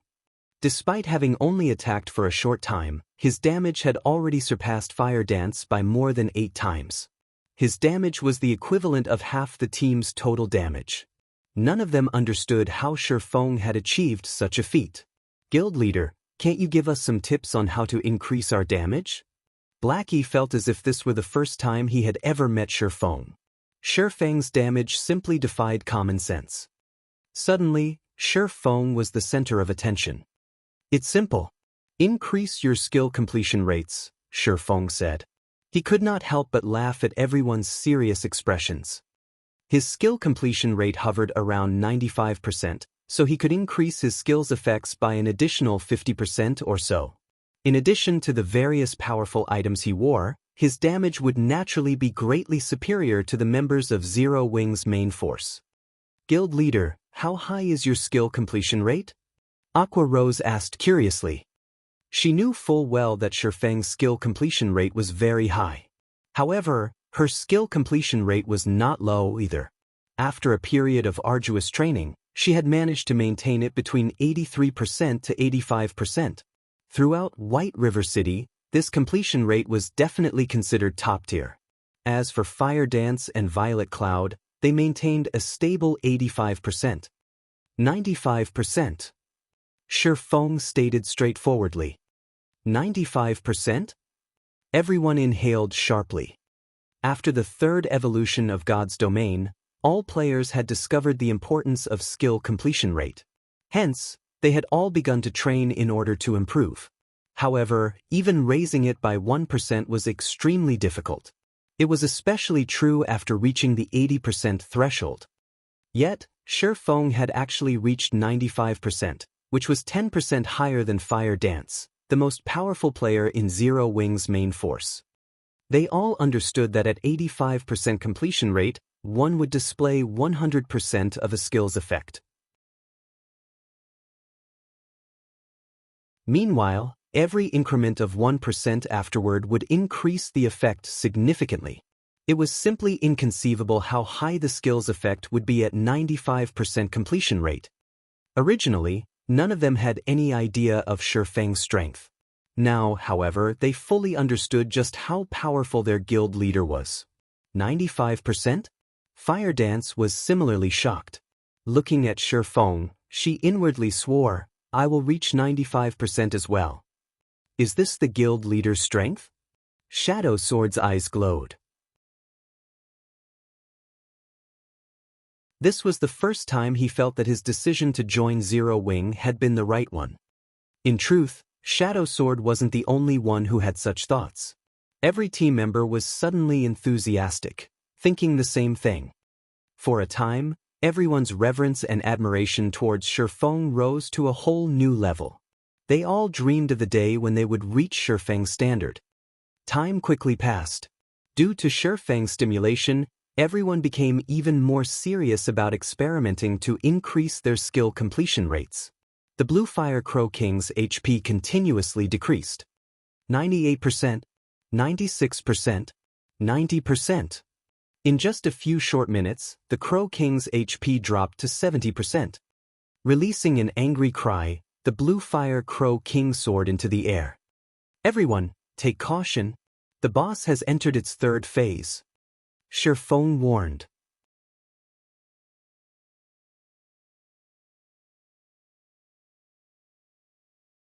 Chapter 625, Team's First Clear.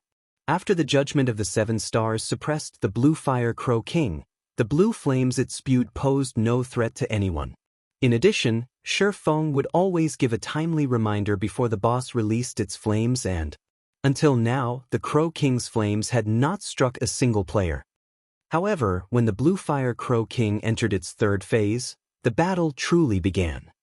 They had all fought the Bluefire Crow King dozens of times now, but they always wiped at the boss's third phase.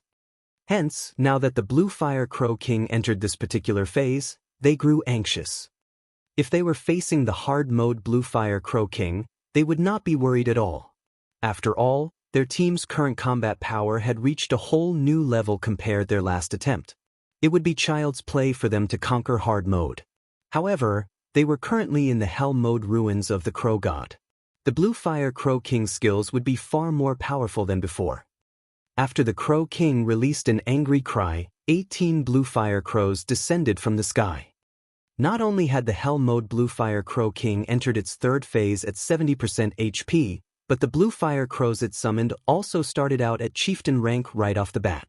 In Hard Mode, the Bluefire Crows only started out as special elites.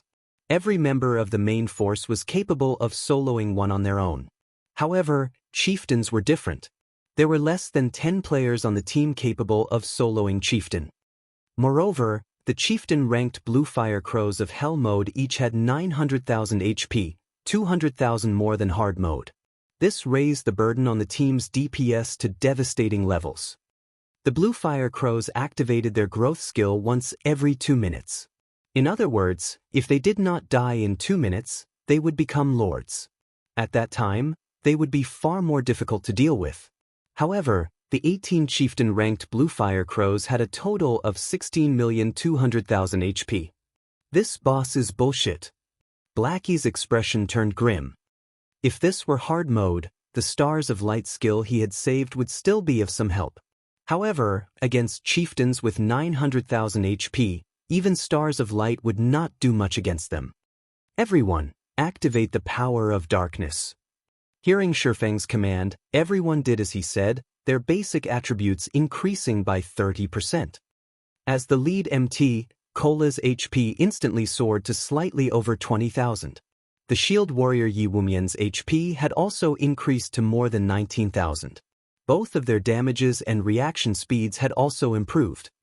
Turtledove, pull the Bluefire Crow's aggro. All mages, get ready to cast your AoE skills on my command, Shifeng said unhurriedly.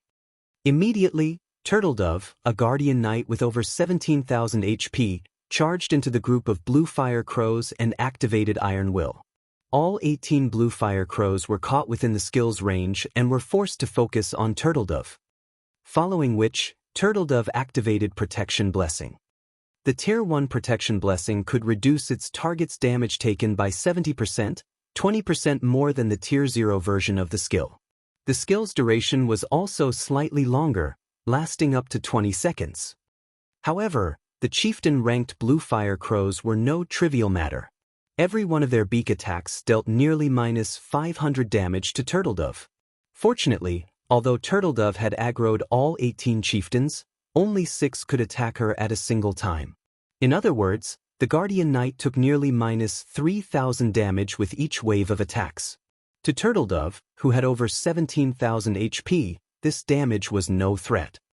Following which, Turtledove received one heal after another, each heal recovering 1 or 2,000 HP for the Guardian Knight. The healers could easily stabilize Turtledove's HP. However, Protection Blessing only lasted for 20 seconds. Once the buff expired, she could not endure the simultaneous attack of 6 Bluefire Crows. Good. Shifeng smiled. After finding a good location, he activated Skywheel Sword.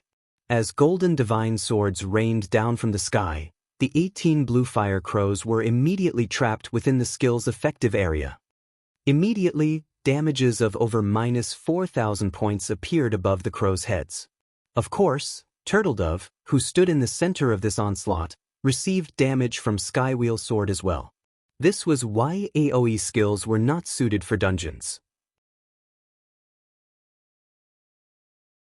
However, thanks to Protection Blessing and Iron Will, the Guardian Knight only received slightly more than -700 damage from Shifeng's attack. However, Shifeng was far from satisfied. Blackie, cast Guardian of Light on Turtledove. Shifeng said. Guardian of Light was one of Mavis's guard's additional skills. When cast, the target of the skill would become immune to all magic damage. The physical damage they received would also reduce by 80%, and they would recover 5% HP every second for 20 seconds. It was definitely a super life-saving skill. When Blackie waved his staff, a golden glow wrapped around Turtledove's body. Once she received the proper buffs, Shifeng no longer held back as he activated Heavenly Dragon's power.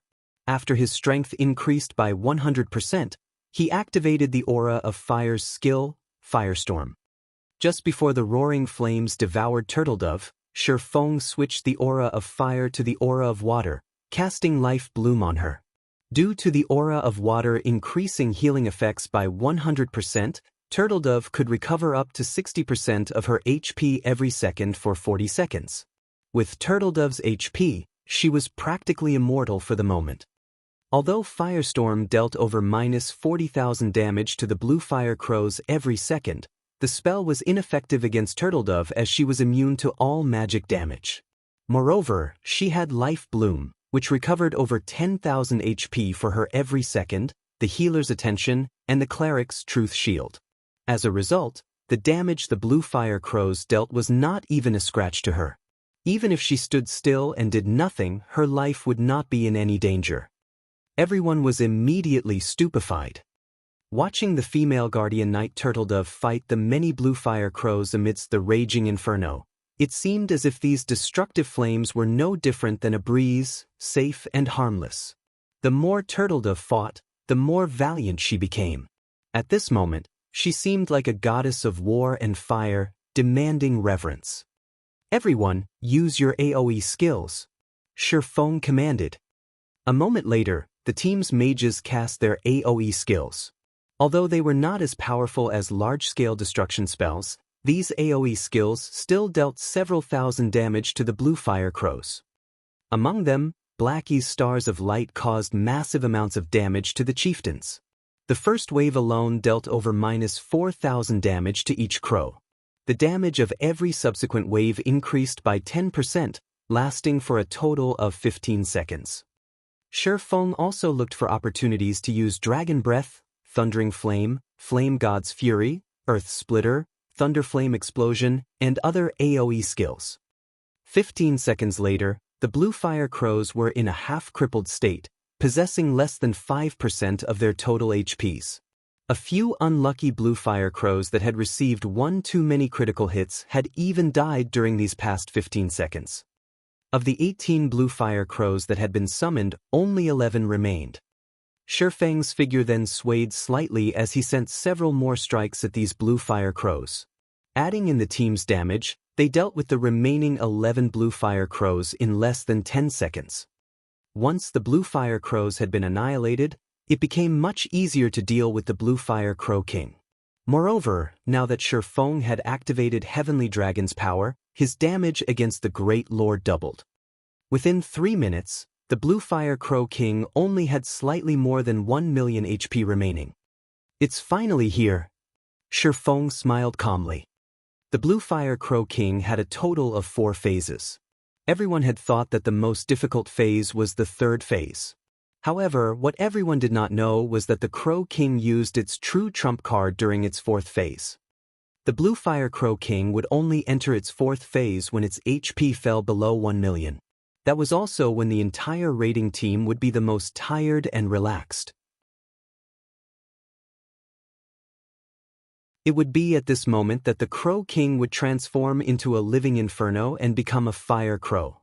During this phase, any enemies within 50 yards would receive -1,000 damage every second. However, that was only in the case of hard mode. In hell mode, players received -1,600 damage every second. If the raiding team could not deal 1 million damage to the Bluefire Crow King before every member died, they would team wipe. In the past, countless teams had repeatedly died at the 4th phase and had been unable to clear the dungeon, all because they had lacked a true ultimate skill. Just as the Bluefire Crow King's HP was about to fall below the 1 million threshold, Feng activated Blade Liberation, increasing both his strength and agility by 90%. He then activated Silent Steps and appeared behind the Bluefire Crow King, and both his body and the Abyssal Blade began to release a brilliant glow. Divine Providence. Flame Burst. Slash after slash struck the Bluefire Crow King's back.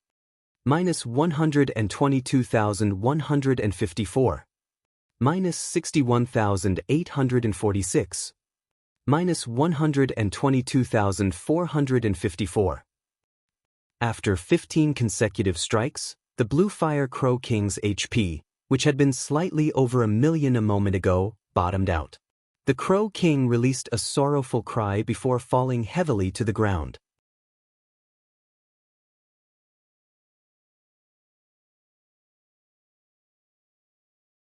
Chapter 626, Famous. Inside the ruins of the Crow God. A handsome young man in white robes commanded his team as they attacked the Bluefire Crow King. This cleric drew runes in midair without rest, using one healing spell after another. Moreover, these spells weren't ordinary spells. Rather, they were Tier 1 healing spells. Yet his casting speed was the same as when others cast Tier 0 healing spells. All the while doing so, he wore a relaxed expression. His actions were seemingly effortless. In the blink of an eye, the team's low HP MT recovered to full health. This youth was none other than the commander of Heaven's Burial's main force, Flame Blood. Just 3% HP to go. Raise the damage output. Flame Blood shouted sternly. Currently, less than half of the original team of 50 remained, the Bluefire Crow King's flames having burned every one of them to death. Losing 1000 HP every second was simply too much. Even Flame Blood, one of the virtual gaming world's top 10 newcomers, could only focus on keeping the team's lead MT and himself alive. At best, he could cast instantaneous healing spells on some of the team's main DPS, though the effects were very weak. After the Bluefire Crow King had entered its 4th phase, it had entered its berserk state. Not only had its attack speed increased, but its attack range had also improved. Some of the team members who could not dodge its attacks in time died instantly.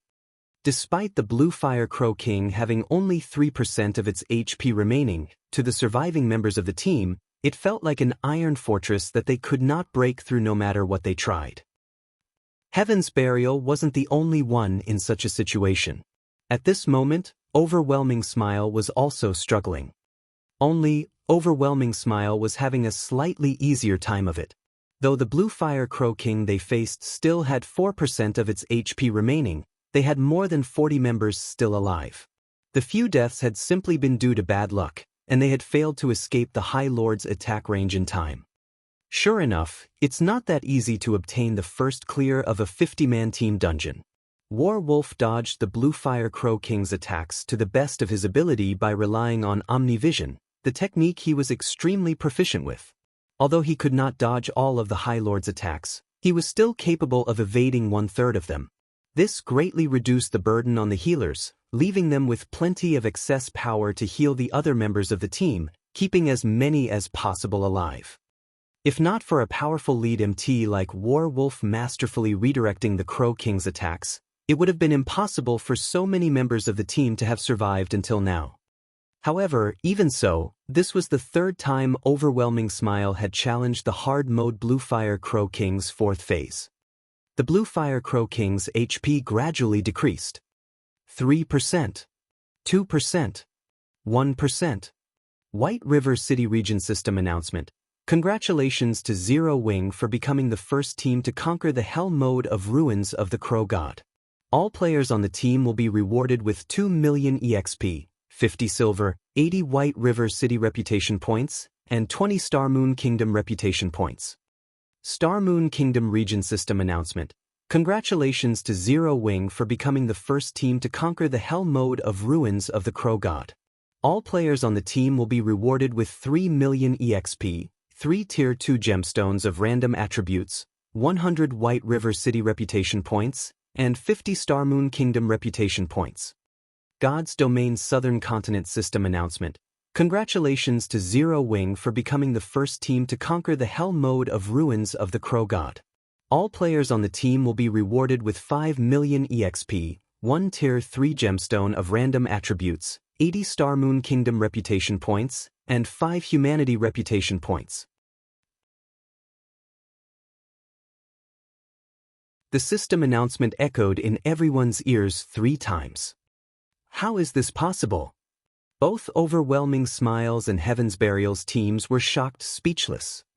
The hard mode Ruins of the Crow God had already caused them brutal headaches, yet, just as they were a thread away from success, Zero Wing snatched the lead and cleared the Hell mode Ruins of the Crow God.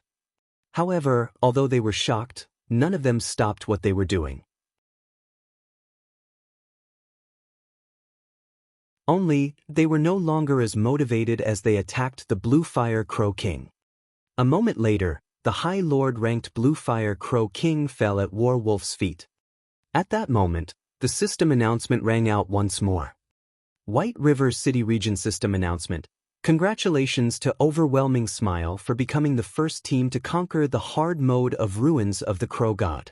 All players on the team will be rewarded with 1 million EXP, 20 silver, 30 White River City Reputation Points, and 10 Star Moon Kingdom Reputation Points. Star Moon Kingdom Region System Announcement. Congratulations to Overwhelming Smile for becoming the first team to conquer the hard mode of Ruins of the Crow God. All players on the team will be rewarded with 2 million EXP, 1 Tier 2 Gemstones of Random Attributes, 50 White River City Reputation Points, and 20 Star Moon Kingdom Reputation Points. Compared to the previous system announcement, however, this announcement was meaningless. Zero Wing had already cleared Hell Mode. On the other hand, Overwhelming Smile had only managed to clear Hard Mode. Rather than gaining glory, Overwhelming Smile had become a laughingstock. One could clearly see the gap between the two guilds. However, this gap was not due to Overwhelming Smile's weakness. Zero Wing was just too powerful. In the end, we still lost. A bitter smile appeared on Warwolf's pale face.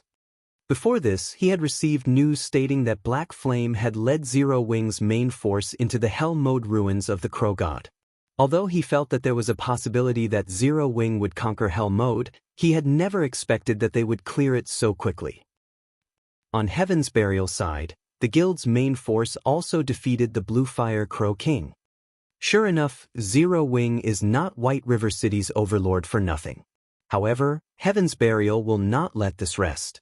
Sooner or later, we will catch up to them. Fighting Spirit filled Flameblood's eyes. That is only a matter of course. It has been a long time since I've encountered such an opponent. It seems that Black Flame is quite formidable.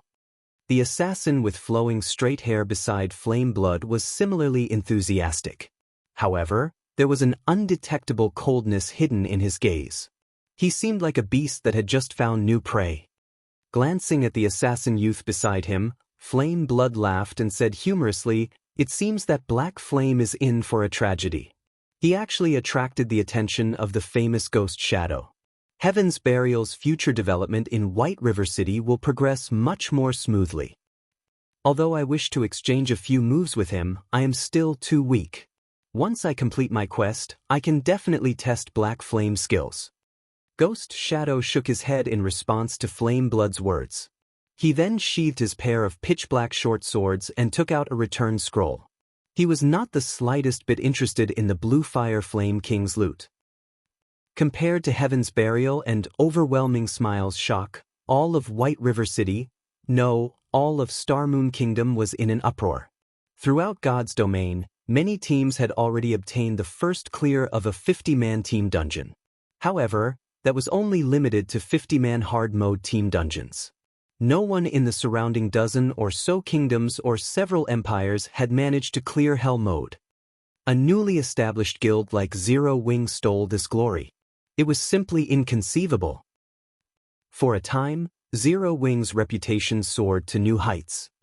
Previously, Zero Wing's success in fending off the Dragon Phoenix Pavilion's assault had attracted the attention of over a dozen kingdoms and empires.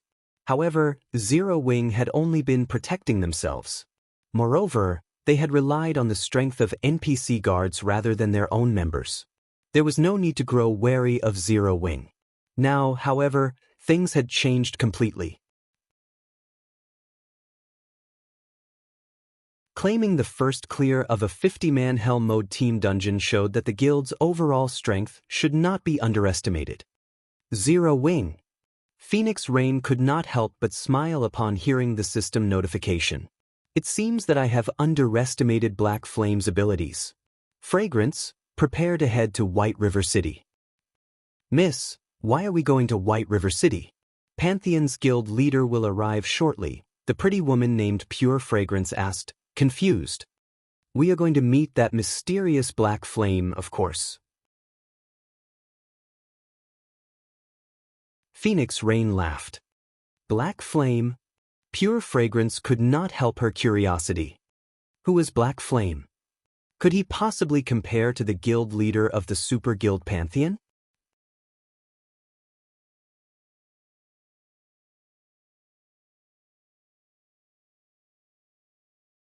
Chapter 627, Divine Bluefire Shield. As the outside world reacted to Zero Wing's achievement, Shifeng busied himself with arranging the Bluefire Crow King's loot. System: Hell Mode Ruins of the Crow God has been cleared for the first time. Loot increased by 100%. Divine Providence would already increase the loot from the Bluefire Crow King. Now that the loot had doubled, items covered the ground. With a single glance, one could count more than 30 items, though the majority consisted of various rare materials. Is this the loot of a large-scale Hell Mode team dungeon? Blackie's eyes shone with wonder as his jaw hit the ground. Although Shifeng had yet to appraise the dropped items, based on their majestic appearances and magical rune engravings, it was obvious that the weapons and equipment that had dropped were anything but ordinary. Secret silver items couldn't even compare to these. Moreover, the Bluefire Crow King was a level 30 Great Lord, so everything it dropped would be level 30. To the team members who still wore level 25 equipment, this was a massive haul. Zero Wing had quite a few level 30 items now. After all, as the members of the guild's main force were mostly level 29 or level 30, they could raid level 30, 6-man party dungeons, 10-man team dungeons, and even 20-man team dungeons. Only, the quality and attributes of the equipment they obtained was not particularly good. Most were bronze or mysterious iron rank, and very little of their loot was secret silver rank or above. Every increase in 5 levels for equipment was the equivalent of a single increase in quality rank. If one could equip a piece of level 30 fine gold equipment, it would be the equivalent of equipping a piece of level 25 dark gold equipment. If they equipped a piece of level 30 dark gold equipment, that was the equivalent of wearing a level 25 item with attributes that were extremely close to epic rank. Currently, most of the top-tier weapons and equipment the various large guilds possessed was level 25 fine gold rank. Very few had any dark gold items. In addition, there were also level 30 secret silver rank and extremely few fine gold items. If Zero Wing had level 30 dark gold equipment, it would be considered the best equipment beneath epic equipment and tier 1 set equipment. Although combat techniques were important, a player's basic attributes were equally so. Meanwhile, not only had their team just defeated a level 30 Great Lord, but its drop rate had also increased by 100%. It was natural for the boss to drop a few level 30 dark gold equipment. After picking up all of the loot, Shifeng began appraising the weapons and equipment. Meanwhile, Aqua Rose began distributing the guild contribution points for successfully raiding the dungeon. All raid members would get priority to purchase the weapons and equipment from their dungeon raids with guild contribution points. If nobody wanted the items, only then would they occupy the guild warehouse with a reasonably high price tag, allowing other guild members to purchase them. After successfully raiding a Great Lord ranked boss, everyone received a bounty of guild contribution points. However, no one paid attention to the points they had just earned. Instead, their attention was focused on Shifeng, every one of them prepared to go for broke today. Within Zero Wing's main force, aside from players such as Fire Dance, Aqua Rose, Violet Cloud, Cola, Yiwumian, Blackie, Minor Wind, and a few others, none of their items could compare to the dropped equipment from a large-scale Hell Mode team dungeon. This was because Shifeng had given Fire Dance and the others a complete Tier 1 set equipment, the best equipment available for Tier 1 classes that was only inferior to Epic set equipment. Hence, until they became a Tier 2 class, they would not need to replace their equipment unless they procured a set of Epic set equipment for themselves.